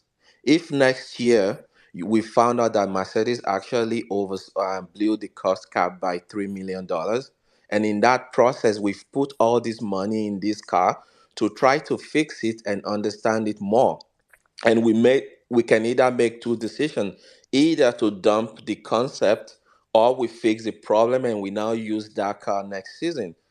Any prudent investigation should come to the conclusion that we benefited from the overspend, either by knowing that this concept is bad and we did not make the mistake into next season, or we fixed the problem because we overspent and that car is actually competitive next season. In the case of Red Bull, all the upgrades and development they were doing into the end of last year, you cannot tell me that data, they did not use everything that they learned from the previous car this year. That would be false, because every update, every development, you learn new things, you know what not to do, what to do. Those data, you carry it into 2 3 years.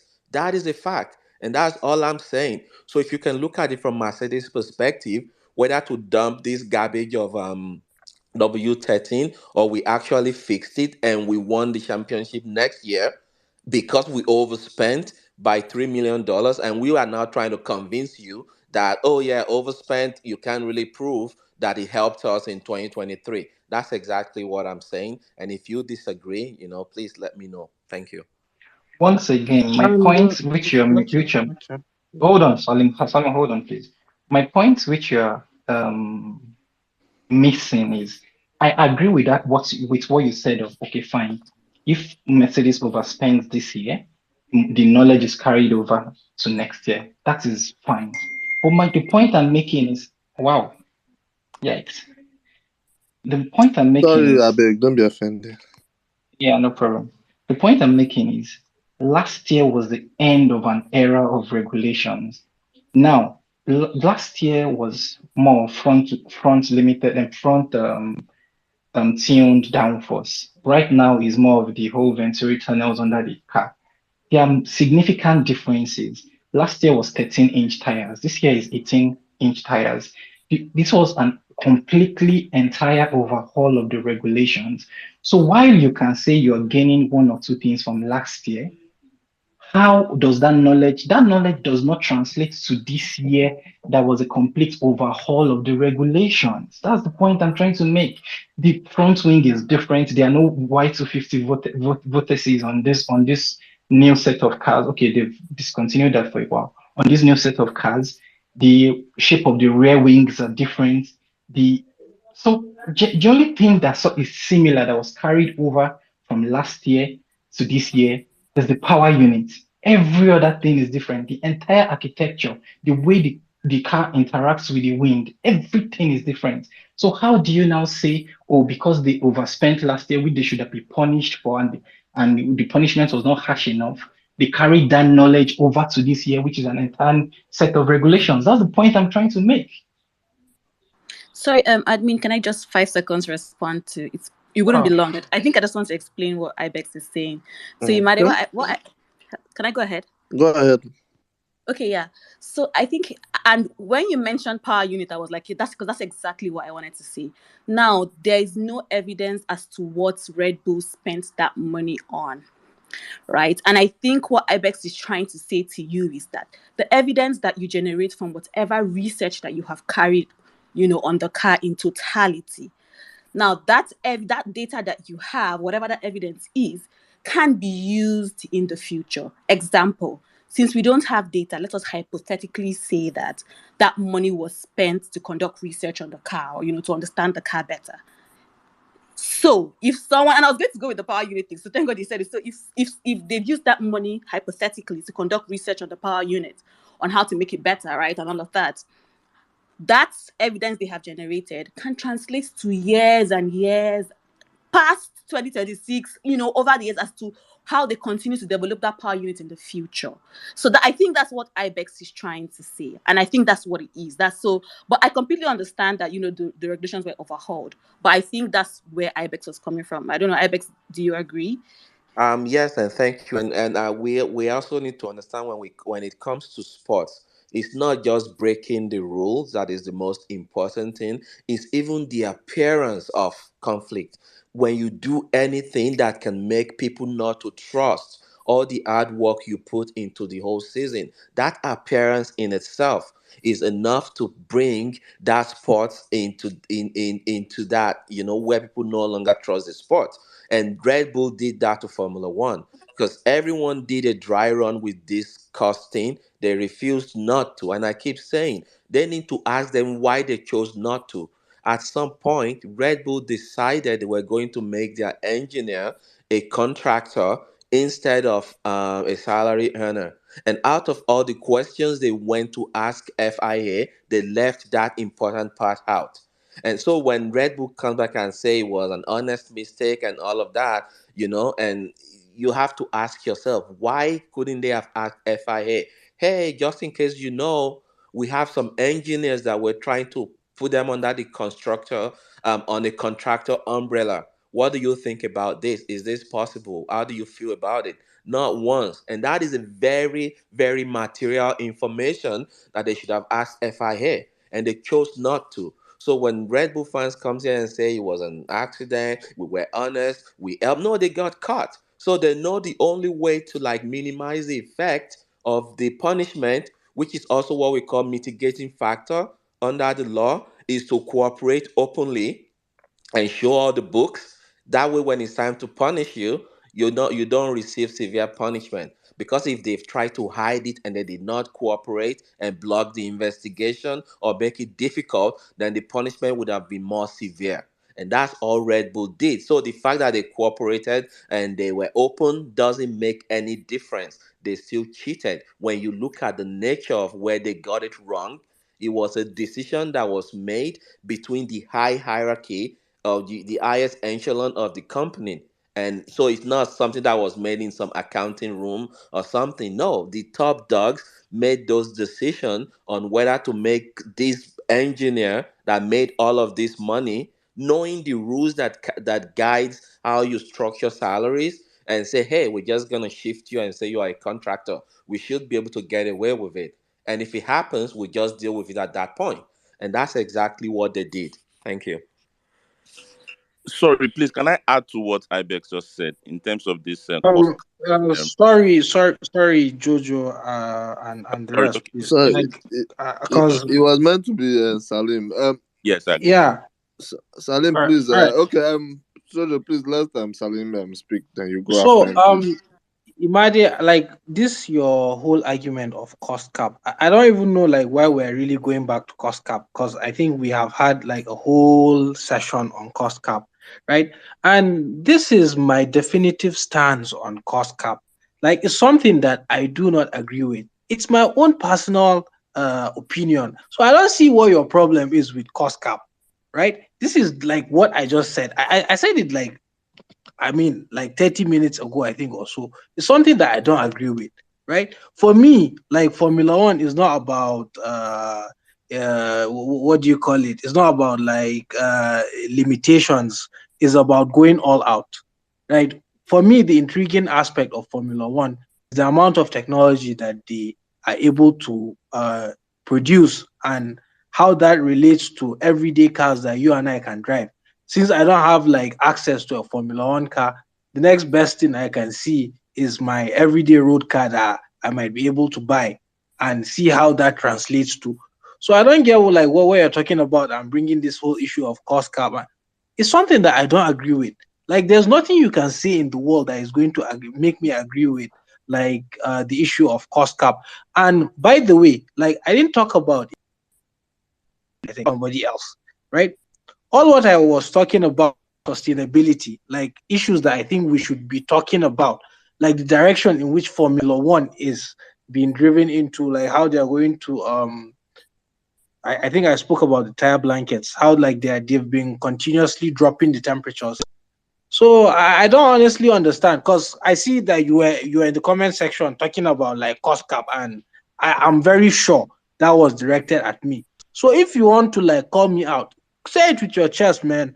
Don't be no. But Come out I and say it. called your name out. Didn't I call No, your name no, out? no, no. Just In the comment hold section, if you on. want to say something, call my name. I typed, Call my name. I'm listen, here. I'm calm not down running. now. But when I spoke with my mouth, the mouth that God gave me, I called your name. Did I not Yes. call your name? No, Exactly. but So like when you were just chill. typing for fuck's sake, right? Bros, You could have hold on. typed my name. Bros, hold on. You know, you Bros, could have hold on. typed my name Calm down. there. Just hold on. So it's The just it's fact just that a you are variation of entitled to opinion. your Like opinion, look, you are free to your your own opinion, opinions. and I'm free to mine. entitled to Salim, chill. You're entitled to your I'm chill, opinion, man. and I'm entitled to disagree with you. You said we've Exactly, spoken and about that is the beauty of this. it So exactly. and I, So I don't we just understand want that like you're why you are saying you always don't know what trying to you're like doing make an about. imposition of ideology. There was a conversation about cost cap, was there not? Hmm. Am I am I Yes, there am was. I permitted to add or subtract from it? I am, and that is what I did. So the whole cost cap conversation, actually, I think it started from Jojo. No, it started from someone. Then Jojo responded to the person, and then it all spiraled down to it. So you said something, I replied to it. So we can disagree. We don't have to agree. We can always agree to disagree. So the fact that you're getting defensive about it is what I don't understand. We've talked about the sustainability of cost cap and how it is supposed to bring teams closer. You've said no, but nothing anyone tells you can convince you, and that is fine by you. But I have the right and the permission to go ahead with this. So the fact that you're getting unnecessarily worked up and defensive about it is what I don't understand. Well, uh, Imadi, I'm not being worked up. I'm not being defensive.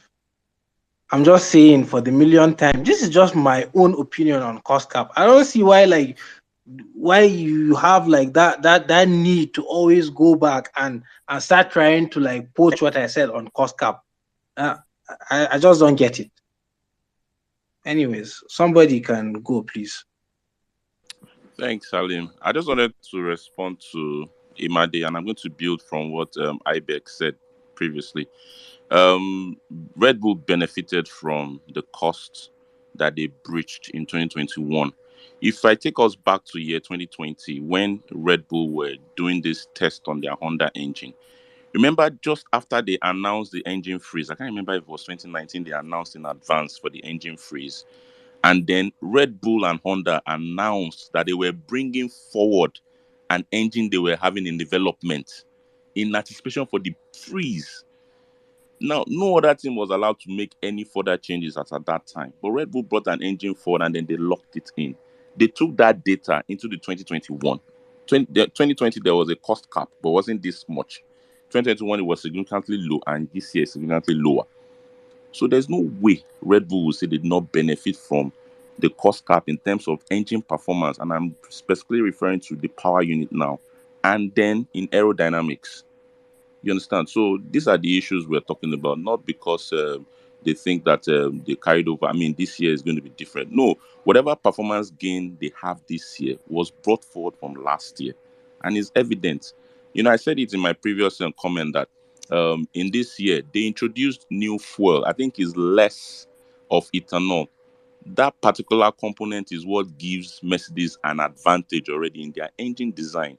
But that has lost them some few horsepower.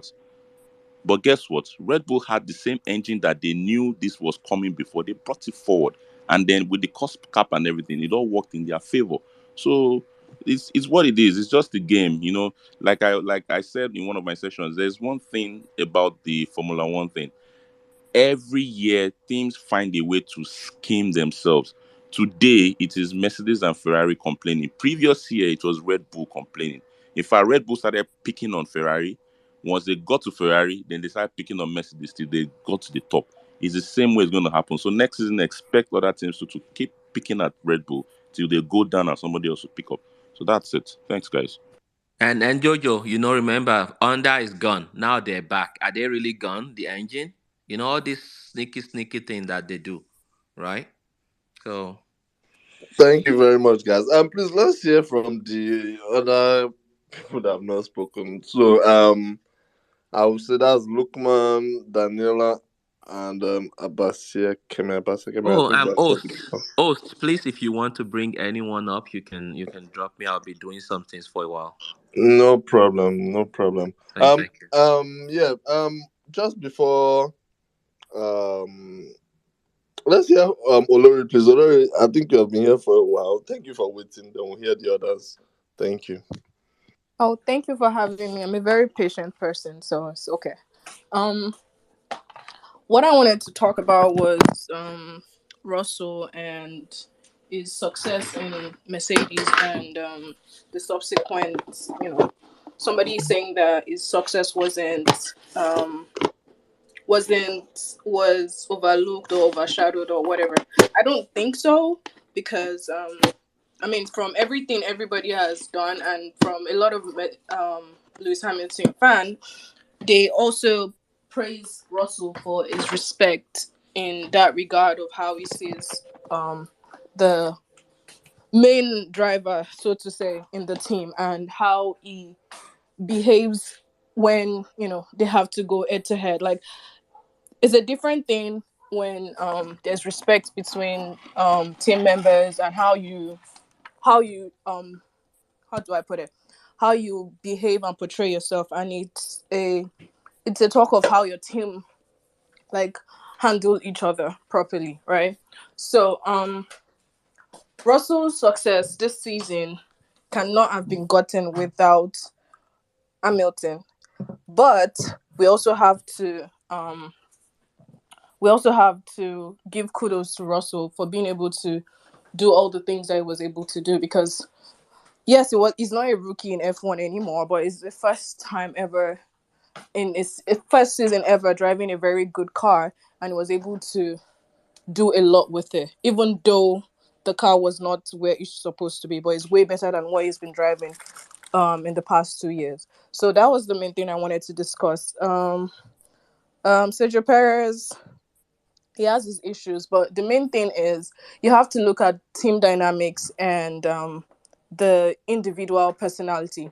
Is his personality in line with the team's value and team dynamic?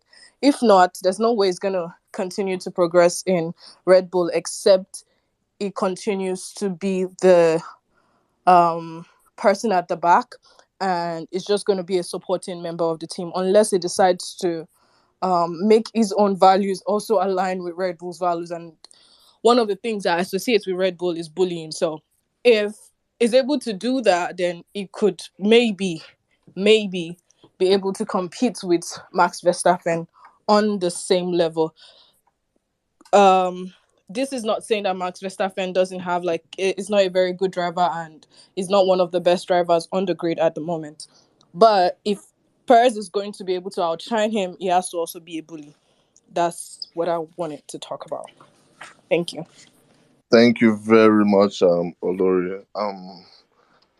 It's good to hear from you. I don't think we have spoken about that, but yeah, good to hear from you. Okay. Can we hear from Lukman then Daniela? Thank you. The painful experience of enjoying this space is that everybody else says whatever you want to say before you get it, especially when you've been waiting for an hour.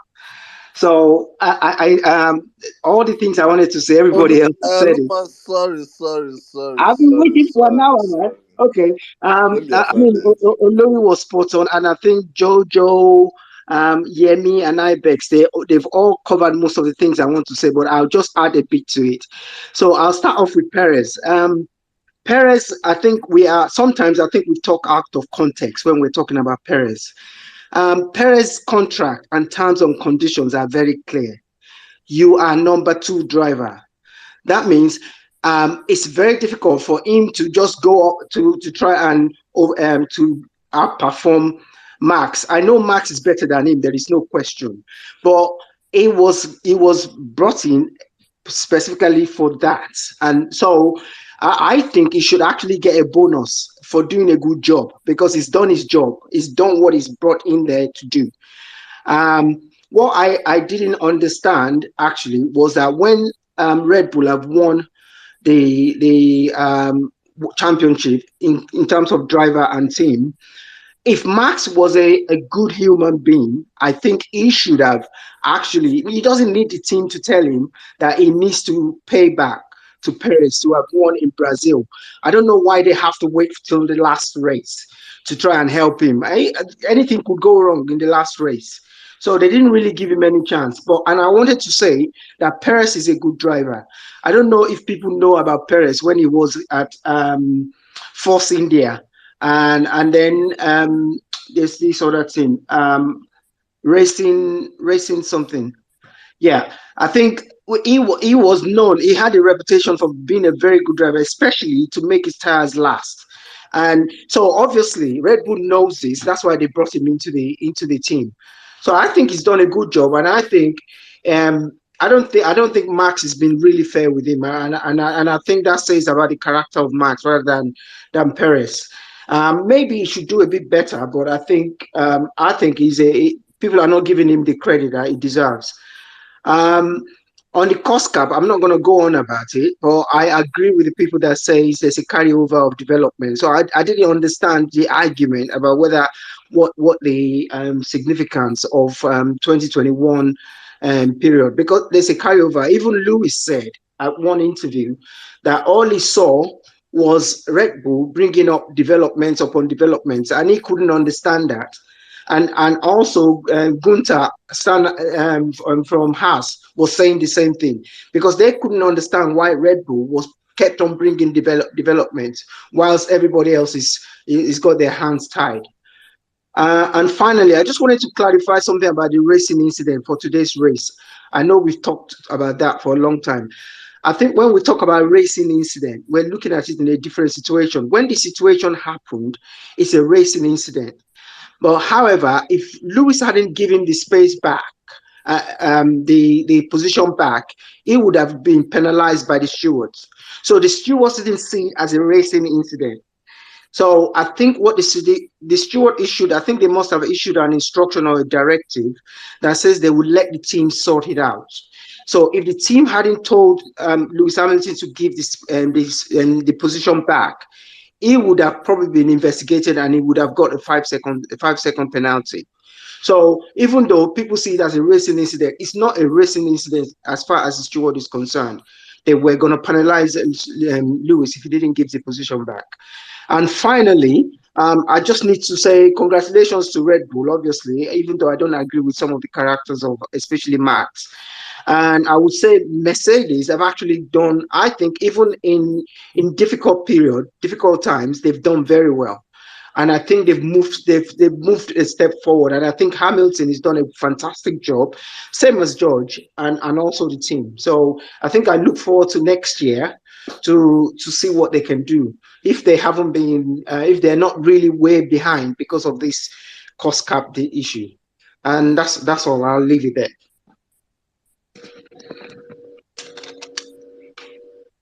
Thank you very much, Lukman. Okay, let's hear from Daniela. Daniela, thank you for waiting. No problem. Good evening, good afternoon, everyone. Wonderful to be with you in the space again. I've just been listening to all the conversations with intrigue, and I've been laughing at all the conversations and learning a lot from all the dialogue that we had. Obviously, we have come to the end of the season.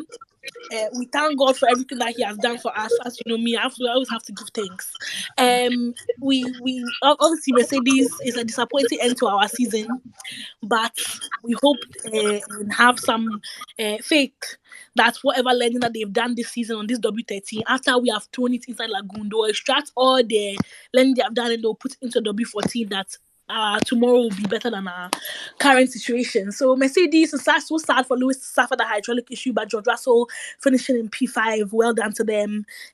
Very much looking forward to next season. I think that this season is one that will just pack. So Lewis said he doesn't even want the car in his collection, so the W13 will say, sometimes it's not every day on top, and it's from trial and tribulation that you rise and succeed. is from trial and tribulation, right? So we'll take this loss. As a Mercedes fan who only entered from 2013, I've always seen Lewis as his height. Obviously, sometimes competitive. Definitely, I've seen him lose championships, but it's very interesting. Everything that happened from last year and then this year as well, it's been an interesting thing, and I've learned a lot. As for Red Bull, me, I'll say that I'm a Mercedes fan. Everyone knows I'm a Lewis fan. I'm not a Red Bull fan, but I can confidently say that as of now, I'm a Perez sympathizer. I want to join Papa Perez and all the Checo fans and just say if I'm a sympathizer.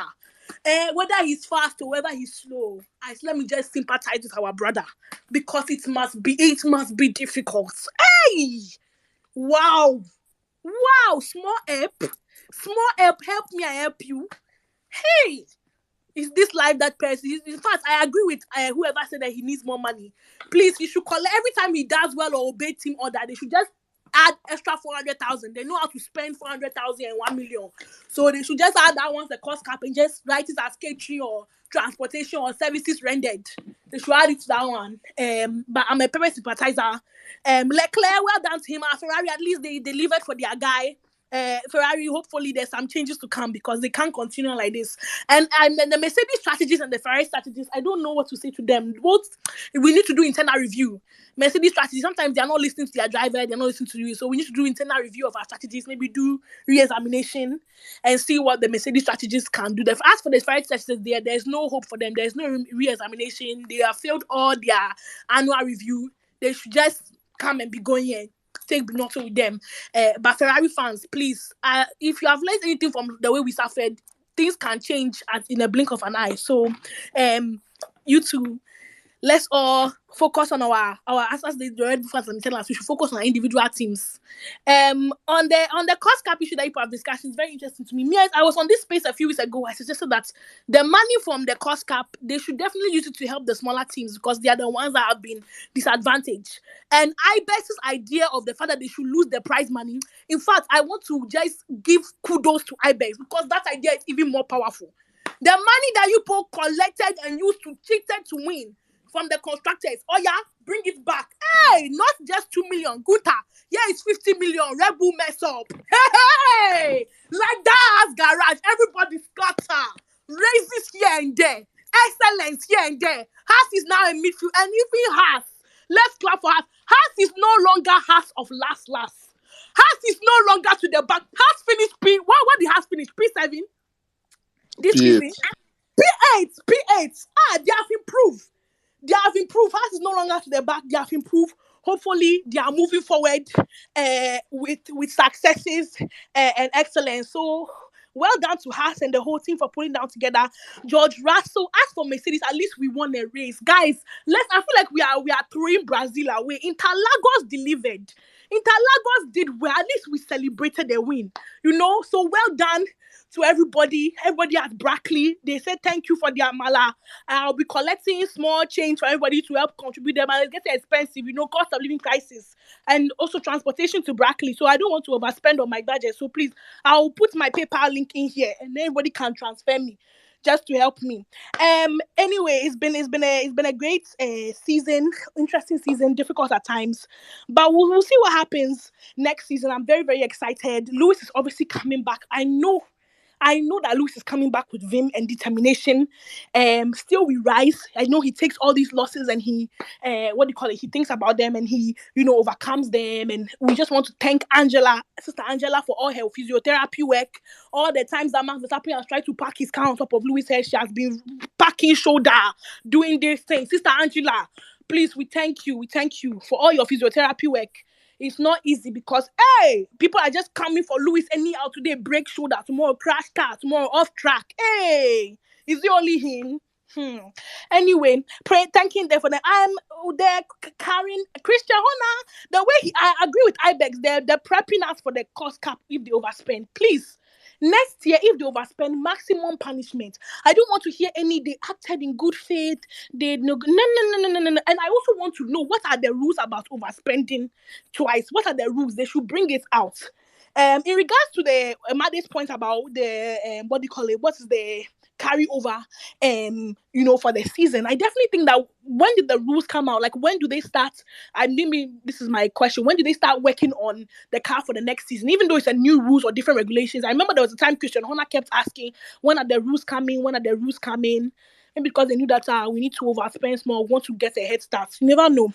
That's just my own. As they say, we cook. People say they come with conspiracy theories. That's my own conspiracy theories that I've brought here this evening. Imade will probably come and read me, but I'm like, as engineer Yemi always says, I stand to be corrected. So maybe if I'm wrong, I will just come and say sorry. Oh, I was wrong. I just want to ask the question: when do they get the rules? When do they have the information? Because everything is a year in advance. So if you know a year in advance, you can put money aside and do those.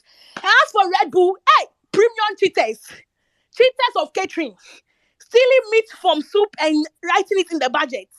Anyway, God goes around, comes around. So you cheat again. No problem. I hope you don't cheat. It's not good to continue this behavior. It's not good. Just be of good behavior. Good things will come to you naturally. Win a championship properly. I know it's difficult. We did 7. We made it look like honor and integrity is simple. It's hard. These are principles that you need to learn. Home training. So maybe all of you should do team training, team building activity. That the factory is going to be empty. You have already cheated some, so maybe you can change, repent, and then improve your car and come back. I'm really excited for Mercedes to come back. All the other teams really excited for them to come back. The new people on the grid, the rookies, well done to all the drivers that we have insulted, we have slandered. It's not easy to be a Formula 1 driver because if they put me in the car, it's not going anywhere.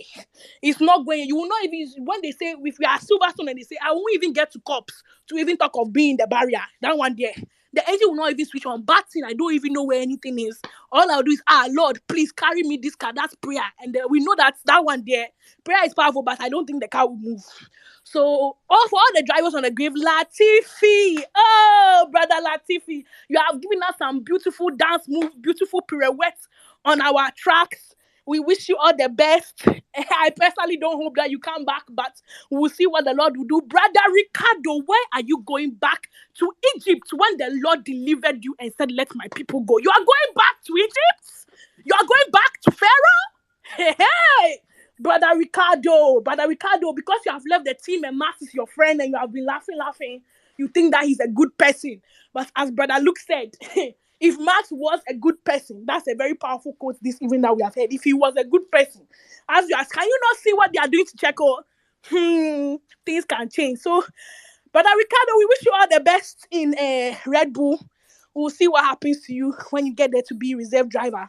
Maybe you always be in simulator. Maybe they'll let you come on the track. You never. Maybe he's still young enough to do the young driver test, or maybe that's how they'll give him more time in the RB19 or whatever they choose to call it. But yeah, Checo. Thinking of Checo, praying for him, his family. They should just give him some encouragement. I don't know what advice I'll give to him for what he should do next. At this point, all you can do is collect money because it's clear that definitely it's always bare minimum for him. So he should think about every race next season. When he can be in front, he should be in front. So at least he doesn't lose things by 1 or 2 points because Max has won the championship by 100. Only God knows, and he still wants more points.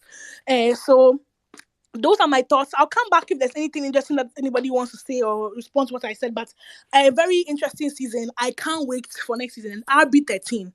Even though you were briefly RB 13.5 in Brazil, you have gone back. You even want to do RB 13.1. You didn't improve. But it's okay. RB 13, bye-bye. We don't want to hear from you. We don't want to see you. No Christmas presents for you, nothing. You should just find some back corner in Brackley and pack you there. Thank you. RB though. RB, please don't associate us with Red Bull's car. Hey, mistake. W13. Yeah, Agbami. Sorry, W13. You see, this certain behavior is it can easily influence you. W13. They should just find some back of Brackley, park you there, lock the door, throw away the key. I didn't want to slander the W13 before the end of the season, but now that it has come, W13.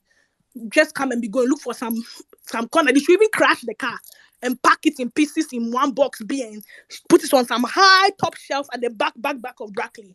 Lewis Hamilton, I look forward to your return because you know what? Even though we didn't get it right this season, as for that target on your back thing, it will surely manifest. Everybody watch out. We will see what happens next season. Thank you.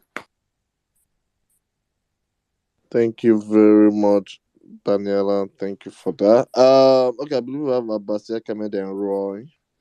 Then Jojo. Then we move on to the rest of the grid, please.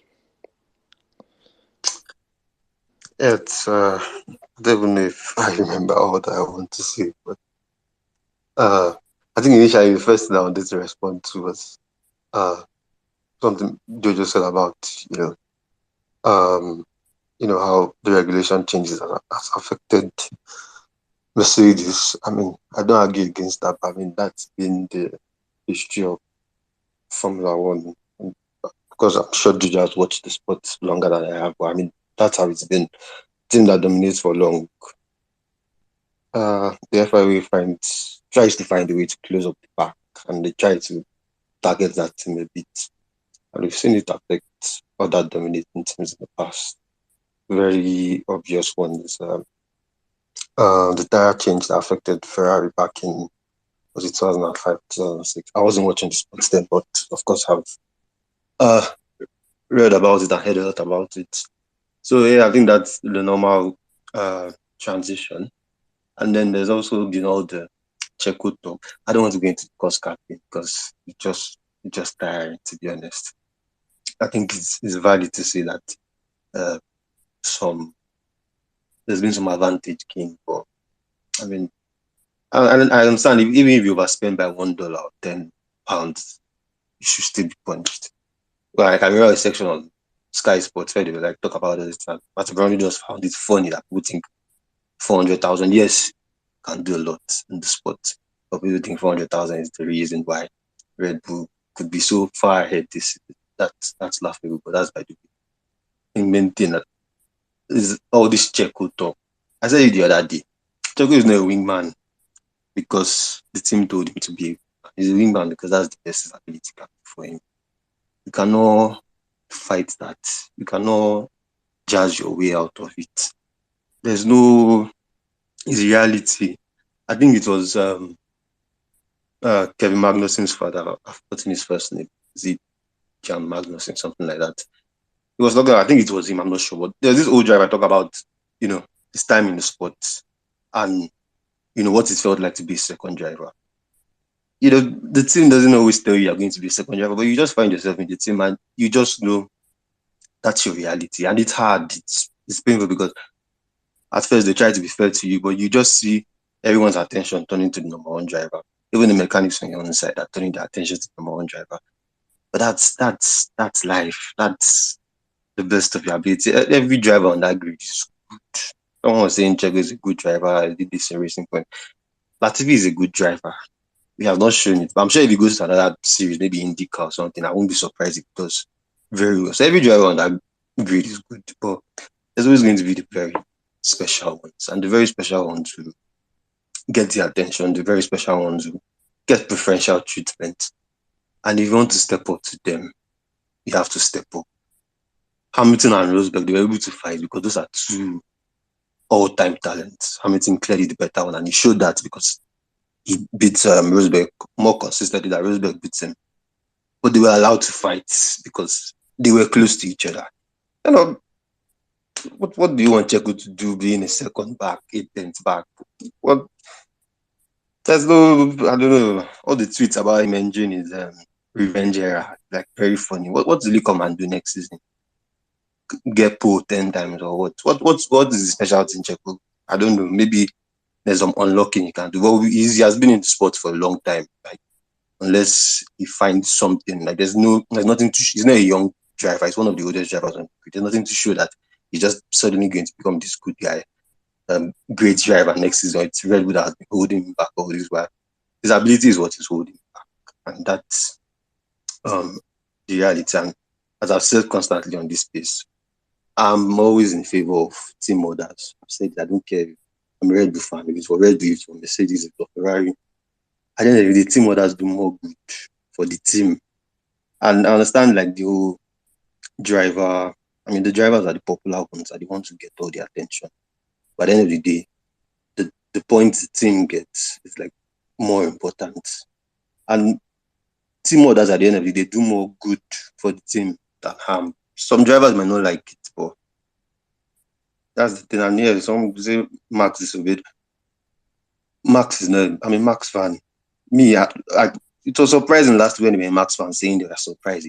What was surprising about it is what my 100% expect of Max. Like there was nothing surprising about it. As I said last week, I don't condone it, but I don't mind it. Like I knew that that's the sort of person he is. So like what was all the surprise and all the fuss about, and whether he had underlying reasons, which he said they've discussed, I believe them because they are my team. But all that is by the way. If Checo wants to put himself in a good position, he should simply be faster. There's no need to sympathize with him. It's like Ricardo too. You see people sympathizing with him on social media every time, going after McLaren for dropping him. Someone that has cost them over 50 million in 2 years because of the way he's been driving.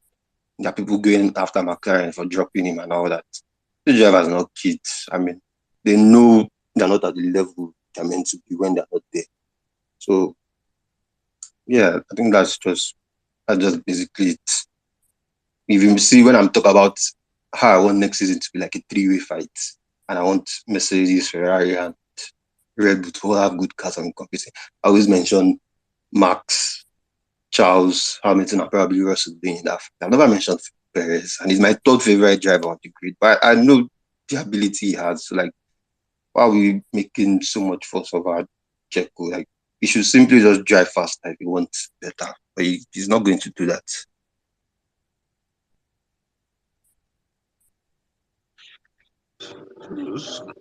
Can I just make a comment on that? Yeah, go ahead. Okay. I just the only thing I would say, I think the last commentator said they're for the team, and I absolutely agree with that. But then, if Max disobeyed and what the team asked him to do, how is that being in favor of the team? So if you're one that supports the team game, and then when the team says do this for the team, because clearly Perez coming second is for the team as well, so that they get a 1-2. So how is that going for the team if he disobeyed the team order? Yeah, and as I said, I don't condone what Max did. I don't mind it because I understand every driver has to be selfish. But then if you have to be selfish, No, let's bro, see, but you have to have something backing it up for you. Checo but cannot I just decide. No, I'm understand. sorry. Checo cannot just decide to be selfish next season. If he decides to be selfish, what difference will it make? Max will still simply drive past him. The No, worst no, no, is but maybe I think we should always talk in context. So we should always talk in context when we're talking.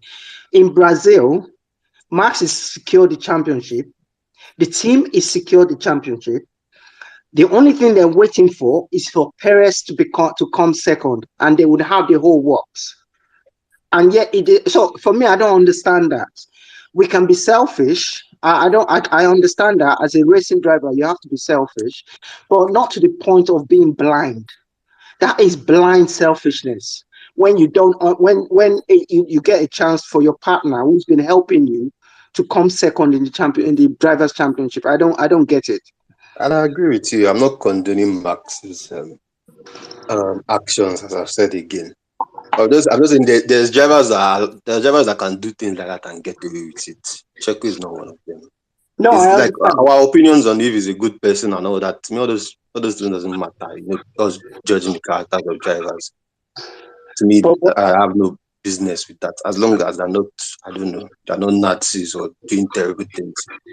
At the end I of think, the day, these guys are going to be selfish. Well, yeah. I'm just like, I was coming from Checo's point of view that people are saying he should be selfish. If Checo decides to be selfish, what difference does it make for him? Or how does it affect Max? He's going to be selfish and he's going to be 5 seconds behind Max. Like, it doesn't make any difference. Like, I'm not saying what Max did was right, but I'm thinking Yeah. that there are drivers who do things and they're allowed to get away with it. Red Bull is not going to punish Max excessively for that. Absolutely, I agree with you, and I think that's why he's in the position that he's in, because they're never going to punish Max for anything. All I'm just saying is, if Max wants to check himself at that point. I'm only talking in the context of what happened. I'm not talking about generally. Of course, a driver has to be selfish, but in that situation, you've got nothing to lose to let your driving partner, who's been helping you throughout the season, to pass so that you can come second. So that's all. That's all. I mean, I think we're both agreed that all the drivers are selfish. But I just think Max needs to think about, because when you think about it now, Perez come third. He came third in the standings, and he could have come second and last week. I just don't get it. That's all.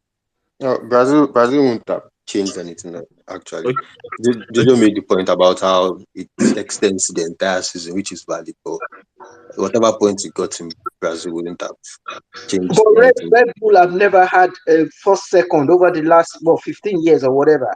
So that changes something. That's a new record No, for no. them. What I mean is, even if he got the points in Brazil, he would have still finished behind Charles today. That's what I mean. It would have given him a better confidence. It's a mindset. It's a mindset. Now he's on edge. Today he was on edge to try to do whatever he had to do. Whereas if he had had that point finish second in Brazil, he would be much more confident coming into this last race. It does have an impact. You Can could, I you could, you could say that, but we don't know for sure. But okay. of course, you could say No, of that. course, no. Okay, can okay. I talk now? Sorry. Jojo, did you want to say something? Oh, Roy Yes, is I wanted next. to talk. Okay, okay. Roy was going to speak, please. I don't know. Were you going to reply them or is just your points? It was my turn to speak. Oh, oh, okay. Please, okay. Let's allow Roy speak because he has been here for a while. Then you go ahead, please. No, All right. let Jojo go first. I'll go Okay. later. You Right. go after. Thank you. I was going to talk after Abasikem spoke, and thank God he mentioned it. And I think I'm going to just reiterate it. Nobody is saying that Checo should usurp or beat Max. What we're saying is he should get that car and drive faster and put himself in a position to win races. You understand? There's a difference. Fair. I mean, you can't have that kind of a car that is so fast on the street. You can't even beat or Hello, compete amigos, favorably guys. Hi. with a Ferrari, Hello, and guys. that's the point. So when we say selfish, we're not saying that he should go ahead and beat Max. He's just put himself in a better position or give himself more opportunities. Look at today, for example. Even though I don't like what happened in Brazil, it's disgusting to even see on TV that Max will not give up a space because of one tantrum that happened in Monaco. I mean, it's absolutely rubbish from how the team even managed the PR. It's a complete disaster to be listening to all that kind of thing on the TV. Today, it was Red Bull 1-2. Perez was trying to catch up with Verstappen, even though we know Verstappen was faster. But there was nothing bad for Verstappen, who was lapping quicker. I think it was going about 6:10. If I check the data, I will go back to my app. I'll check. I think it was going about 4/10 or 5 to 6 tenths quicker than Perez. There was nothing stopping Verstappen to just slow down a bit and give this guy a tow and pull him forward. This also gives him a better position. But at the same time, I think it's two ways though. Perez can never match Max on his pace, but at least put yourself in a better position. And for the team dynamics, for the sake of the team dynamics, just show that there's a bit of disjoint in who is leading their strategy. I mean, if you know you said in Brazil that or you're all going to focus on Perez winning the race or making him finish second, and I think you should just do everything you can to make sure they do it. Why not allow Verstappen be the wingman today? We all know Charles, if in the presence of trying to pass Verstappen, he will burn his tires and he'll do a good stop. I mean, a two stop anyway. But because he was leading and everything was there, Perez couldn't keep up, and it just looked so somehow. It just reminded me of how Bottas used to do the whole of last season and 2 seasons before. Keep up, keep up, keep up. I mean, just move faster or let your team come in a position, a window to even help out. But when your team lead or whoever is leading the race cannot even realize that for the sake of the team dynamics, I need to get this guy on board. It just shows that there's a bit of disconnect internally. So nobody is saying that Checo should go and beat Verstappen. If you are doing 7 tenths, you should be working on reducing it to like 3 to 4 tenths and try and match that pace. It is there. You have it. It's not about saving tires every time. You just need to be. It's a mindset thing, just like Lukman has said. It's a mindset thing from Checo. You are not in the defensive. Every day, every race is not the same. There are different strategies. In fact, more often than not, they give Perez more like this guinea pig role to play in every race. They want to make a change. They want to make a stop. It is Perez that usually goes first. They check out the pace. If it's not good, bam. And you do. And Martin Brundle said something today night like they pitted Perez just too early, just too early, and he could have just walked himself right on that window for Ferrari to be under that pressure to pit again, and it would have made a difference. But the undercut didn't work because he just didn't have the pace. So that's it. Nobody is asking Checo to beat Verstappen. They're just asking him to move faster for the sake of the championship. Thanks, guys. Thank Sorry, you very much. just 20 seconds to reply because I agree with everything you said, and I wasn't saying anything different. I think the only thing that's a bit different from what we're both saying is, I don't know, you believe Checo has the ability to do better. Personally, I believe this is the best its ability gets. It's I know, of course, yes, there's races where Red Bull has, of course, a lot of races Red Bull has prioritized Verstappen and used Checo to test things out, but like as you said, if you want the chance, be very close, be in the same window. And people forget how bad things were last year with Perez. I mean the whole Abu Dhabi thing like revived him, at the end and holding up the race. But Perez was crashing out in Q2 like too many times last season. Like he's not just that guy. That's just the reality. It's like the way Bottas was in. Yeah, good driver. Bottas in 2020 he almost didn't finish second. Even not for DNS, Verstappen in that Red Bull that was way worse would have finished second, and Bottas in arguably the greatest car ever would have finished third. So they are not just those people. I mean, when I talk about speaking to Lando Norris like about the deal, imagine if Lando joins Red Bull today. I mean, there will still be talk about them favoring Max and all that, but do you think Lando will be lapping 7 tenths slow and or ask him to allow Max to pass? No, because Lando is, in my opinion, one of is very close to generational talent, is what I say. So maybe Red Bull might not want that sort of dynamic. Maybe it's something Mercedes would like and Red Bull might not like. But it has worked for them, in all the years they've been competitive. Like they've won the constructors, quite an impressive number of times for considering how short their history is. So yeah, I don't think it's a bad thing having number one driver, but if the number two driver wants better, he has to do better. As we've all agreed, I don't just think Checo can do better than he's doing now. Maybe he'll surprise me next season, but I don't think so. Thank you very much, Abasiek. Yeah. Okay.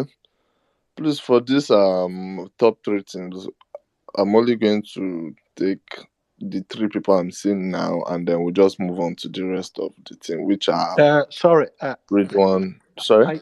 I think Oh, it's my Roy. turn now. Yeah. Oh, Roy. Sorry. Please No, go ahead. no. I just wanted to say I agree with the last speaker. I think in Formula One to stay at the highest level, you don't have to be good. You have to be extra good, and this is the quality that only few people on the grid have. So for me, Perez can't be compared with Bottas as a second driver because Bottas was brought into the team to replace Rosberg. And definitely, he arrived in a team where there was Lewis, who was already a four-time world champion. So definitely had to work his pace up.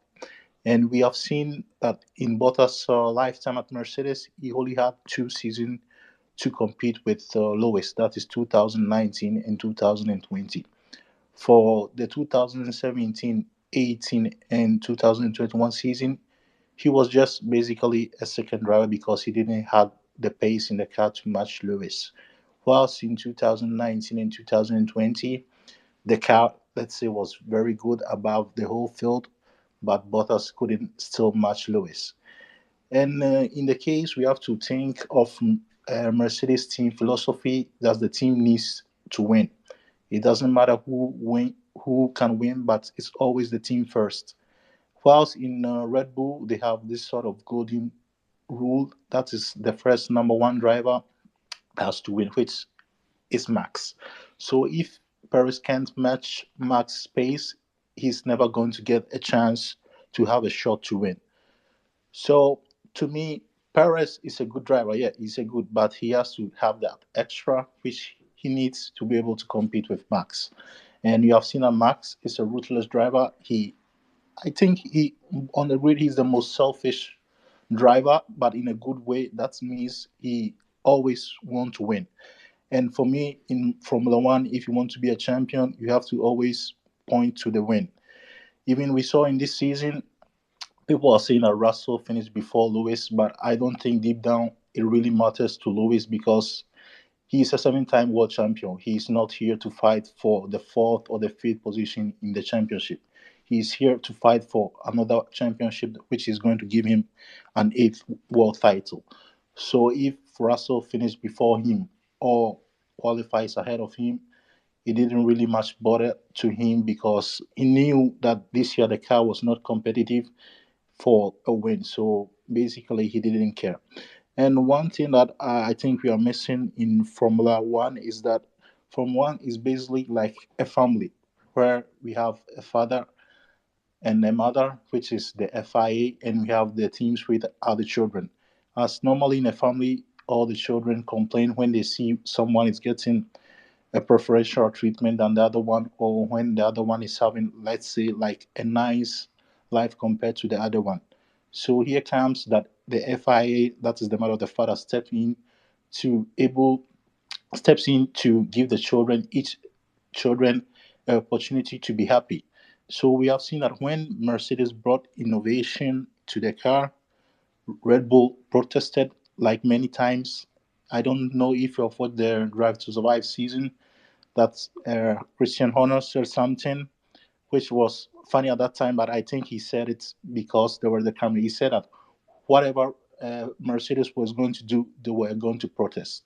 So this means that he saw that the Mercedes were fast. There's no way they were going to catch up with them with the development of the car. So every time that Mercedes brought something, Red Bull was there to protest. Ferrari was there to protest. Mercedes came up with the DAS system, and who were the first people to protest? That was Red Bull because it was giving them an advantage in the time warm up. So the FIA had to take that advantage from the following season, which was 2021, to able to make the other teams happy because Mercedes was having a great advantage with the race pace, so the other team has to catch up. And they didn't have the time to develop the DAS system, so they had to get it taken away from Mercedes. That is how in a family, when we see that maybe our brother or our sister is having something better than us, we go and mourn to our parents, our mother or father, and maybe our parents take it from our brothers so that at the end we all become the same. No one is having something nicer than the other. Or if it's possible, it gets shared among us. So to me, Mercedes had a bad season because they basically got their car wrong. That's what happened this season. They got it wrong, and they spent most of the first part of the season trying to solve the bouncing, which really didn't help them to find performance. And they began to find performance when they understood what the bouncing was related to. So to me, it's just basically simple. They really had a bad season, and I think next year is going to be interesting. But also, at the same time, we mustn't forget that Red Bull has already had an advantage, which means they can continue developing from what they have learned this season. Whilst Mercedes, even though they have learned something, they have to basically redesign their car. Whilst Red Bull and Ferrari have to make some tweaks here and there to able to step up more their game. So it's going to be a little bit challenging for Mercedes even next year, and I don't think they're going to turn up with a car that is half a second faster than the rest of the field. So I rest my case. Thank you. Thank you very much, Roy. Guys, so it's 7:50. This place is going to end in about 40-45 minutes. So please, if we're still going to Ridwan, Daniela, and Adiba, please let's um be quick when speaking so that we can just quickly touch on the other teams and then we just end it for the day. Ibex, please I see your hand up, but let's drop this message. This top three. I think we've hampered on them enough. Let's just go to the rest of the grid if you don't mind.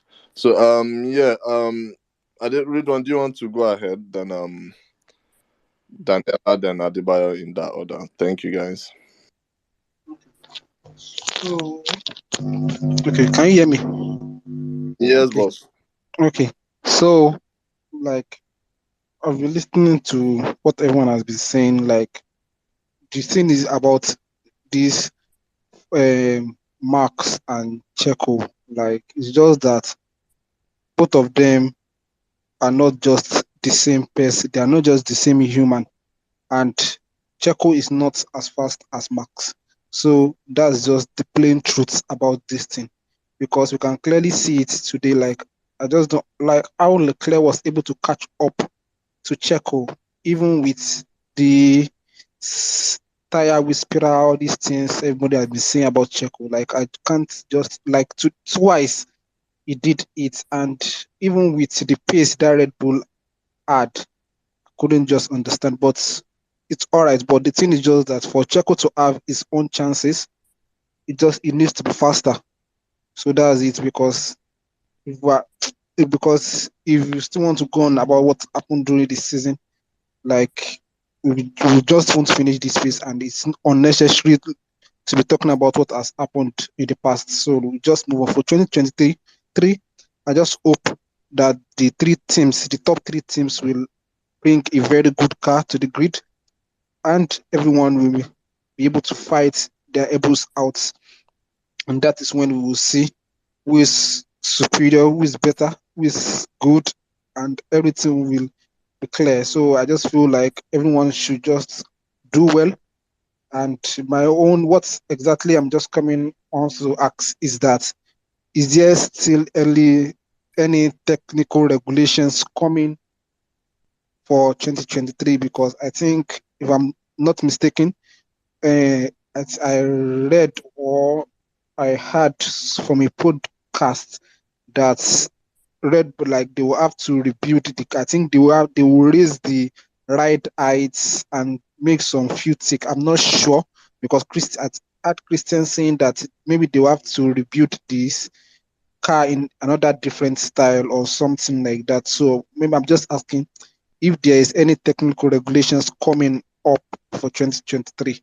So that's it for me. So let's leave all these top three teams. They've done well this season. Thank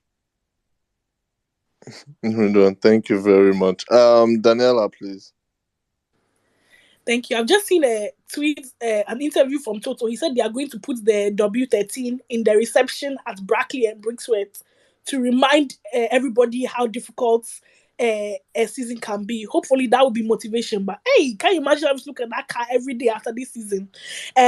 Definitely well done to the top three teams. They have all tried their very, very best. Looking forward to next season for the rest of them, for what they are going to bring. All the people who are manufacturing the cars, they should all take note of their learning and what they've brought to the season. Hopefully, Mercedes will be able to bring a few more upgrades next season, and the car won't be. They'll be able to fix the key issues that they found this season, so that we're not going back to the same place again. But we move forward. Thank you. Thank you very much. Adebayo. Yeah, so briefly, I knew I bashed this guy the last time. Yeah, but just to also buttress something. Yeah, this guy's driving style, that's Checo, right, is much suited for tracks that has predominant slow speed corners, right? Because naturally today there was no way in which, I don't know, right? There was no way in which Leclerc should have taken off time off him, right? And with the strategy he was on today, Checo, he should have literally won. He should have literally been P2, even without the assistance or tow from Max Verstappen.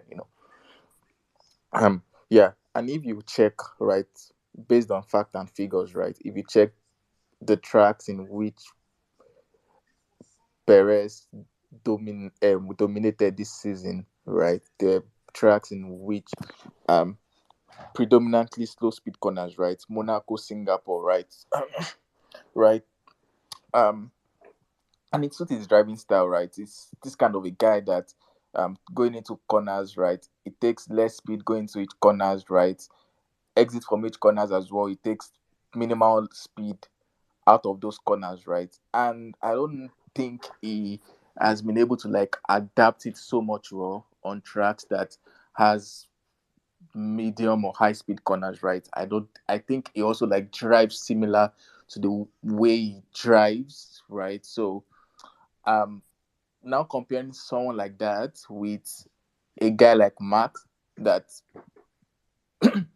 a guy like Max with his driving style, with the way he exit corners with some insane level of speed, now comparing that with someone that would be on, I just don't see any way in which it would definitely level up, right? And I still repeat it, right? Checo didn't get P2, right? Based on himself, right? I don't think he never needed any help to get the P2, right? Mexico, he could have finished P2 in the race if he drove exceedingly well, right? He didn't even get to the DRS of Lewis Hamilton, right? And Lewis Hamilton, the gap to Max Verstappen was more than 15 seconds, right? And here's the other guy, he couldn't even get into the DRS of Lewis, right? In that race, today, right? If someone was saying they have something about having confidence, probably 3 point ahead would have given him confidence. Guy, he had the confidence all through the weekend, apart from the race, right? FP1, FP2, FP3, Checo's car was right there. Qualifying, his car was right there. There was never a way in which pers- personally felt it was game over with the package Red Bull had, with the way Checo has driven all weekend, right? I felt it was game over, right? But reviewing the race and seeing that Leclerc was even taking off time off him on medium stints and his first hard stint. To me, I can't fathom why, to be honest. Yeah, I still can't fathom what happened, right?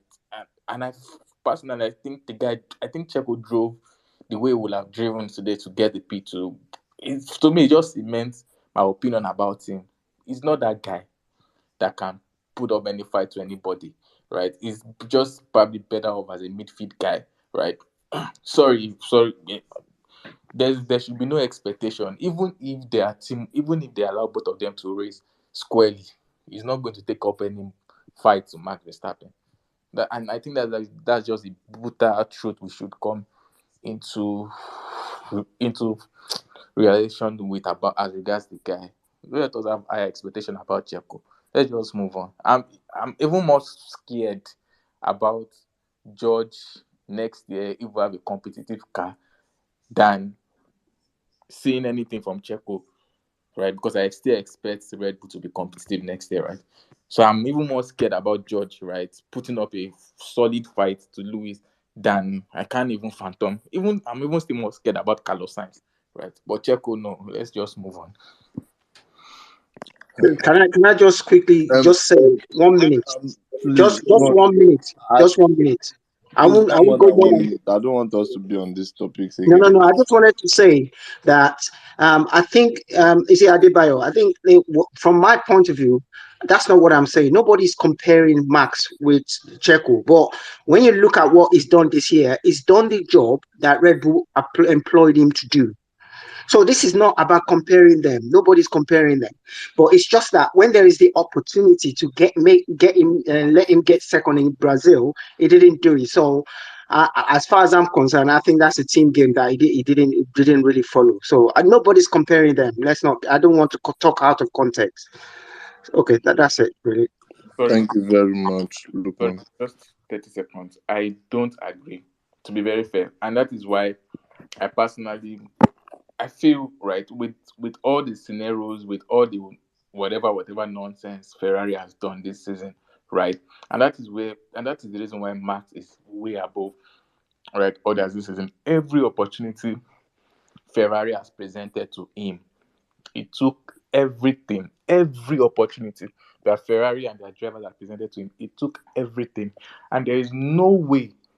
I still repeat it, no way with that car that Max had, with that car that Red Bull developed, there is no way in which Teco should not have finished P2. There is no way. It doesn't even need any help from Max in Brazil. I've just even cited two examples, right?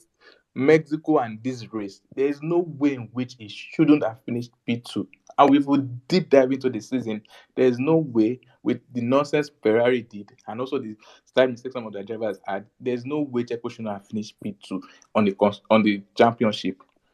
Is the orchestration of his own downfall. And that is why I think I agree with what Jojo said. He should improve. But I don't think he has that dog in him to improve. I think that's the best he can do. Sorry, Thank you very. just 30 Please, seconds. Uh, sorry. just 30 seconds. Can I speak for just 30 seconds? Please, I, please, let's as, move on, please. as I was saying before, we have good drivers, talent, and we have those people that can take it an extra mile to be world champion. And you can give Perez 6 years in Red Bull with Max, and he's never going to be a world champion. Just take it that. There's that is it. That's the same thing that happened with Bottas, with Lewis. So we should leave Paris alone and should leave him to race. That's it. Thank you very much, Roy. Okay, moving on. We have let's just quickly run through this other 7 teams. I guess it's just looking at the whole remaining seven, what they've achieved this year, and then what we expect in 2023. So let's start with okay, let's start with Alpine. Alpine, who finished fourth in the constructors. Alonso and what's his name again? Esteban Ocon. You know, Alonso was, I believe, it's just very unfortunate. You know, he's the one that has suffered the most reliability among both Alpine drivers. Which is well, I say, which is just mere bad luck on Alonso's part because Alonso has had some incredible drives, and then at the end of the day, it's just DNF that messes it up. You know, they barely, as a team, they well, not let me not say they barely, but probably 173, 159. So probably about 14 points off McLaren or ahead of McLaren. You know, so credit to them. At the end of the day, Otmar said they needed the money rather than the time in the wind tunnel. So I guess they got what they want as a team. You know, on Alonso, well, I say I look forward to what he's going to do in Aston Martin next year. I look forward to how the relationship will develop and evolve. You know, if it's going to develop to really something more than a year or more than 2 years, you know, and see how long Alonso himself as a driver is going to last in the sport. Still on Alpine, Gasly and Esteban next year. You know, two Frenchmen going head to head. Um, I think, as I think I've said it here before, next year the midfield teams, if there's more, still a Red Bull domination, the midfield teams are going to be what everyone will be focused on because there are a lot of interesting pairings, you know, and Alpine is one of them. You know, I'm sure everyone will be interested to see how Alonso and how Gasly and Esteban get along, you know, based on their previous history. So yeah. Okay. Does anyone want to add on that?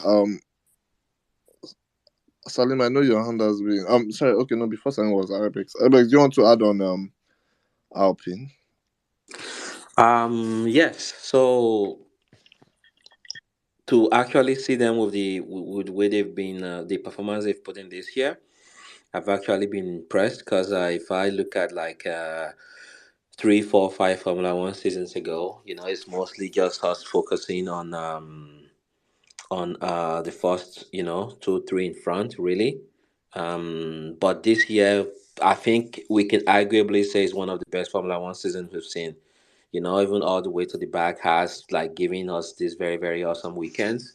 But, and so to see the performance that Alpine have done, I'm looking forward to see what they will do next year. So we'll keep an eye on that. And also from the management perspective, it's been really, really impressive. And I think that's one thing we've not really talked about a lot, like the way they kind of like manage the drivers. You know, because there are instances this season where things could have gotten out of control if it wasn't managed properly. So, and I think we have to give kudos to them for that. So I'm really that's one of the teams I definitely keep an eye on next season. And also for you, Mr. Ost, we really appreciate what you've done this Formula One season. This is one of the ones I've really really enjoyed to be able to come here and talk to the community. And I'm one of those I'm addicted to F1 Niger now. So the question to you is between now and March, yeah, what do you intend to do, to to keep us engaged, or are you going to just leave us going through withdrawal? Because we need to also address that, even if it's just once a month or something. Please tell us your plan. Thank you.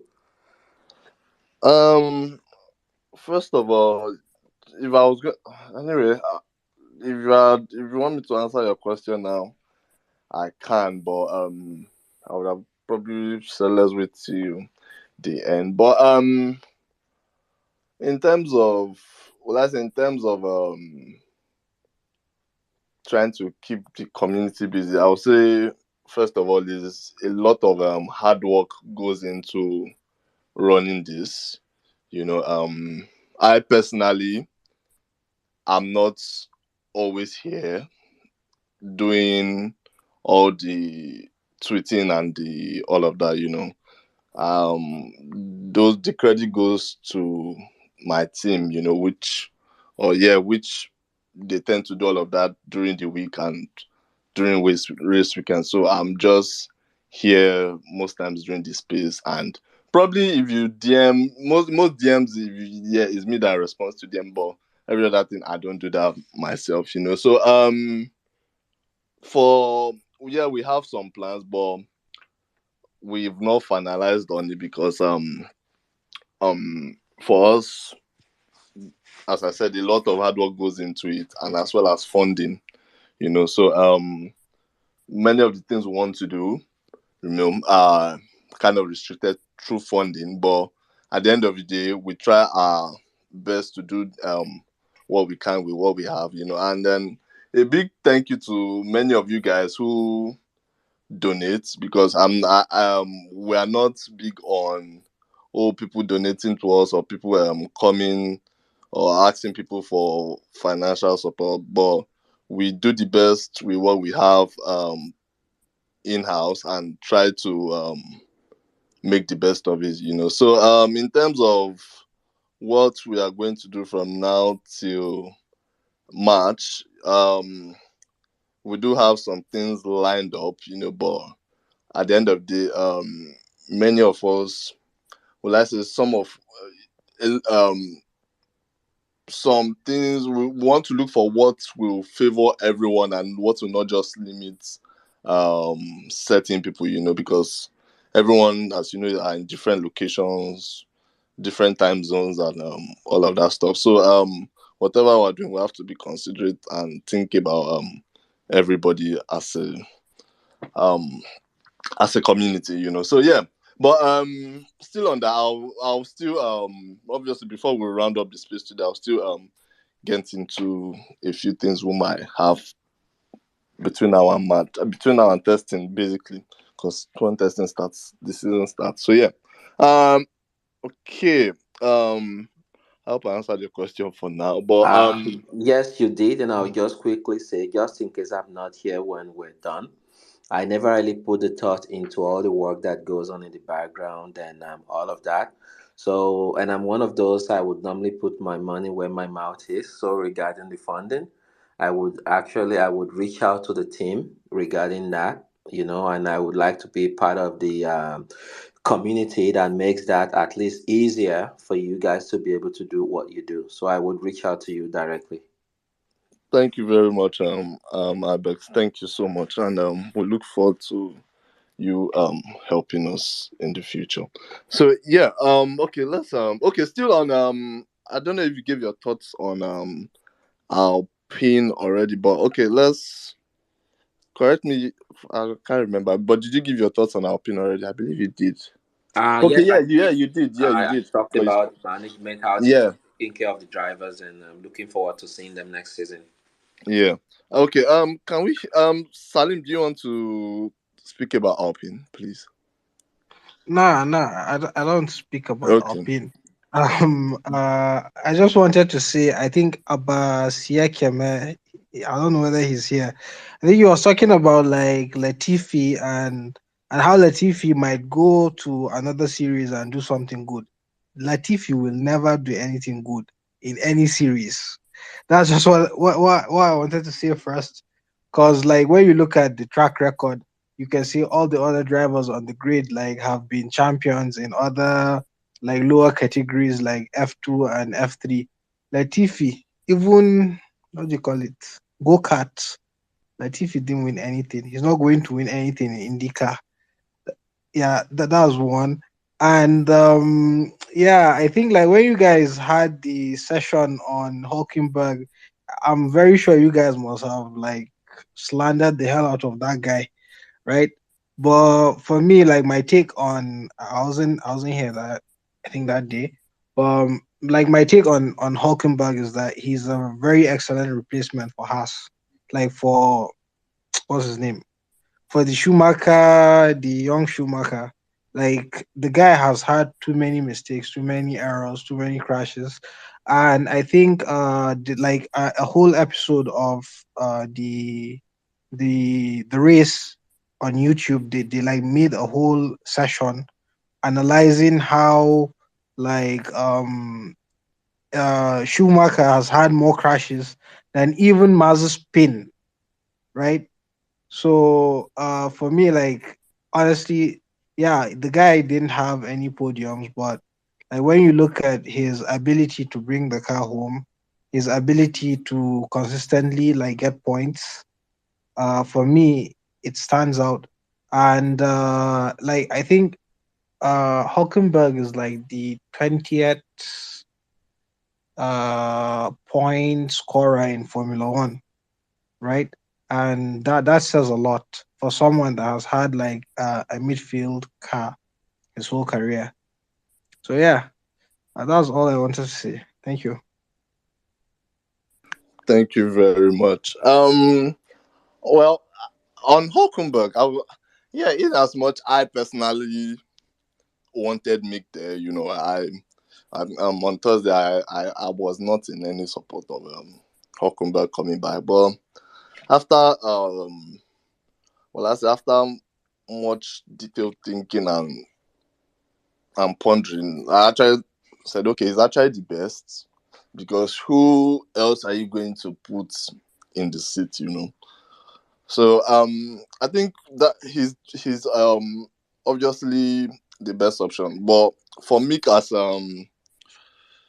an individual, like or rather as a driver, what he did, the contact he had with Latifi, just shows why Gunther decided to ask him out. Because some things are not just necessary. You cannot. I think if we're being very honest, we cannot. Money is involved at the end of the day. We cannot be saying, "Oh, make," because he's the son of a champion. The man we are calling champion, his record has been broken by someone else already, or rather, the record the record he set has been broken by someone else, So it's more of let the past be in the past and let's focus on the present. And then I think for Mick, as an individual, he had a lot of pressure. Both the pressure he didn't have the pressure he had last season, this season, because last season he had the blanket of Mazepin covering him, and then it was just these two rookies that don't know what they are doing. But shout out to Russia, shout out to Putin. You know, but no, well, I'm not praising them. I'm not praising Putin or Russia, but yeah, with Brother, him, you're allowed to praise anybody you want to praise. It's yeah, a safe space. with him, Mazepin was when I say Mazepin was asked and or rather forced to leave the team, and then Hockenberg is back. So when I say Hockenberg is Mazepin, Magnussen is back. Yeah. So when I say for Mick, it's quite unfortunate. We'll see how that pans out with him. If he's unfortunately for him again today, Logan Sargent finished P5. So meaning any chance of Williams considering him is short. So I think that reserve driver role is probably the best thing for him. Him hanging around the paddock, there will always be, well, I say there will always be a possibility, there will always be a chance, and then hopefully that name and the backing behind him is still very relevant now and in the nearest future till when he gets his seat, because that's all I can say for Shumi. But yeah, okay, Adebayo. Then I'll read one, then we'll have a look. Yeah. Yeah. As regards Alpine, I feel like we probably didn't have like to see the true potential of their car all season because of their reliability issues. No, we could just put up a little bit of beats here and there, you know. So my opinion about them would just be hopefully during the winter break they're able to get on the issue of their reliability issues and fix it for next season. Because I think next season it might be competitive for them to get P4 because I literally feel McLaren will have a much stronger driver pairing than what they had this season, and they might not be able to get away with their reliability issues, right? Then as regards us and Mick, I seriously feel like um, us as well didn't really handle the whole scenario well, right? Yeah, the logic makes sense, but I don't think they handled the scenario well because um, there was like a paddock rumor, which I think seems true, that in summer break, right, Williams approached Mick Schumacher for they approached Mick, right, as a after Piastri signed, after it was clear that Piastri was going to McLaren, they approached Mick, and also I think they also discussed with Gunther as well, but the assurances Gunther gave was more into the line that Mick was going to get the seat at us, right, and yeah, then Williams went for their reserve driver Logo Sanchez and the rest, right, and things turned apart, you got a new endorsement deal or sponsorship deal, you got extra funding from MoneyGram, and you just serve the guy breakfast on Wednesday, and on Thursday you announced a new driver, right? You might look at it from the driver perspective, from Mick perspective, right? That doesn't probably that might really not be good from his own perspective, but from the team perspective, right? From us perspective, right? You could say it's good, right? Yeah, they went for the safer option. They went for a driver that will bring the car home and the rest, right? And that is why I respect what Piastri did. It still boils down to what I was saying about Piastri then. Piastri did the right thing, right? It's better off, especially when it comes to employer-employee kind of thing, right?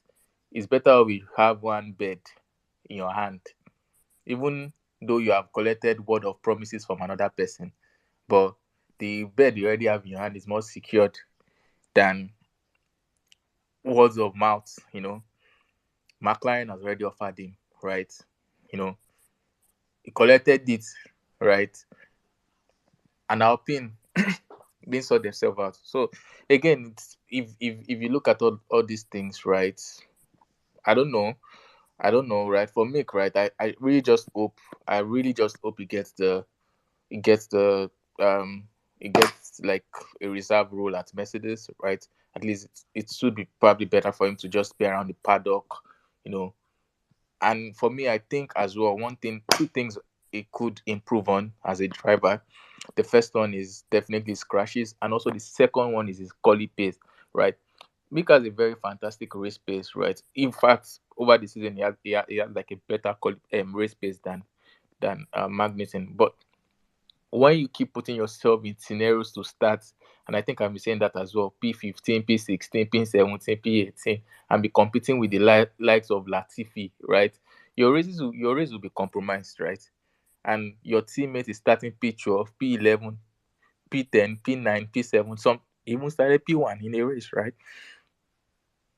That might not really speak too well for you as a and it even makes the team to prioritize your teammate above you, even though the data shows you have a faster race pace. But again, your teammate is like 9 places ahead of you on the grid. They'll definitely prioritize that guy more than you. So if there are two things he could work on whilst being like a reserve driver with Mercedes, right? You know, no, I no. If there's one thing he could work on, is his quality pace. But I think, right, race pace can continually fine tune that, and hopefully, let's see. Because I personally believe that next season there will be a lot of drivers on fraud watch, right? I have some of them in my mind, my list. I won't say it yet, and there could be a lot of opportunities that could open for him next season, and he could just pick on them. Yeah.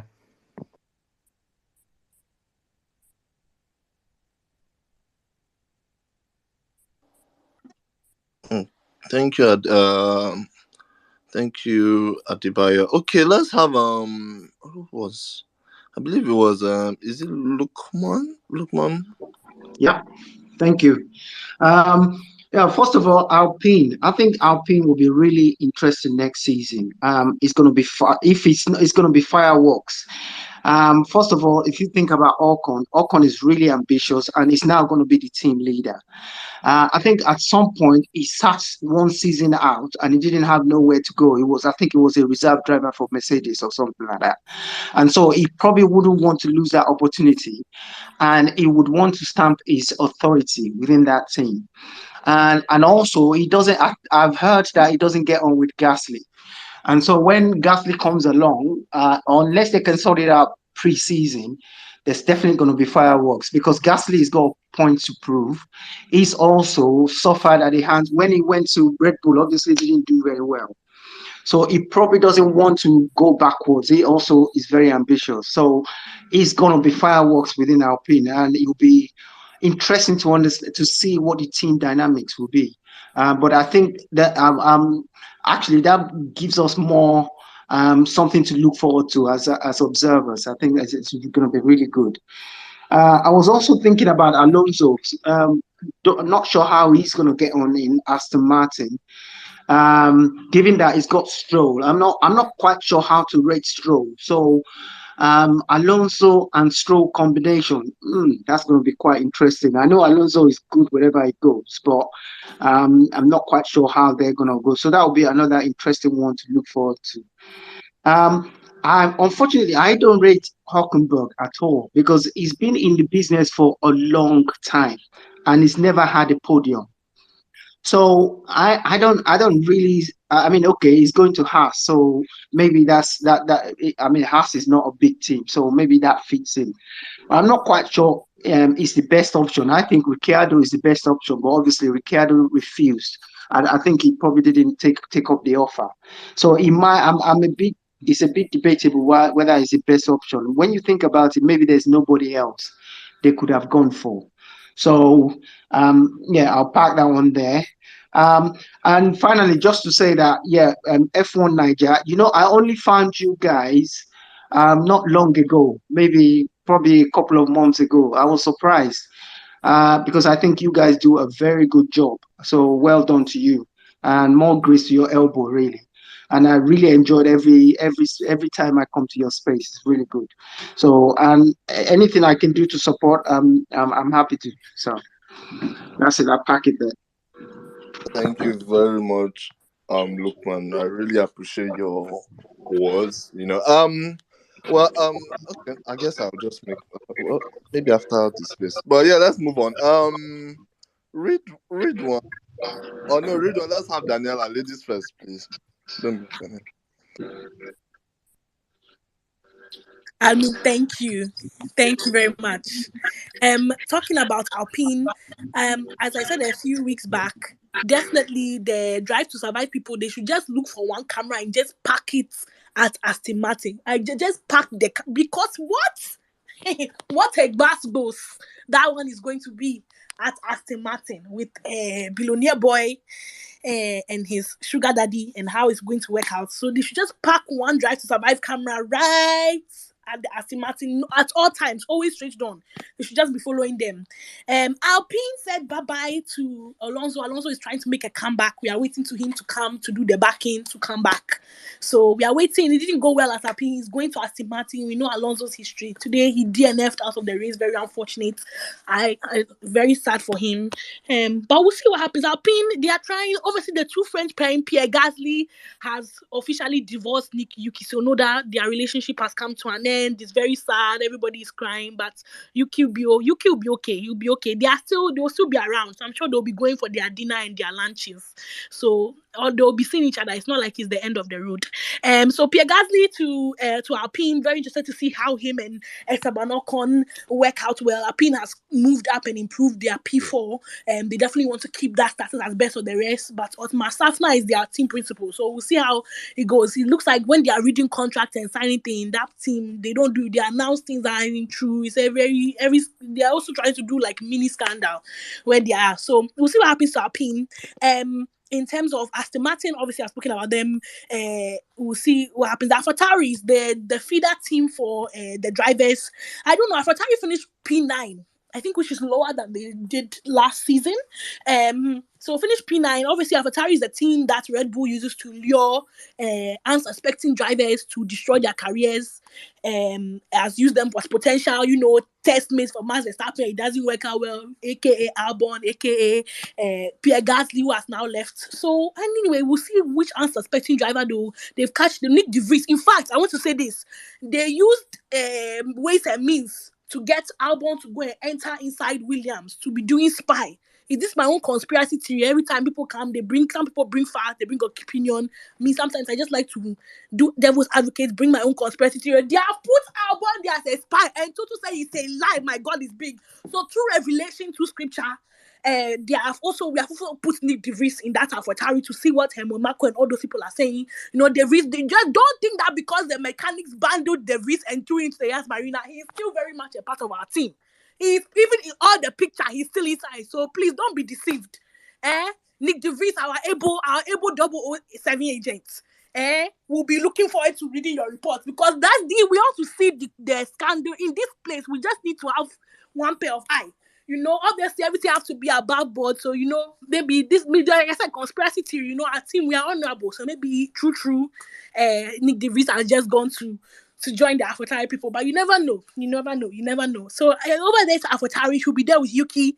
Hopefully, Yuki definitely has come a long way since his first coming into Formula One. They are trying to get him to improve, but I hope that we get to see Yuki move forward, see more of his. There's definitely a long way to go and going in Formula One. So maybe he has an extra year or two in AlphaTauri. A very pleasant, nice driver. Him there, what is on his mind, he says it straight away, no filter. I think a lot of the fans have enjoyed having Yuki on the grid in that manner. Sebastian Vettel leaving Aston Martin, leaving the sport, very, very sad. I think a lot of people are hopeful that he will make a comeback or return should the opportunity perceive itself, but he wants to go and be a family man. So we wish him all the best. Danke, Seb. Everybody's saying thank you, Seb. So from F1 Niger, I'm sure that we all agree that he has been an excellent driver, and obviously he has very, very passionate fans here. Stroll, I don't know. Stroll should be ready for Alonso. Stroll, because I think we've talked about what Alonso will have an effect on the team, but Stroll should also be shining his eyes open, because Alonso is not going to make it easy at all. Because I think I don't know, in that team, it seems like Vettel was meant to be the number one driver, but if we look at today's strategy, I don't know how it ended up that he ended up getting the better two-stop and a four-time world champion like Vettel. They gave him one basketball strategy. So you, Alonso, you are even coming with, you only have 2 championships. Look at what they do to somebody that have 4. And your own will be worse times 2. So Stroll, anyway. As for Stroll, I don't know if Stroll will ever lose his seat. That's another thing. Because he does well. He kind of coasts by. So we don't know. We'll see what Daddy says in the future. Who else is left? Magnussen, our pole sitter. Our pole sitter. Haas. Oh, Kevin Magnussen coming back. When you were with Grosjean, we used to call you a crasher. Now you are a pole sitter. See how the story has turned around. Well done to Kevin Magnussen. He has tried. He has brought team points for Haas. Schumacher. Oh, Michael Schumacher. We all have a soft spot. Most people have a soft spot for Mick Schumacher because of Michael Schumacher. Hopefully he'll come back, look for some reserve driver, learn more, minimize the crashes. I don't think it's the end of the road for him yet. Definitely. And Seb has a lot of knowledge. Seb is like a father to him, so please he should just look for one notebook and pen. And just be taking notes. Be looking for where he can get wisdom and improvement from Seb. Obviously Seb did the same thing to Michael. Oh, what But advice? Daniela, don't you think? Pardon? Sorry, what did you say?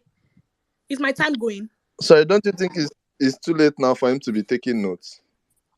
Oh no, you can always improve. You can always improve. Now, he's still young. He's still young. So he has obviously come. He was rushing into Formula One. These young people like ourselves, our generation, we want everything now. No, sometimes take notes. Seb is not distracted. He's not doing. You're not competing. So you should just use it as just say, I'm visiting you, and you should also carry his Formula One textbook, the one I recommended, Maturity in F1. You should carry that one as well. To go to Seb's house and just be. And also Daniela, Mick is an F3 and F2 champion, unlike Latifi. Yeah, I agree.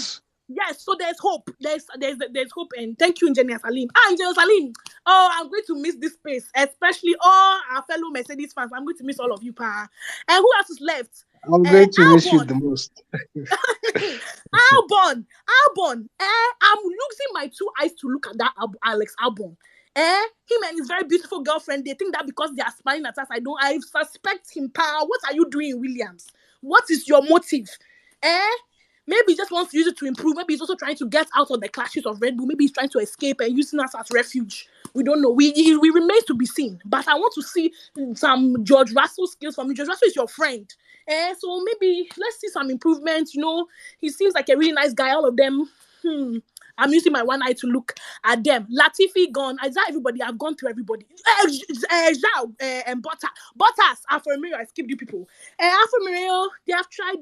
Bottas is now, I think in the team, it looks like he's the number 1 driver for now. I think for next season, Bottas needs to cement that he can lead the team, because if he gives Jogan knew the chance, he will just collect everything. So he's rookie of the year. He's the only rookie in Formula One. He has managed not too many crashes, so definitely well done to them. Waiting to see more.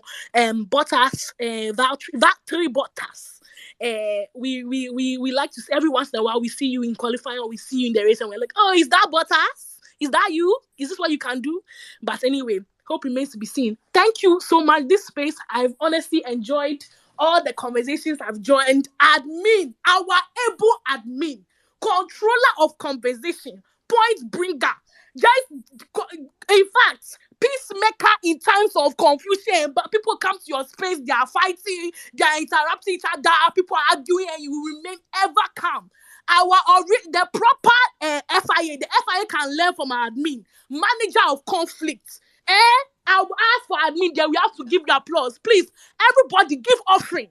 Give admin, I've said it. People say you contribute. Don't come and just be receiving nice space and you give offering. The link is in the bio. Go and give offering and don't be giving offering in naira. You look at your country where you are. Give offering in dollar, in pound. Give offering in your country. I'll ask, I'm saying it now, or even go and give offering. So everybody give offering so that the admin and the team they can continue to hold this space. They also deserve a break now. People are asking about next year. I don't expect anything until January. They have to enjoy Christmas. So please drop something in there. They'll see how far they can do at Christmas. They can bring us content. Everybody, even the Red Bull fans, I will miss you. Can you believe it? Look at the environment our admin has fostered. Even Ridwan and Adekola and all of those people. I will definitely very much miss you until next season. But I just want to say now, Red Bull, if you don't do well next season, please, maybe you, I will definitely laugh at you. I want to say, like, as a good Christian, I will take it humbly, I'll learn from my lesson. No, I definitely know that pride will take the better of me. I will definitely laugh at you. This laughing emoji that you are seeing people drop, I will drop some too. But to all the fans, thank you for bringing your opinion, for defending your drivers. It's been very, very interesting. We'll see what we can do. And the engineers at Brackley, Mercedes, you better not bring us another W13. Please, I don't want to hear anything. The prayer warriors, just because it's off season. Now is the time. They said 1 month left. The enemy went to sow weed in our. Please, everybody stay alert so that the car that when the W14 arrives, it will be a very proper vehicle. Yes, I've very, very much. This season has been. I won't say it's the best or it's been anything, but it's been interesting to watch. I'm hoping next season there'll be more battles. It would be very nice to see Mercedes, Red Bull, and Ferrari all going for it, eventually resulting in a Mercedes victory and winning drivers and championship and stuff. But still, it doesn't mean that we don't want the battle, a few years back, they asked Lewis, what haven't you done? He said, I haven't won a race in every single season. So I'm hoping that either next season or the season before that, Mercedes will just look for one rocket ship, one powerful engine, everything powerful, power unit, back, front wing, back, everything just proper. Then when we enter every race, we should just come and be collecting. With this, that's even for him, even if that season is the one he has to retire, that one he will just clear everything. Then collect fastest lap, collect everything. Mercedes pit crew. We have been watching you. Even last year, we're watching you. You must stop. Can you not see Red Bull pit crew? 1.2, 1.9. You put. What is it? Is it every day 3.4? 5.6? What? Pit crew. You want us to do morale for you, pit crew. It's like you are the one who have to do the fasting. Don't make me be talking. Our strategist. Open your ears. Listen to Louis. Listen to George. Be flexible. Can you not see your Hannah at what's her name? Even the lady at Red Bull. She every time they are even praising her good strategies. So you people should go and see. Use no employment. See what you can do. Also be learning from your teammates. Look at plays. Don't off season. Don't just go and eat Christmas turkey that is not seasoned. And you'll be saying turkey and mash. Look for some powerful meals and be eating, so your brain can have enough energy to compute everything that you are doing. But yes, Red Bull fans, I didn't want to say it, but I'll just be a good Christian and say congratulations on the congratulations even suffering to come out of my mouth. Let me try. Congratulations on your constructors and drivers championship. Your champion, your cost cap champion, your human error champion, they have delivered for you, your team. They have tried their best. It's okay. Congratulations, well done. You can hear that there's really no excitement in my voice, but at least I've tried. I've said congratulations, well done to you. We look forward to next season. Mercedes return. We want to return in style.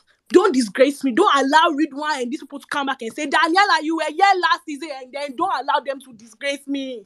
I don't want to be cooked. I want to do the cooking. I don't want to be any meat they are cooking soup. So yeah, thank you so much, Imadi, our able co-host, always challenging Engineer Salim, giving headache. Thank you. We see you for all your work. Engineer Yemi, thank you for always coming back and defending us. All the Miss Ibex, Miss Cat Rock, and Ugbon, everybody, thank you so much. I yield the rest of my time. Thank you. Daniela, thank you very much. Thank you for everything.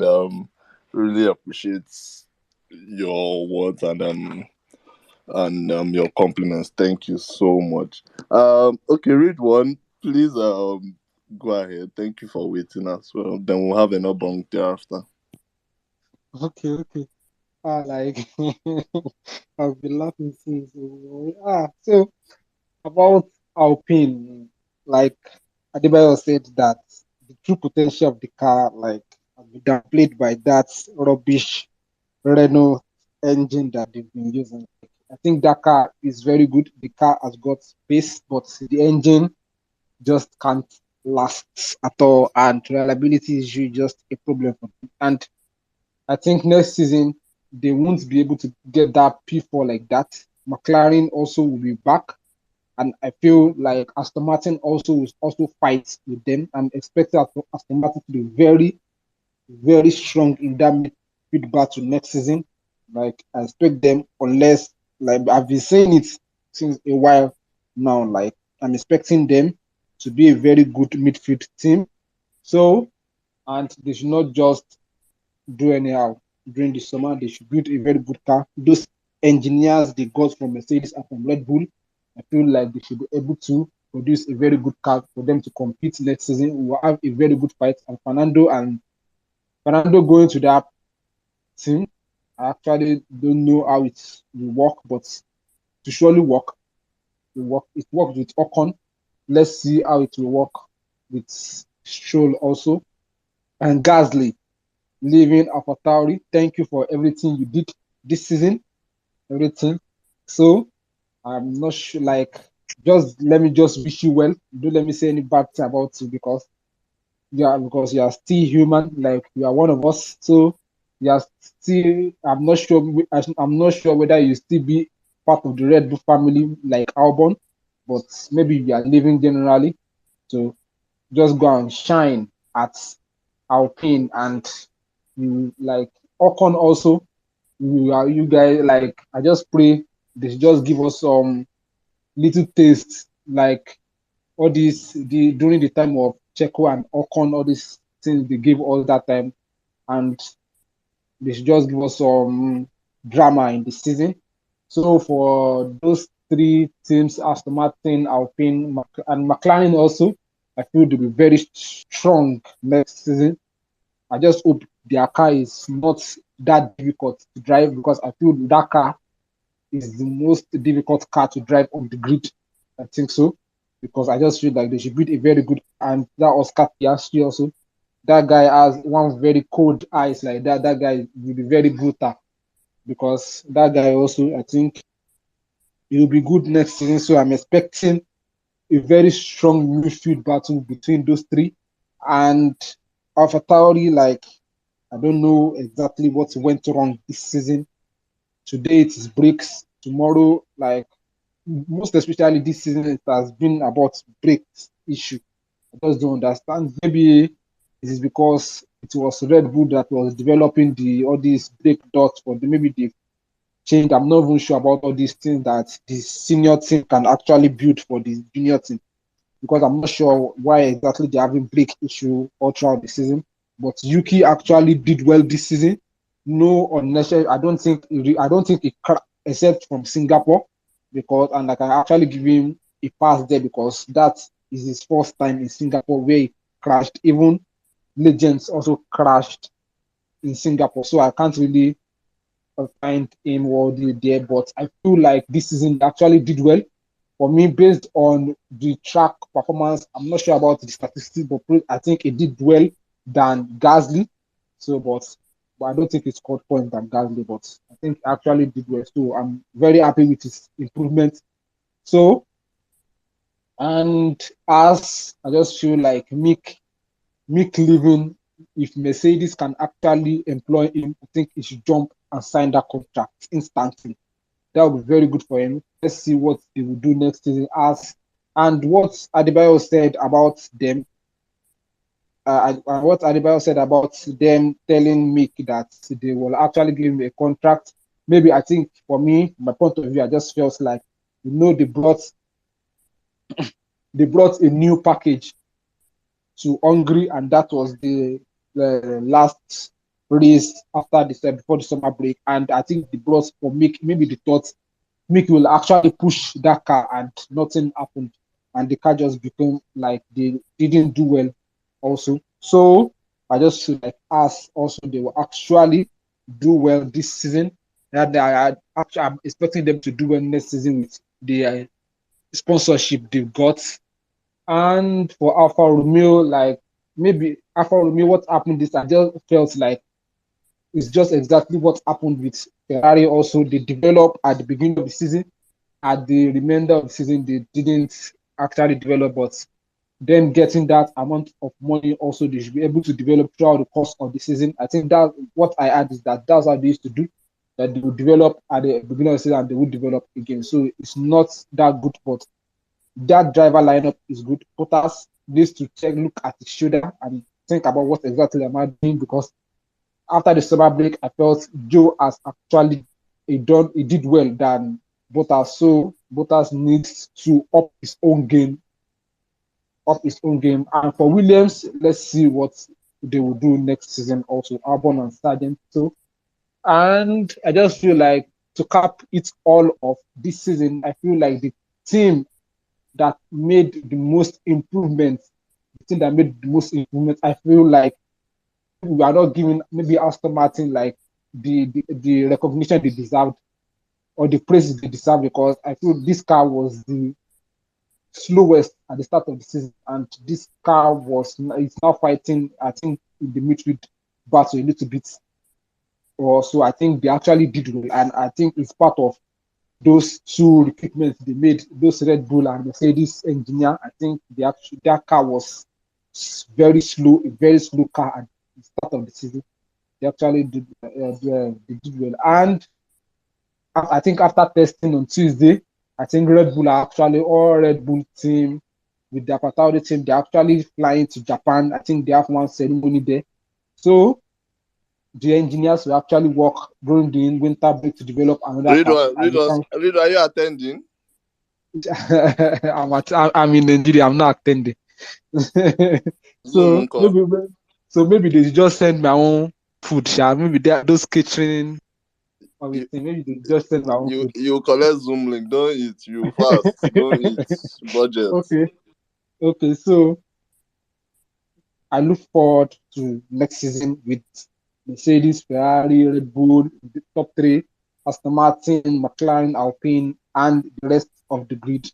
And I wish everyone well on this space. And to our admin, it has been a long and a very wonderful season.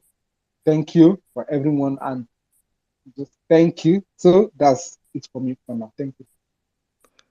Thank you very much, Redon. And please, guys, for the many of us that are going to speak, can we just, let's just compress all the other teams the way Redon has spoken. If you just compress them briefly, so that there's no need for us to just delve in or start delving into another team again. Everyone just says what they think about the remaining teams, and then we can all round up gradually from there. So, Enobong, do you want to go ahead?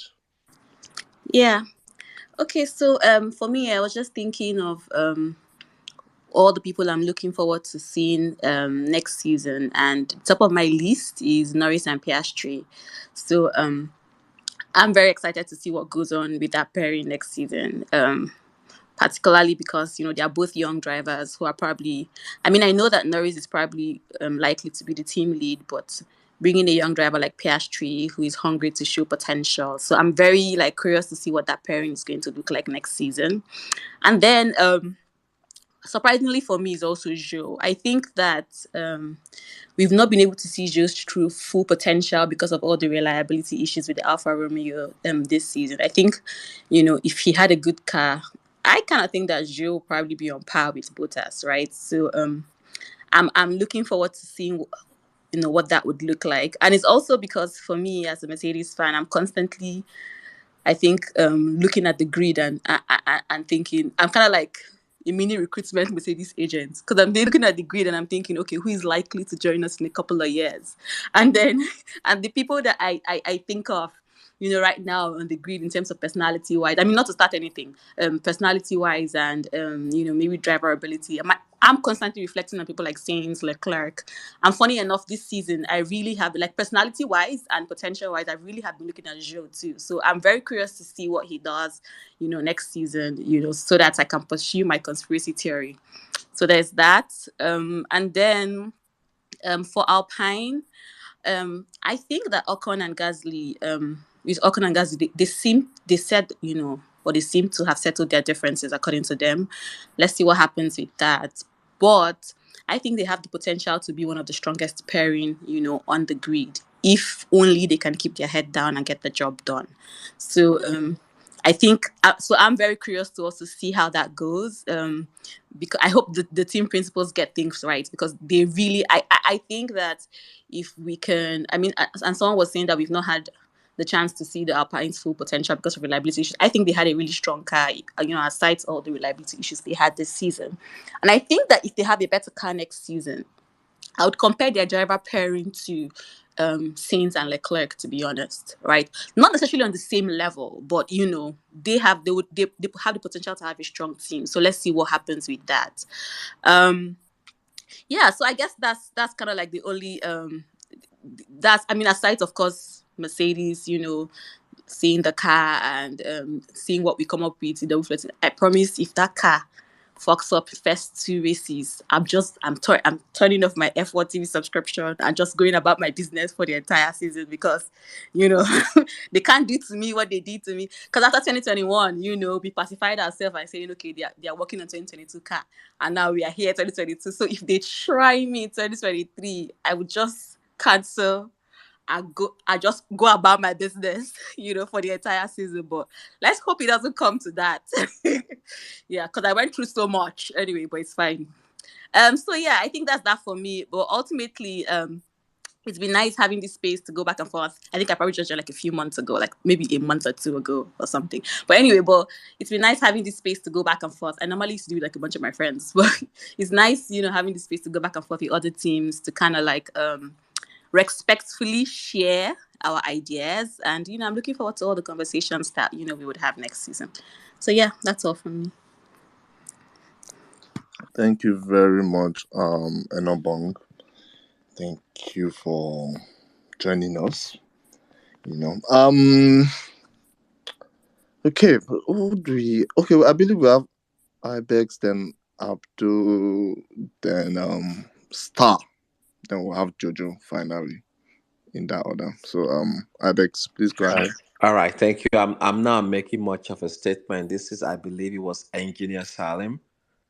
I think this would have been the quote of the day, just to make sure I quote the right person. And it started by saying, "No matter the machine, Latifi would never do anything good." I'm not sure if you guys remember that. It That seems like a that was. cross. It seems like a cross, though. I'm going to say it seems like a cross. I thought that was like really powerful, and I would say that's like a quote of the day. That's it. Thank you. Ibex, I thought you even want to say that. Oh, it's even too much. So you now say it's quote of the day. Oh, I'm not sure how I feel about it, but I'm just going to leave that out there. Okay, thank you very much. Abdul, please go ahead.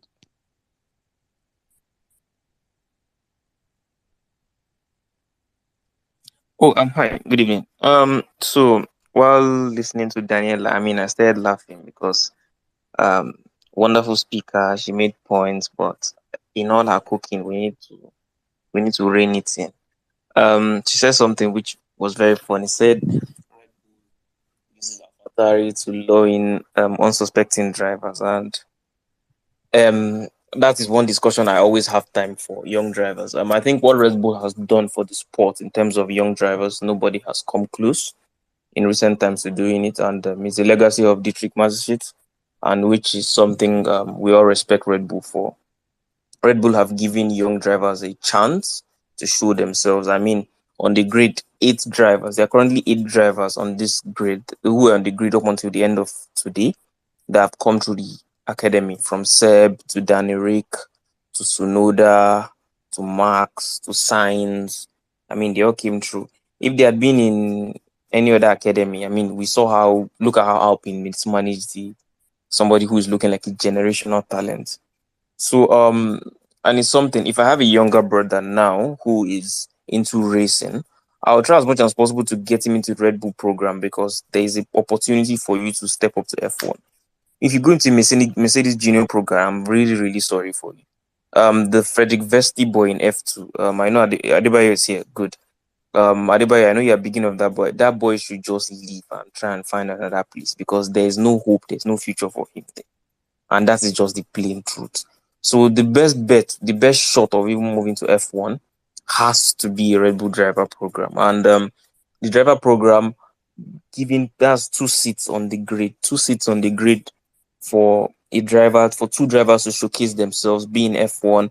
And if it doesn't work for you, if you don't make it to the senior team in Red Bull, you can still go around. Coming to De Vries or Albon first. Albon came from AlphaTauri, went to Red Bull, and he lost his seat, but still, Christian Horner fought for him and ensured that he had a seat in Williams over Toto Wolff, who was keeping Nick De Vries just in the paddock, and that one will just put earpiece on his ear and be doing reserve driver roles. Red Bull again, or AlphaTauri again, the Red Bull family gave Nick De Vries something that Toto Wolff could not give him in years.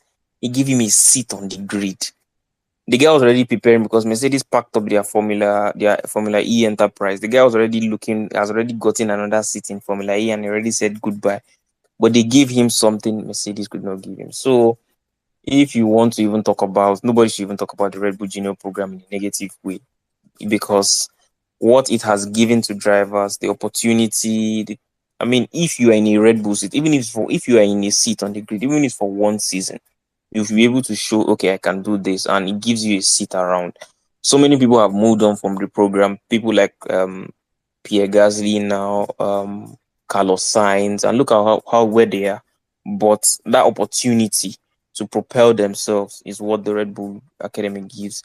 So look at how they almost mismanage Pierre Gasly. Look at Jack Doohan of Alpine. Guan Yu had to run away from Alpine to save his career. So all in all, it's something I'll forever respect Red Bull for, the opportunity they give to young drivers to come in, showcase yourself. And if you're good, you are good. It's clear. If a young driver is good, it's clear. You would see it. So that's just that on the junior program. Thank you very much, Abdul. It's good to see towards the end of the space you still want to hit your rivals at every angle. You know, that's No, what you call no, that's what no you call hits, no a hits, true no hits. warrior. No, I give you a credit. You're a true warrior. You don't pity your opponent. You finish them off. Good. I like that. Just we Anyway, just go for the juggler all the time. That's yeah, the philosophy. yeah, excellent. Anyways, thank you, Abdul. Let's hear from Star, please. Hello. Thank you for letting me speak, brother, and bringing me up. It's my first time joining this space. Um, what do I think of this season? To be honest, watching this last race in Abu Dhabi, I don't know how it felt for anybody else, but for me, my stomach was turning. It was going back to last season. Last season, what happened in Abu Dhabi has traumatized me for the rest of my F1 life, I think. So for me, it was just watching it again and going through those emotions. It was really, really sad because I am a Mercedes driver. I am a big Lewis Hamilton fan. So it was quite difficult, just knowing what happened and all the reports that came afterwards. Um, So yeah, that was this specific track that I just have that feeling towards. In terms of the season, for me, the season's been okay. Of course, I'm a bit biased. I'm a Mercedes fan, so I wouldn't say it's been a great season for us. I think Mercedes, from where they've started at the beginning of the season to where they are now, have made huge steps forward, and that's good. I actually think they are a bit more ahead of where they think they would have been at the end of the season. So that's a good thing for us. I think in terms of this new concept, in terms of the cars, for me, the reason why the whole change happened was because we wanted a closer teams in terms of the points. I think we got closer racing, but I don't think we got closer teams in terms of the outcome of the season, because I'm looking at the constructors standings and there is still, top three teams dominating, maybe even one team dominating so much more than others. And then other teams are just somewhere in there. So I think the concept hasn't really brought the teams closer together in terms of points, but we did get closer racing in terms of following each other's cars. Like, it was a bit more easier. I think one of my sisters who was speaking was Daniela, said she wanted Mercedes to improve their pit stops. I don't want that, Daniela. I'm sorry if I'm pronouncing your name wrong. Because if Mercedes are improving or looking at their times in the pits, that means Mercedes are slow. The reasons why they've never really, worked on their pit time as much as Red Bull is because they were so good they can make that time up on the track. So if we get a Mercedes next season improving their pit time, means we've got slower Mercedes. I don't want that. I want them to be really fast out there. And because that's where Red Bull used to make up their time. So I want Mercedes to make up their time on the track. I think another great point is the FIA this season. I think we've got better FIA. I think more consistency, cleaner racing, much better than last season. Still, they're not perfect, but I think from what we watched last season in terms of the governing body to what they've now, the management we're getting from them, it's better, much better cleaning racing, much more consistent decisions. So I'm happy with the FIA. I'm also not ready for, I think, when Lewis Hamilton retires, because just watching this week, Vettel and Ricardo, which I really like, now I think Ricardo will come back, but Vettel retiring made me realize I'm not ready for Lewis Hamilton to retire. I don't even know how that will make me feel, because Vettel made me really emotional. Like when now realizing that he will be, his name won't be on the track, on the next year's calendar. My last point is Red Bull. Congratulations to them. Yes, people are split on, should we be congratulating them? Should we be not be, because of what they did last season, all the cost cap breach and all the rest of it. But congratulations to them. They've been so dominant this season. It'll be interesting to bring to see what they bring next season. But I'm looking most forward to the race between Max and Checo next season, because we are not going to get the Checo and Max friendship or partnership we had last season and this season. That is going to change. The dynamics will be different. Checo will no longer be that second man. So I'm most looking forward to that as well between the Red Bull team. But overall, I'm looking forward to next season and the teams and to see what they bring. And I'm done speaking. Thank you for letting me speak, brother. Thank you so much.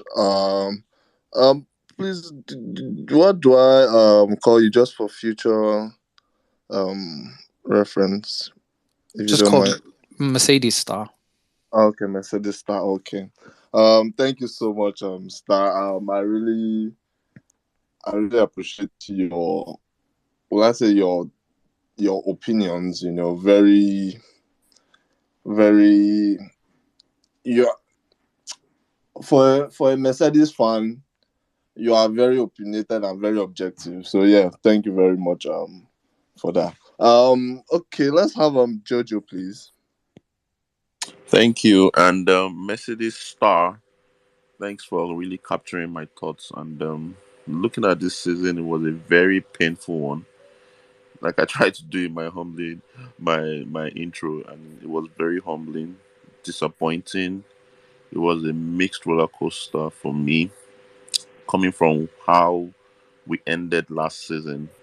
That's a Mercedes fan and a Lewis Hamilton fan as well. Looking at how we ended last season, from how FIA ended the whole thing, and where we ended up today, I think there was a lot of reality check, and I think it's something that we would learn going forward. And quite honestly, Mercedes did a good job trying to at least close that gap to some 5 tenths of a second. But I believe they've also learned their mistake and some of the things that they're going to take out of the concept of this car going to the new season. That said, I'm really looking forward to next season. I know it will be much closer, even though I don't see them closing that gap immediately. Is it Mercedes tradition? They will probably close it by the end of the year, but I expect something much closer at the start of next season, so we could have something much more competitive. And I'm praying that Ferrari can live up to the challenge and not behave the way they behaved this season, just handing Red Bull the championship. It was just too easy for Red Bull this season.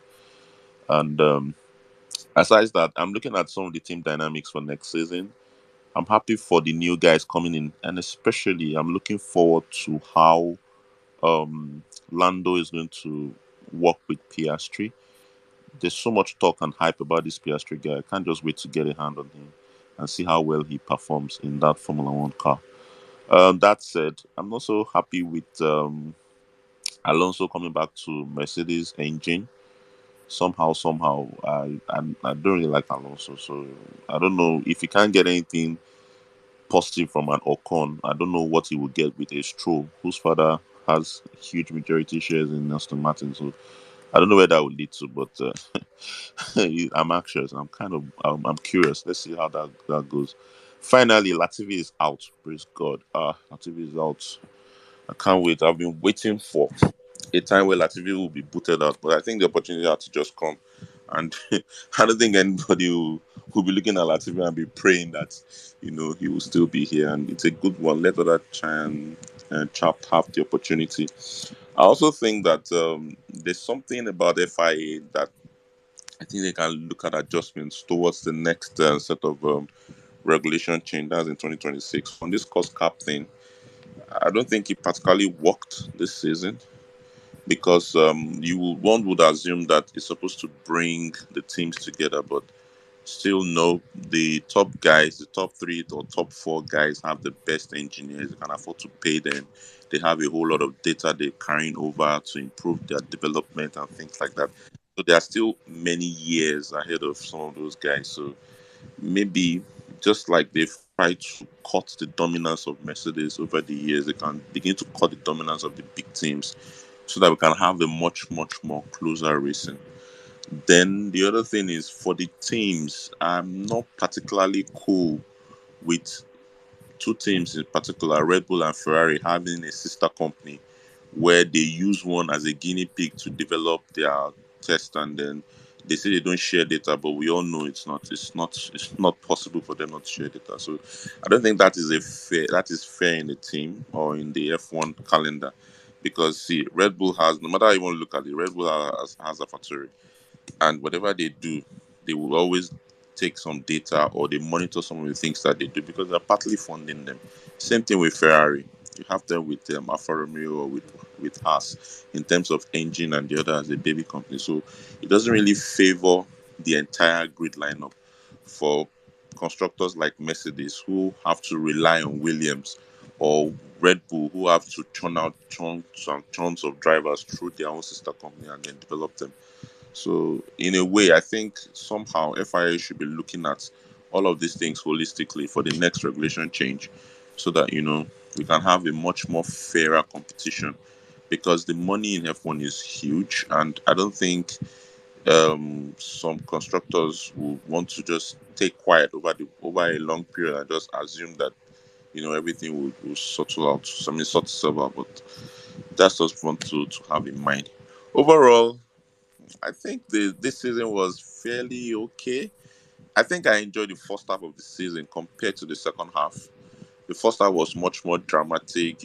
At some point you didn't know who would win the race, whose engine was going to blow up, whose car was going to bounce more, and things like that. Second half, everything just went on autopilot, and it was just boring and boring and boring. But it is. Let's see how the next year will look like, and I'm really looking forward. I'm wishing my team the best, hoping that we'll be able to fix some of those errors, and then we can have much, much more close and tighter competition at the top. Thanks, guys. I'm out. Thank you very much, Jojo. Thank you for your contributions. Okay, just quickly, does anyone want to add anything just before we round up? Yes, our new friend Mercedes Star. I was going to say, how do you feel about Star Cedis instead of Mercedes Star? How do you feel about that? So if we call you Star Cedis, what do you think?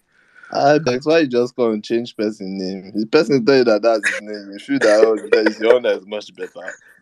Oh no, I I think don't mind, brother. I don't. I think it's cool to have a Star Cedis in the team. You know. I don't mind. I don't mind. Alrighty, thank you. Okay, so yeah. First of all, oh, okay. I see Hassan's on hand up. Hassan, please go ahead. Yeah, I just wanted to say that I would miss Latifi because, like, as a strategist, you look out for, oh, this guy is still on the field, we might get a safety car. And it's a big loss to strategists, like in F1 as a whole. So, what are we looking out for now? I mean, Mick Schumacher is gone and Ricardo is gone. It's kind of like a mess. Safety cars, red flags, you can't really predict them anymore. It's just sad. But yeah, it is what it is. Anyway, Hassan, this is interesting. Who would now take that P20 position? You know, because for It's Alex Albon. It's Alex Albon. anyways, Hulkenberg. you know, there's Hulkenberg, there's Magnussen. Anyway, the house guys, let's see what MoneyGram Money can do. You know, yeah. Okay, Daniela, you want to add something? Sorry, I forgot about McLaren, Lando Norris, and Piastri. Dare to Survive should also put camera inside McLaren there. Piastri, for all his stamping on Instagram, I want to confirm that I'm not racing with Alpine. If you come and do bus boss, if you also come and be spinning and following Mazepin and be doing crash, Schumacher, it will not be well with you. Oh. So I'm hoping that and also Lando Norris. There's a lot of Lando Norris slaggers. People who are every day they collect Lando Norris, just drag him through perpetual mad. Please, he should come and use this opportunity to see what he can do against a rookie. Hopefully, McLaren can give them a good car, and Lando Norris we can come to a definite stand whether he's part of the drivers that we think they have a future or he's just by the wayside and he's being all the other teammates are some way. But Piastri, Piastri, for us, I also seen as Daniel Ricciardo has also left. He's their only Australian hope. So he also needs to come and support and give the Australian fans some form of entertainment. That's what I want to say. Thank you very much, Hassan. Yeah, I wanted to say that Lando Norris has nothing to prove. He's a good driver, we know this. I mean, look how he did to Daniel Ricciardo this season, last season. It's insane. Lando Norris, Daniel Ricciardo is a 10-time or is it 8-time race winner that was at Red Bull and all of that. And look at what Lando Norris did to him. It's Oscar Piastri that really has something to prove. And we'll see how it goes next year. I don't think Oscar Piastri has the mind games that Lando Norris has. I'll keep on saying it. Lando Norris is a snake. He's devious. He's everything. And I don't think Piastri is ready for what's going to come for him. I think Lando Norris is a younger Lewis Hamilton, if I'm being honest with you. But this one is just more toxic than you can ever imagine. Can I just say that I know you said that about Piastri, but the point is you have to remember his manager is Mark Webber, and that guy understands mind games. So I know we don't know him yet, but believe me, he is going to play mind games with Lando Norris. You know, it's coming from an experienced driver who's dealt with Vettel on the mind games. And so I don't think you should just think that he doesn't play mind games. I think he does. Also, And look I at think how he he will. Alpine, putting his name out. My guy just didn't even go behind us. He just came out Exactly. and said it. So I'm waiting patiently. I'm so curious. And the way they were looking for Mark Webber to confirm the news, and they said he's in Australia, he's sleeping, his phone is off, he has switched off. He Exactly. said no connection out of coverage area. The snake are fitting the wire. The spiders here, they have just cut the internet connection, everything. No, mind games loading. Exactly. The crazy thing is that Oscar Piastri was in simulator. the day before it happened. I think that's something else that is also amazing. Okay, so I think I wanted to I just want to add that I like that we have so much faith in Perez, being I know we've mentioned it, being like, oh, his elbows out next season. I mean, I hate to bust elbows bubble, but that guy will come back next season and be the exact same person this season because he has mouths to feed at home and there's inflation. So let's just maybe we shouldn't get our hopes up. I think he'll be the exact same person, but I really would be looking forward to a Perez, we can go back. We've always gone back and forth about his driving ability, but I'm looking forward to a Perez, who would maybe be a little bit more audacious than he has been this season. I really don't think we should expect anything much from the guy. I mean, he has to feed his family, so it is what it is. You need to go and read his contract. He's not going to do anything more than a second driver. Exactly. So that's what I would not say. Yeah. You guys should don't expect too much. That's exactly what Yeah. he's. So, and Perez seems to me like kind of person who would just. I mean, look at after all the tantrums he did last year. Here we anyway, That's but why just me, I said I'm a Perez. I'm not a Red Bull fan. I'm not a Max Verstappen fan, but I'm a Perez sympathizer. That's all his fans can do for him now. They can just be doing with sympathies. You should look for with sympathies Christmas card, with love, get well soon, those kinds I of think the things. most important thing for Perez, if I was his manager, maybe slash therapist, I would tell Perez that you just need to find a way to accept the situation that you are in and find outlets and mediums to cope, because if this is what you've signed and this is the only way you can be in F1. I mean, at least for now. So I think Perez is a good driver. I think if the seat open, and he's willing to go. But why would you go when you're in the strongest seat in the house? So So I think if I was a therapist, I'll just find an outlet, maybe bungee jumping, zip lining, something to get your adrenaline running.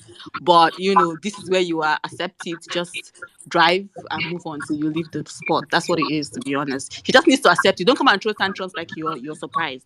Like, accept it and be at peace with it and move on. That's all. I think to be Louis, fair to him, he might step up a bit. I think he's going to step up a bit, but I think only step up. There's a limit to how far. There's a ceiling to how far he can go, and that is well set out by Red Bull. There is no question, no question of fighting Max. But I think I suspect that he will step up a bit because I think he probably is a bit hurt by what happened this season, and I think he would use that anger to come forward and step up a bit more. But no way of surpassing Max. There is no chance. I mean, inshallah. Let's hope. And just like Mr. Lukman was saying, it will step up enough not to blow up his contract because Yeah. he's still got kids to feed, and just do enough to keep his seat. Because if he's not also putting in the performance, they can bring in another driver. And the Yeah. truth is, no one is going to pay him what he's making right now at Red Bull anywhere else. That's just the truth. So do just enough to not blow up your contract and enough to keep the seat. That's the Yeah. plan. That's it. Louis and George would take him surfing. They are learning how to surf, so it will be a very good outlet for him. Though I'll just send quick message to them. They'll just take him surfing. All the bungee jumping that Angela and Louis have been doing, I'll just tell them to send Checo message and just take him along. Yes. Imadi, please go ahead. Thank you. Yeah, just I know we're about to round up and everyone is just catching fun, but just on the slightly serious side of it, and this is more of objectively, what do we think the order is going to be next season? Like, what do we think? Forget drivers' championship. What do you think the order of the constructors is going to be next season? Yeah, I thank think you. I think we may start out with Red Bull, Mercedes, Ferrari. But I kind of think that things would change within the season. As a Mercedes fan, I want to say that we'll finish with Mercedes on top. But I promise you, after these 2 years, ah, even I am skeptical. But I think that Red Bull will still have they'll still be ahead of everyone else when we begin next season. But yeah, I still think that the three teams would be the three teams. But I think that Mercedes may have a stronger car than Ferrari. But than Red Bull, I don't know. I'm seriously hoping that we do, but I can't say for sure. But I think we'll start out with Red Bull on top. Sorry, before anybody goes ahead again, One thing I'm not sure of, is there any major regulation change or tweaks going into next season? I can't think of any, but then is there any that anyone Uh, can remind? I can't remember any at the moment. I don't think there's any No, I think because there. if there's any, they would have been clamoring on it for the last 2 3 races. I don't Yeah, think there there's isn't, I any. think. I think they're. I think they're like 3 or 4, but not very light. But I don't think it's the pecking order. I, I think it's a bold. I think it's a bold thing to that Mercedes into next season. I think it's quite bold. You know, with what I've seen today, with what I saw today, rather, I think it's quite bold. I will still. I, but again, I don't think I really don't think Pap get the constructors next because I think when really be Perez next season, it would really good a lot next season, right? But again, I think I would rather wait to Bahrain testing first before to place it. But you know one thing about Bahrain testing that you can never testing. You never really know in testing because everyone is on different fuel loads. Everyone is running one program or the other. So one that's the thing about testing. So I think testing is for me. I would wait until was Albert Park. That's or Qatar. Which one? Which of the no Qatar? Sorry, Albert Park. Albert Park. So we have Bahrain. Bahrain is first. So Albert Park because you see Bahrain, then you will see Singapore, and then you was I believe was track track number 3. But what I'm trying to say is that these three, or rather the first 4 tracks, have different characteristics, so you might not be able to say, okay, this is the pecking order, but I'll probably wait until the season starts. So yeah. Why are you playing it safe, admin? Throw caution to the wind. No, so they'll come and drag me here next year. You have to All prevention is right. better than cure. If admin doesn't want to go in, I'm coming in with my own prediction. So with the way this season ended, I'm going to still go with Red Bull, and then I'll put Mercedes right in there. And then because we know that with this Ferrari engine, if they turn it up 100%, it will blow up. Let's just not fool ourselves. That thing can only run 80%, 85%. 100%, it blows up. And as long as Omar Simpson is still in the pit wall strategy, they're not going to get it right. So putting those two things together, I think Mercedes has got a chance to be second. And if we're close enough, depends on the game that Perez brings to 2023, we may end up being in there to get the championship. Max may still win the driver championship. Don't get me wrong, but the constructor, because if we're finishing second and third, and Perez is ending up fourth and seventh, which happens occasionally, by the time you add up all the points, we may end up being first in constructor championship, and Max is still running away with the driver championship. That can happen when we start to add it up. So that's where I'm leaning right now. Red Bull in front, Mercedes right there, and Ferrari. But if we're close enough to Red Bull, we have a chance at the constructor championship. If we can get Perez, eventually the point would add up. Thank you. I'll actually go with what Ibex is saying on the assumption that Mercedes can get it together and get Yes. going. The thing is, it's more likely to be more of the same because if you think about the regulation change from 21, we still have the top teams at the top. So it hasn't changed the order. All we get is closer racing. So it's likely that we're going to get almost similar order. So I would go with Red Bull, Mercedes, or Red Bull, Mercedes, stroke Ferrari, and then the others are probably Alpine coming afterwards, and then McLaren. So I think it's probably going to be similar. But if Mercedes get it right, then I can see Mercedes challenging Red Bull for that top spot. Hmm. I think Mercedes challenging Red Bull to be a Guys, very even next season. Bayo's mental health. And Bayo, also, how far? you're very right. Though. Even Toto said it. Just to be clear, Mercedes fan. I'm not trying to be a bad news bearer. We need to listen to this guy. I said something yesterday. It's not just what they are telling us. It's also what they are not telling us when people are talking. They were asking Toto like, "What do you think about next? You know, do you think?" Oh, he was like, "Yeah, we'll see. We're probably Yeah, gonna need about half a season to see yeah, where we're at. Well, by the time we get to half a season, yeah, Uh, but I think what Mercedes have been doing for the past for this season, especially for mostly the second half, is that so I began the season as a Mercedes fan, managing my expectation. So I think that Mercedes just started doing it like in the second half, where they realized that it's best to manage everybody's yeah, expectation and not get their hopes up. yeah. Like if we do well, right? But let us set, our expectation at, at a very let's set the bar low and let's see, if I think that's what they've been doing. No, So but while Mercedes do that anyway. They do that. If you listen to Lewis Hamilton, they will before we say, were so cocky, man. Like now, a couple of no, years no, back, we no. were very cocky. Let's not fool Lewis, ourselves. Some of yeah, our fans were convinced that Mercedes was sandbagging. Just wait. The Exactly. But speed they've been is telling going us to it's come. yeah, true. yeah. Yeah, they've been telling us from Um, testing that the car can was, you can you guys not remember? doing well. Sorry, can you guys remember they said there was one particular time they were bringing a 2 seconds rear wing. There was a particular time. Hassan will remember all these things. Hassan, please, can you help me here? Yeah. Thank you. Oh, yes, I remember the 1.5 second front wing, then the rear wing that was going to end all of the Red Bull and Ferrari gap was also part of it.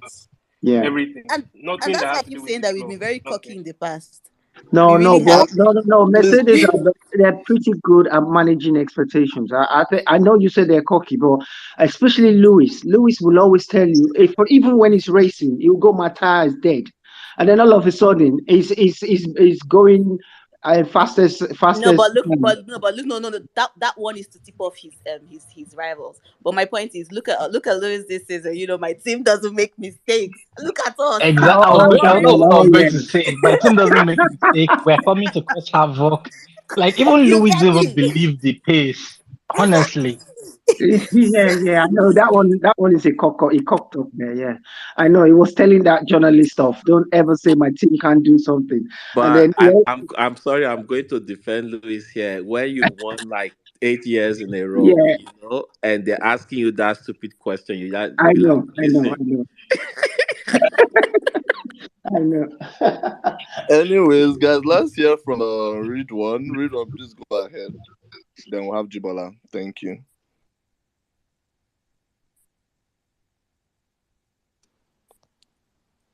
Read One, check in. They are not hearing you. Okay. Read One, maybe we'll have to bring you back up. Jibala, do you want to go ahead? Yeah, hi. So I just wanted to drop one quick Latifi slander before we go now, because I mean, my guy is living F1, and if you've been here for a while, you know that I'm Latifi's biggest hater. So do you know that since summer break, even before summer break, this guy has been coming. He has been eliminated from Q1 every single race in summer break. Summer break that, you say, oh, let's rejuvenate, revitalize all the race. This guy went back to Canada, did all this relaxing and everything, just to come back and be eliminated for all the races after the summer break. Is that not crazy? Well, I mean, good luck to him. I'm going to miss him. Like, nobody to slander every race weekend anymore.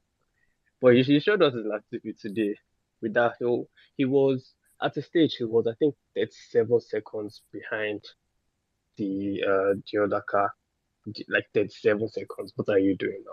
I was just happy that he retired from the race. Let him just go gingerly, no donuts or anything for me. Let's just know that, yeah, Latifi is being Latifi, and that's his last race. But yeah, that's just what I wanted to drop one quick slander before he goes. Thanks. Mojibola, sorry, you know what would be a slander? Say 3 years from now, Latifi got a job with Sky Sport and started talking rubbish about other drivers. Man, I would break my TV. I'm not.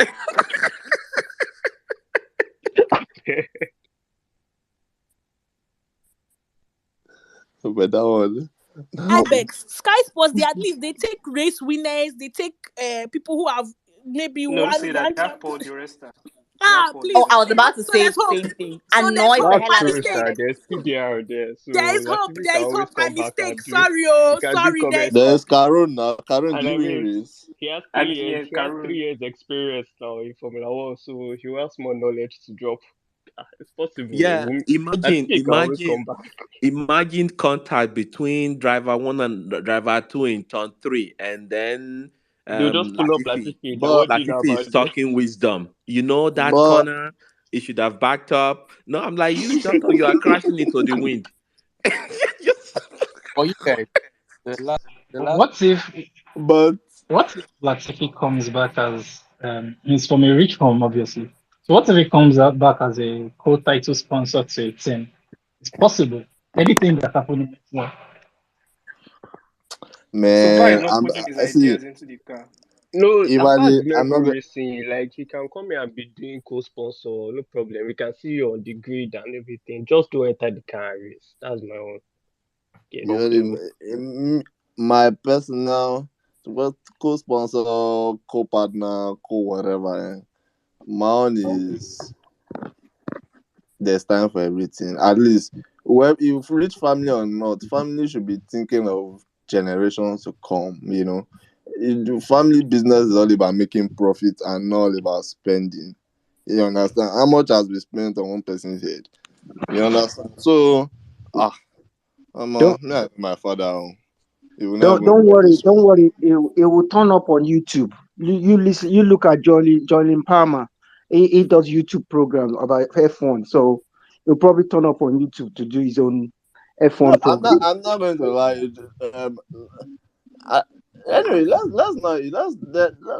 look at another angle here. Imagine Latifi is good in analyzing, but is not good in Yeah, driving. I don't know if anyone gets where I'm coming from because Yeah. there are footballers like that. You yeah. know, You there are can some listen to football. Joylin Palmer. Jolo Palmer now, that's what Palmer Oh, does. okay, yeah, He's very good at analyzing now. yeah, But he cannot Yeah. race. So yeah. Latifi will join So me. it's what do you call it? Latifi might fall into that category. You know, you never know. At the end of the day, I think F1 TV sometimes they have Nick DeFries that have never raced in F1. Sometimes it's analyzing race.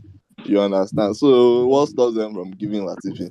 At the end of the day, are you able to talk well? Now, are we going to compare Nick DeVries Formula E with Latifi? Well, he's a human being now. Everybody has their own talent. It might come up. It doesn't matter. Even if you compare them, everybody has a talent they're good at. So you might be As good at respectful, analyzing. as Please, respectful as everyone is in this space, you people are very mean. no, but Let's okay. just be clear. I don't think you guys understand how bad Latifi is. If you tell all the drivers once you go uphill on turn 14, the wind picks speed and that wind goes from left to right, Latifi will be the only person that crashes. Like There was a race, a couple of races ago now. Latifi just turned into one exit route out of nowhere. He now said he does not know what happened That's to the car. Japan. And I'm like, I don't get this guy. that's He my just turned point. into another route. Everyone knows in Everybody Japan knows that to once check you him, come but you're downhill, man. yeah, in Japan, everyone knows that the wind picks speed and it comes from left to right since the beginning of Formula One. Wind comes from the west. We know it, west trade wind or what they call it. Latifi went uphill, all of a sudden, 360. Oh, what happened? I'm like, idiot.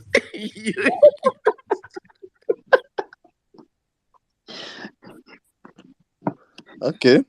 I think let's enough of the Latifi slander, please, because I know some of us here, even normal road car, we are not very good at it. So please let's take it easy on Latifi.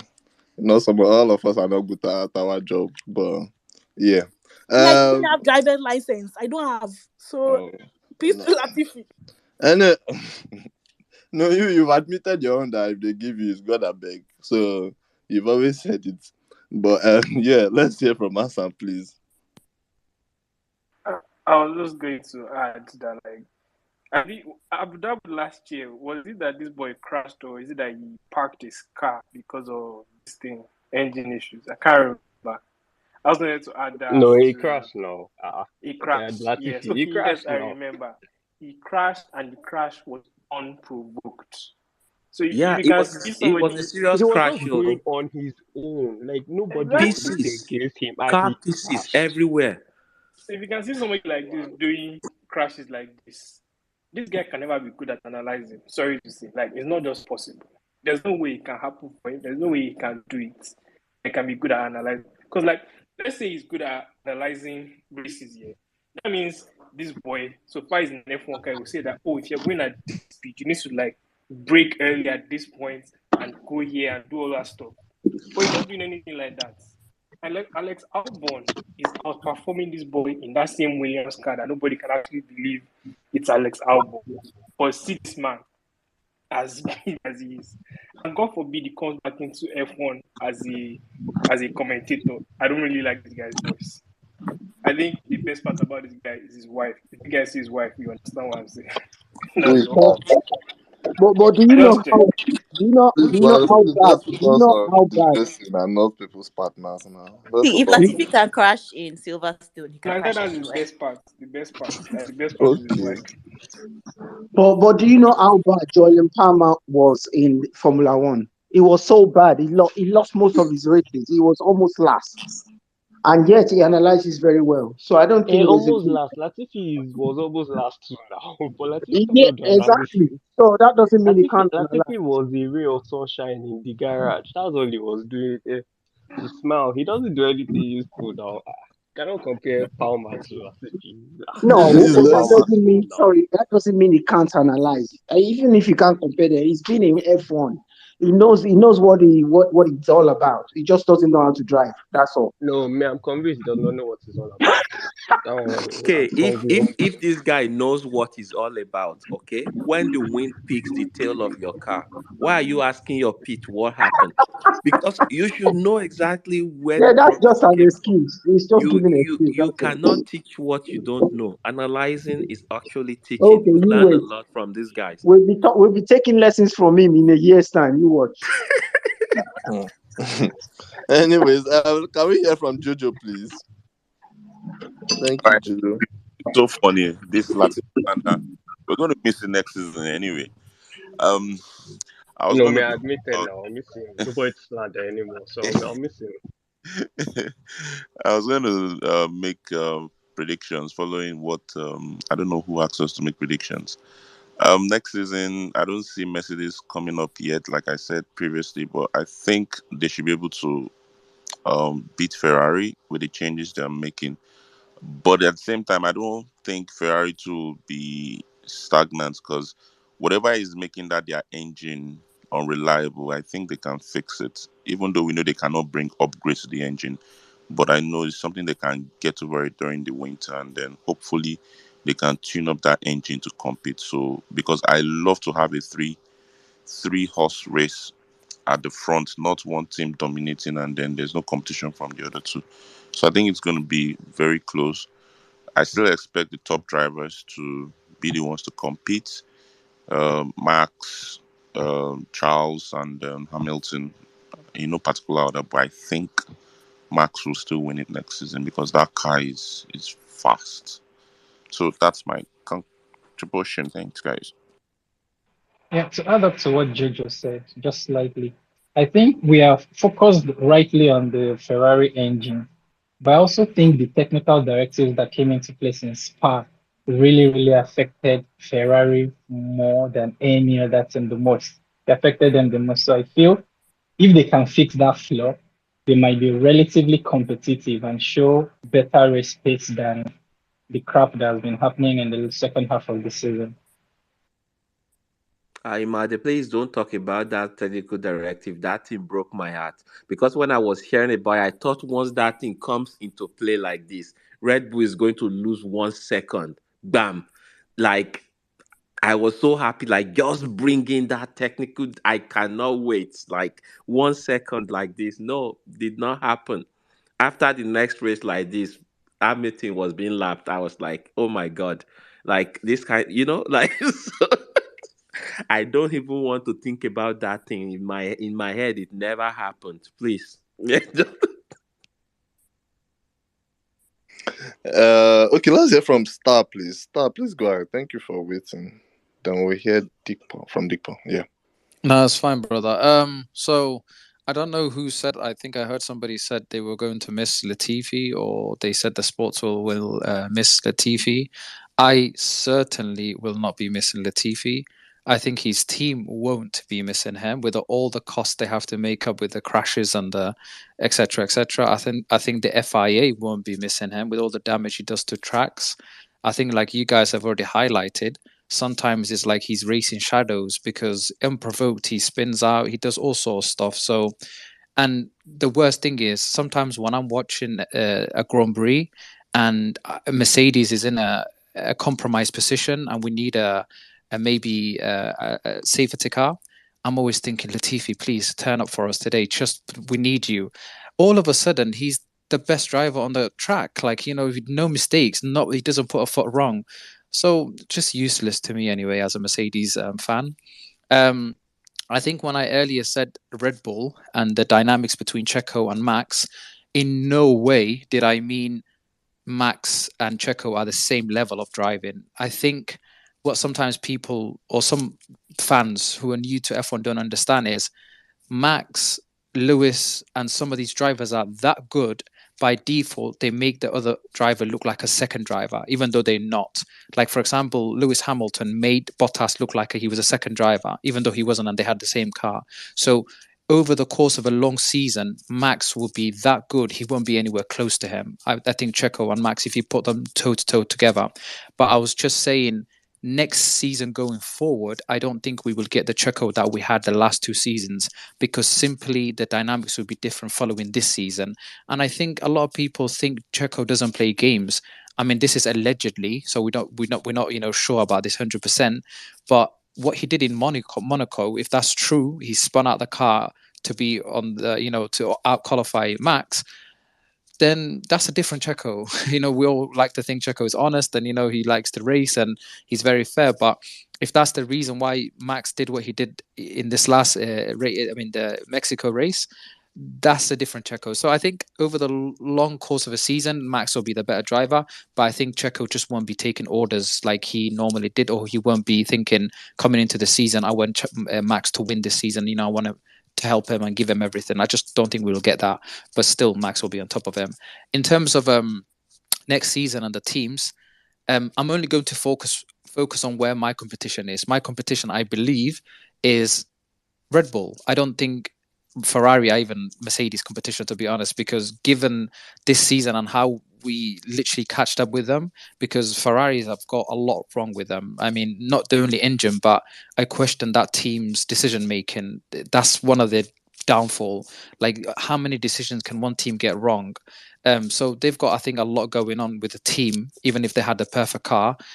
So I think my competition as a Mercedes fan is with Red Bull. So I think next season, Mercedes will have a better car than Red Bull. And the reason I think is last season they exceeded the cost cap by 1.8 million in pound, and they needed that. I mean, they said they had enough money, blah blah blah. Christian was trying to explain it, but to me, there was shortcomings somewhere, and they needed that money. Next season going forward, they have been fined 7 million in dollars, I think, or in pound, I'm not sure.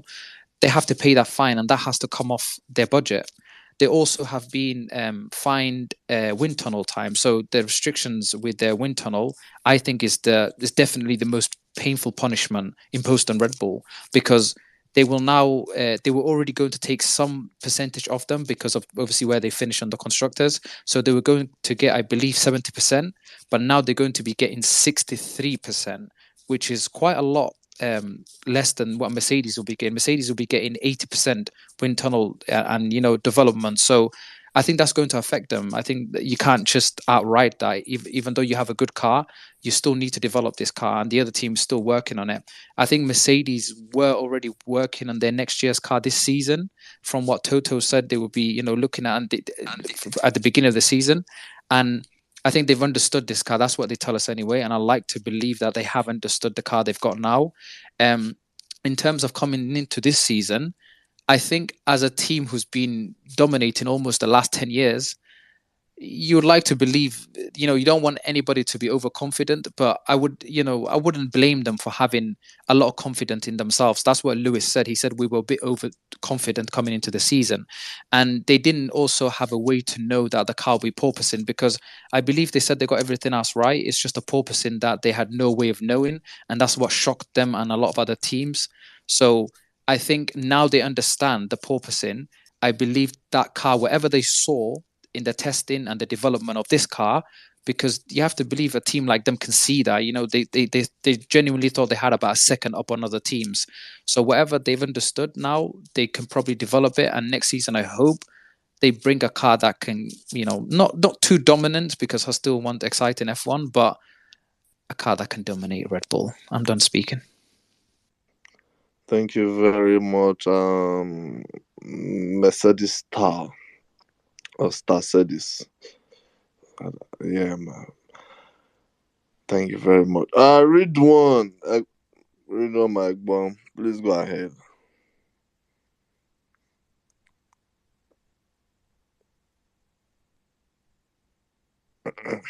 Okay. Dikpo. Yeah, you've been here. Please go ahead. Thank you. Hi everyone. Good afternoon from here. I've missed a big chunk of the space. I came in when you guys were talking about eulogizing about Latifi. What you guys don't realize is next season there'll be someone else to occupy the 20th spot, because we had a sure banker for 20th position on the grid. Steady every game day this season. I also got you guys talking about predictions. Like the last speaker said, I think maybe Mercedes have found the issue that they had this season, and yeah, they should be a bit closer to Red Bull next year to provide a more competitive season next season, please God, because this season was not fun. Also, yeah, as people had spoken earlier, this is good. I'm not sure if we had this space last season, if or not, but it feels like we've been talking together for over this season, and the characters that we're all on here, and everybody with their different opinions and different interests. And thanks for creating the space. Thanks for for allowing us to share our views and interests and everything. Yeah, I am very, very sure you will create more spaces over the winter, and yeah, we'll have fun discussing more and more before Bahrain next year. I yield. Thank you very much, Dikpo. Thank you so much for your compliments. Much appreciated. Okay, so guys, please we past 9. The original plan was 8:30. Now it's almost 10. So, and we've been here since I believe since 3. Hey God. Hey. The day is still Anybody, young, go. anybody The day is still young. Alex, where's your location, please? Canada, so it's 3:49 You are here. not waking up. You're not waking up. That's why it's young for you now. 1:49 Okay. here. Okay, please let's quickly read one Hassan and Adebayo. Then Daniela lastly. So quickly, please. Read one. Read on, we're not hearing you. Read on, do you want to rejoin the space? Then okay, speak. Okay, can you hear me now? Yeah, lovely. Okay. So the pecking order, like to make my own predictions for next season, I'll still go with the way I went with it this season. I'll still go with Ferrari, Red Bull, Mercedes. That's actually how I went into this season. I think Ferrari will come out strong, very strong next season. But to see what they will do. So Ferrari, Red Bull, Mercedes, and let's see what will happen. And for those 3 remaining teams, McLaren, Alpine, Aston Martin. So that's my predictions for there. And you guys that are slandering Latifi are like, no, no, it's too harsh and painful. Latifi is not the only one that has done that in Japan. Kimi Räikkönen, away Formula One world champion, also did that. So let's give Latifi his own slack also. No, but at least Raikkonen is the world champion. We can give him that back. What does Latifi have? You know, F2 run now. I mean, what did he get that time?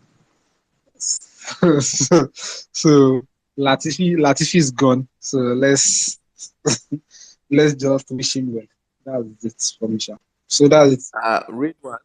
Read one. Hello? I think we need to look at the cell phone record for Latifi 2-3 weeks before Abu Dhabi between them I and Red beg, Bull. I beg, I beg, I beg, I beg, I beg. Want to end this space? Conspiracy.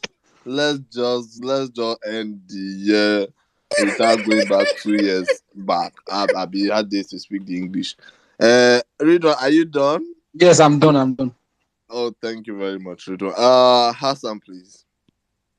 Yeah, so I was going to say that I'm not really confident with Mercedes next year because, like, with what the Wolf has been like commenting or leaving as side notes up and down is that like Mercedes need to actually redo this their current concepts, and I think they might actually lose the zero sideboard design that they currently have on their chassis and go with the wide body like everyone else on the grid. And I don't know how the car will react to that. So I'm just looking forward to that. I'm looking forward to what they do. I hope whatever they do actually brings the car forward, and that's really what I'm hoping and praying for. I'm really not thinking that they will be in competition next year just yet. Yeah. Thank you. Adebayo. Yeah, I feel Ferrari might resolve their engine reliability issues. Because again, I just remember when going back to the start of the season, I think they had an idea of how their reliability might be with their conservative mode that they've been using since the start of the season. So I feel they might resolve that. Hopefully, I hope they also like resolve the tire deck that they had from the TD France. But also I'm majorly worried about their season development. You know, I'm not. I won't be shocked if they start very strong as well next season. I'm only quite worried about how consistent they would develop their car as the season progresses. And also how consistently they would be able to fine tune their baseline car to probably suit the track every race weekend, because I think those are the two very strong components of Red Bull, right? Over the years, right? They know how to tweak their car towards a race weekend. I think Brazil was just a one-off, and probably Austria was also like a one-off where they also got the setup wrong, right? Apart from those two races, I don't think there are any other races that they were not right there this season. For Mercedes, I don't know. I think I'll just wait till Bahrain to see the concept we are going towards before I can really put my hopes to very fair. And I think I'll just play safe with what Azan and Jojo said, right? So I will just play safe and not put my expectations very high and say Mercedes would be right there. Nah, let's wait. I've been, 22 times beaten, um, 23, 23rd shy, or what? How can I put it, right? It's 21 times now, Abi. It's Okay, not the ones you want. 21 times beaten. Okay, we actually. Oh, okay. Do you want to count the Ferrari wins? No, I'm counting the number of races we had this season. Okay. Okay. So it's So 22, yeah. Okay. 22 times they've. I won't agree that you guys call this boy a Mercedes fan. This guy is a Ferrari man. Please do not send him to Mercedes. I beg. Azan. Everyone knows Bayer is a Ferrari fan now. That's still news by this point. This is it, right? So I just hope that next season, I won't have my hopes very high about Mercedes in it, but I really just want Mercedes to be competitive. And again, I think my major fear would be what George Russell will do to Lewis when he has a competitive car. I'm just putting a lot of things together because I think I just feel probably we going to like enter an era of that 2016 all over again, where there will be like a Nico trying to torment Lewis. But again, let's see how it goes. Thank, thank you very much, Adebayo. Okay, Daniela, yeah, our last speaker for the night. Adebayo, please, please, please, please, please, please, please focus on Ferrari, please, please. I beg you, we don't want any wahala. What do you mean, which Nico Rosberg? We have fled persecution and trials. You want us to go back to 2016, all the way back then? No, no, no, it's not possible. But me, my prayer for your team, Ferrari, that their engine, let it continue to do bass boss.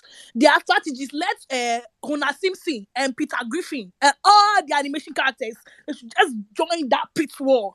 Be not so, he should stay exactly where he is. Everybody should just the same team, same people. They should continue. And then Sainz and Leclerc, between the two of them for the team's attention, they should just they should just be going this thing. Me, my prediction, I want to give my prediction, that's what I came here to do, is completely based on my opinion, my own bias. It's not based on any knowledge or anything. If you like it, you don't like it. If you like it, I'm the last speaker. That's you can't say anything. Nobody should unmute. Everybody should just keep your microphone, please. Mercedes fans have hope. We cannot always just be me, but Hassan, put your hand down. Hassan, put your hand down. In Mercedes, but we have to have hope. Have hope. So look at what they did to our champion. Our champion left Abu Dhabi with his head down, shaking his helmet.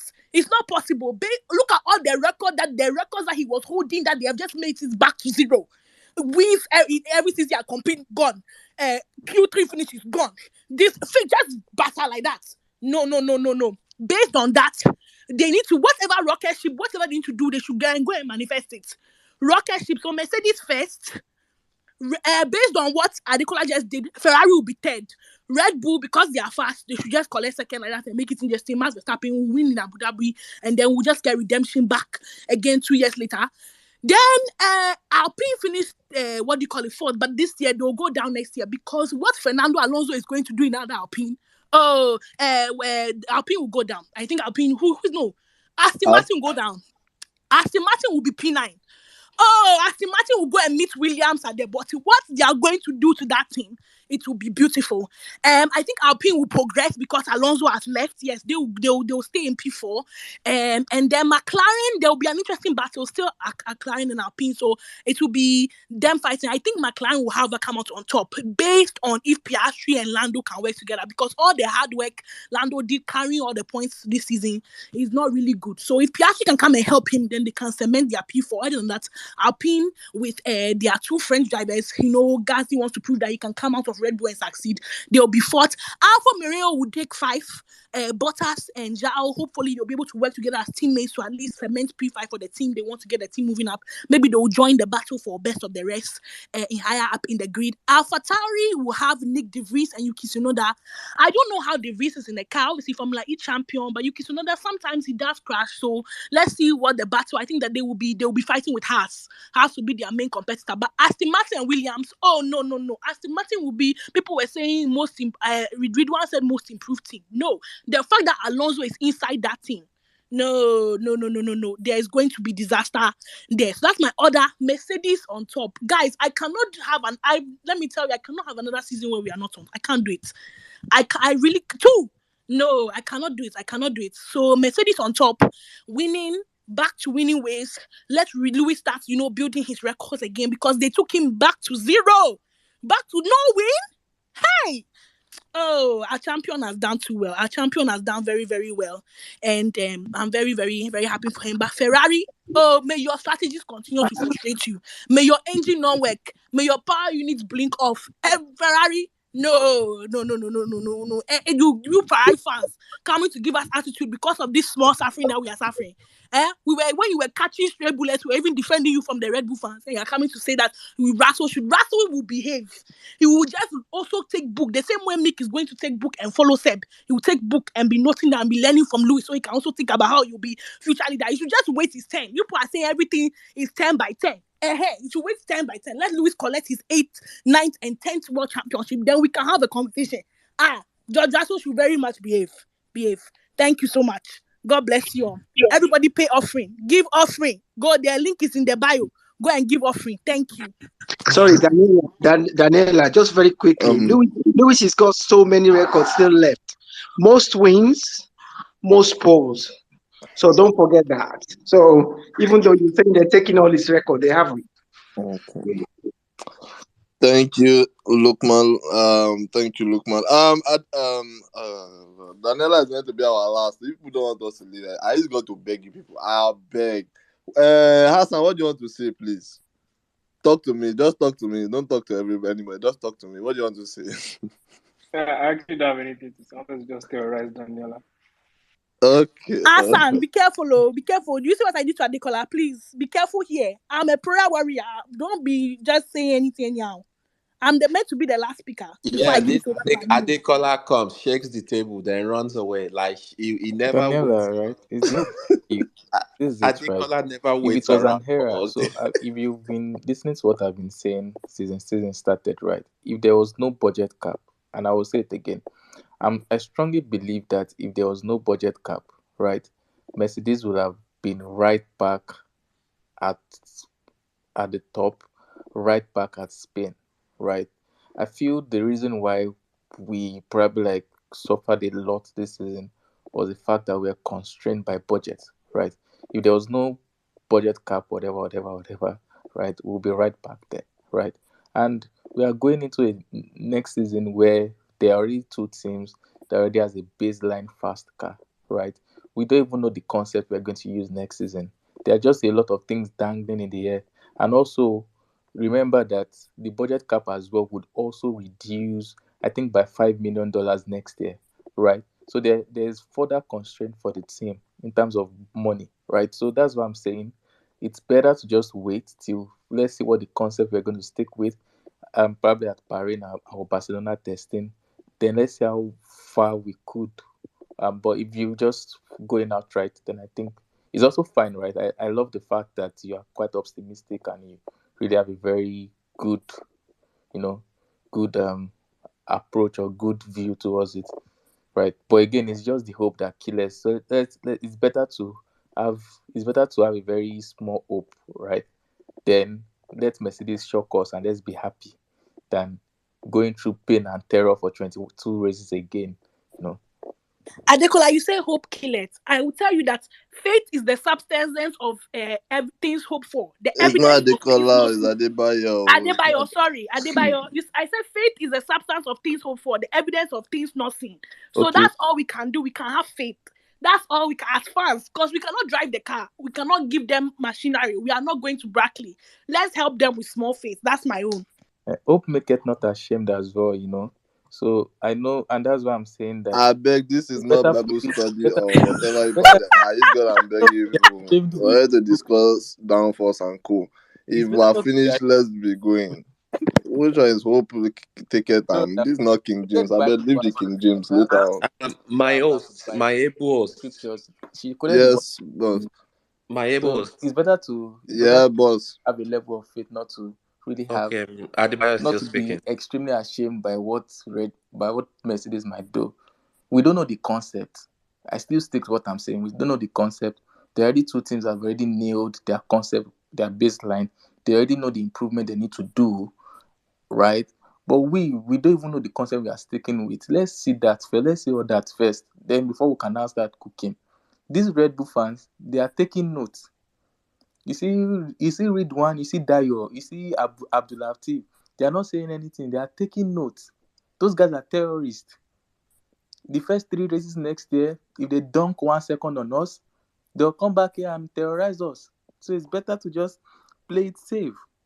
Let's play it safe, please. Ridwan especially. I've Ridwan heard, will be I've heard, I've bookmarking. heard. Ridwan will bookmark. Latif will bookmark everything that you said.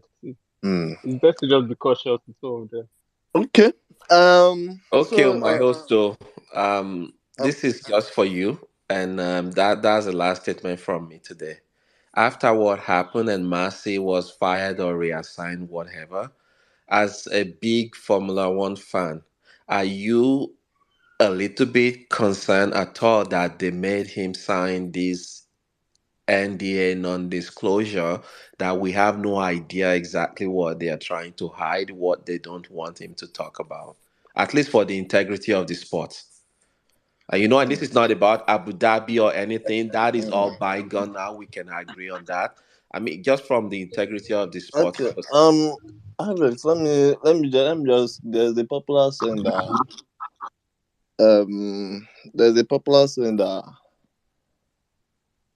if you hide if a lady decides to hide um her pregnancy, or if a lady is pregnant and she decides to hide it now, last one day the belle go show. So yeah, I think that's just all I have to say to that. So if eventually people sign NDAs and after a while it might not be now, it might be 10 years from now, it might be 20 years from now, it might be 25 years from now, who knows, but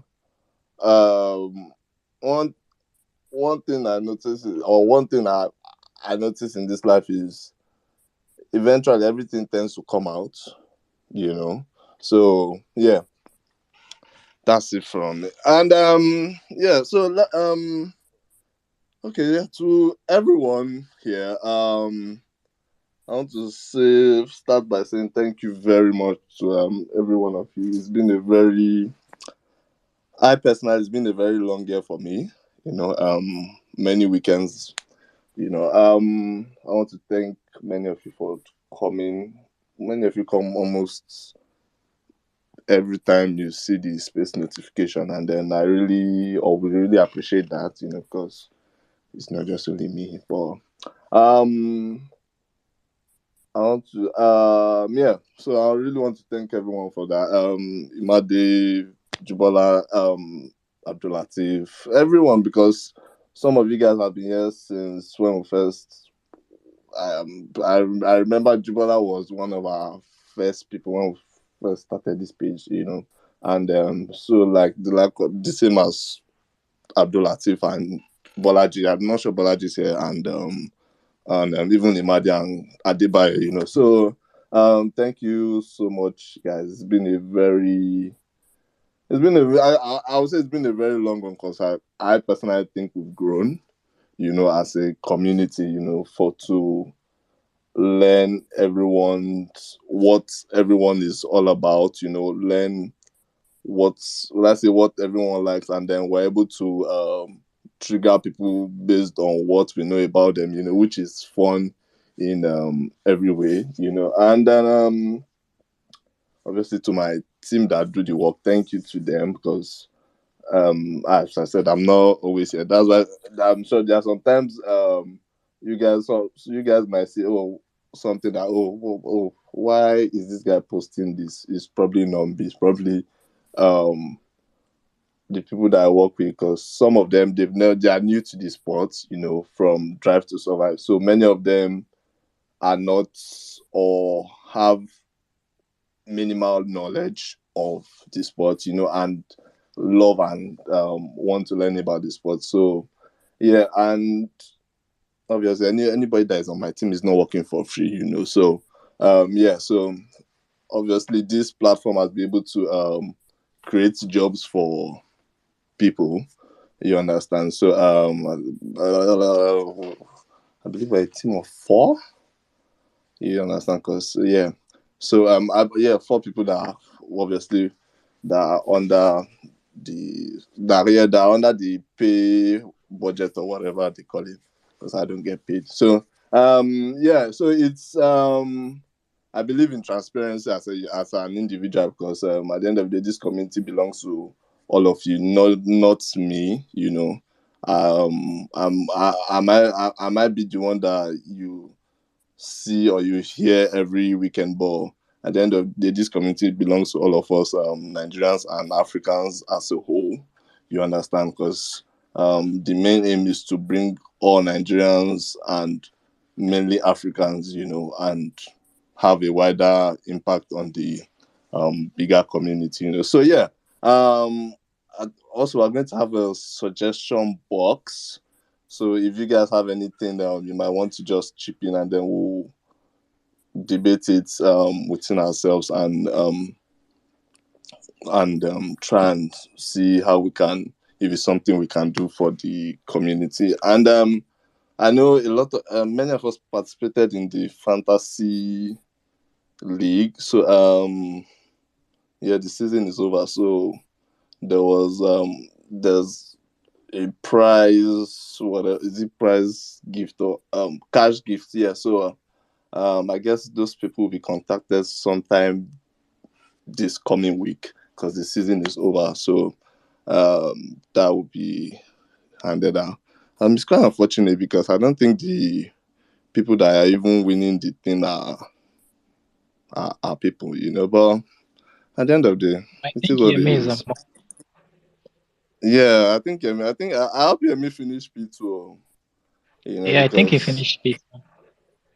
okay, interesting. So yeah, so obviously I think we're looking to improve that for next year, so um let's see how that will work from our end. And then I know everyone is asking, okay, like Albert asked what are our plans for the winter.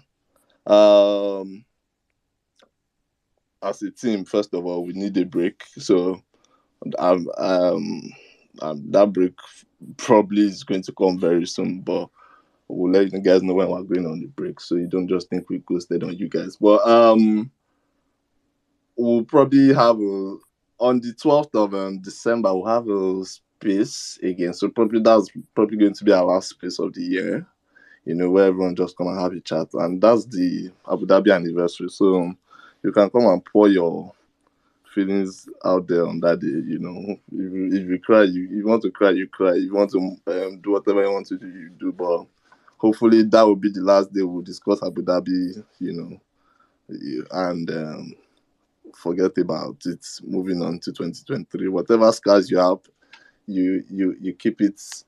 You should end that day. Yeah. So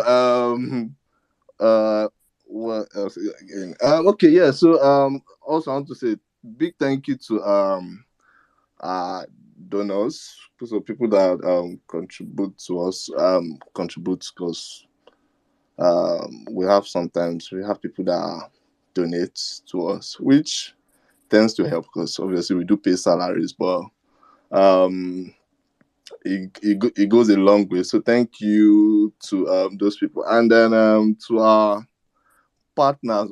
Funny, yeah, we have Fanatics as one of our partners, the official F1 clothing sponsor. So to the people who tend to use our link to purchase F1 merch, thank you very much. The commission comes to us. So yeah. I guess that's that from me, So overall, I'll say thank you very much. I didn't expect. I was telling my partner the other day that we probably have, like, I didn't expect that we'll have over 1,000 Nigerians who like F1 and who care about this sport. Probably when we started, at the beginning of the year, we didn't have this much people. When we're doing this space, we were probably like 8, 10. Probably didn't have this amount of following. So, and then we've been able to grow. So, and it's a big thanks to all of you. So that's all I can say. At the end of the day, we aim to just keep doing better and keep growing. So once again, thank you to everybody. If I didn't mention your name, please don't feel somehow.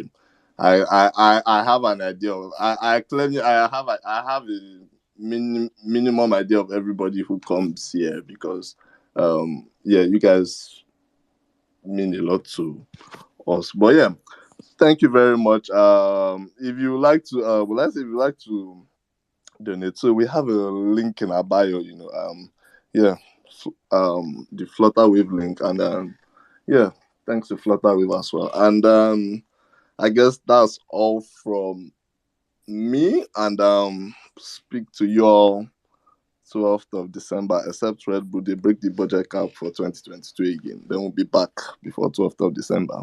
But yeah, have a good one, guys, and speak to you all very soon. God bless you all. Have a great week ahead.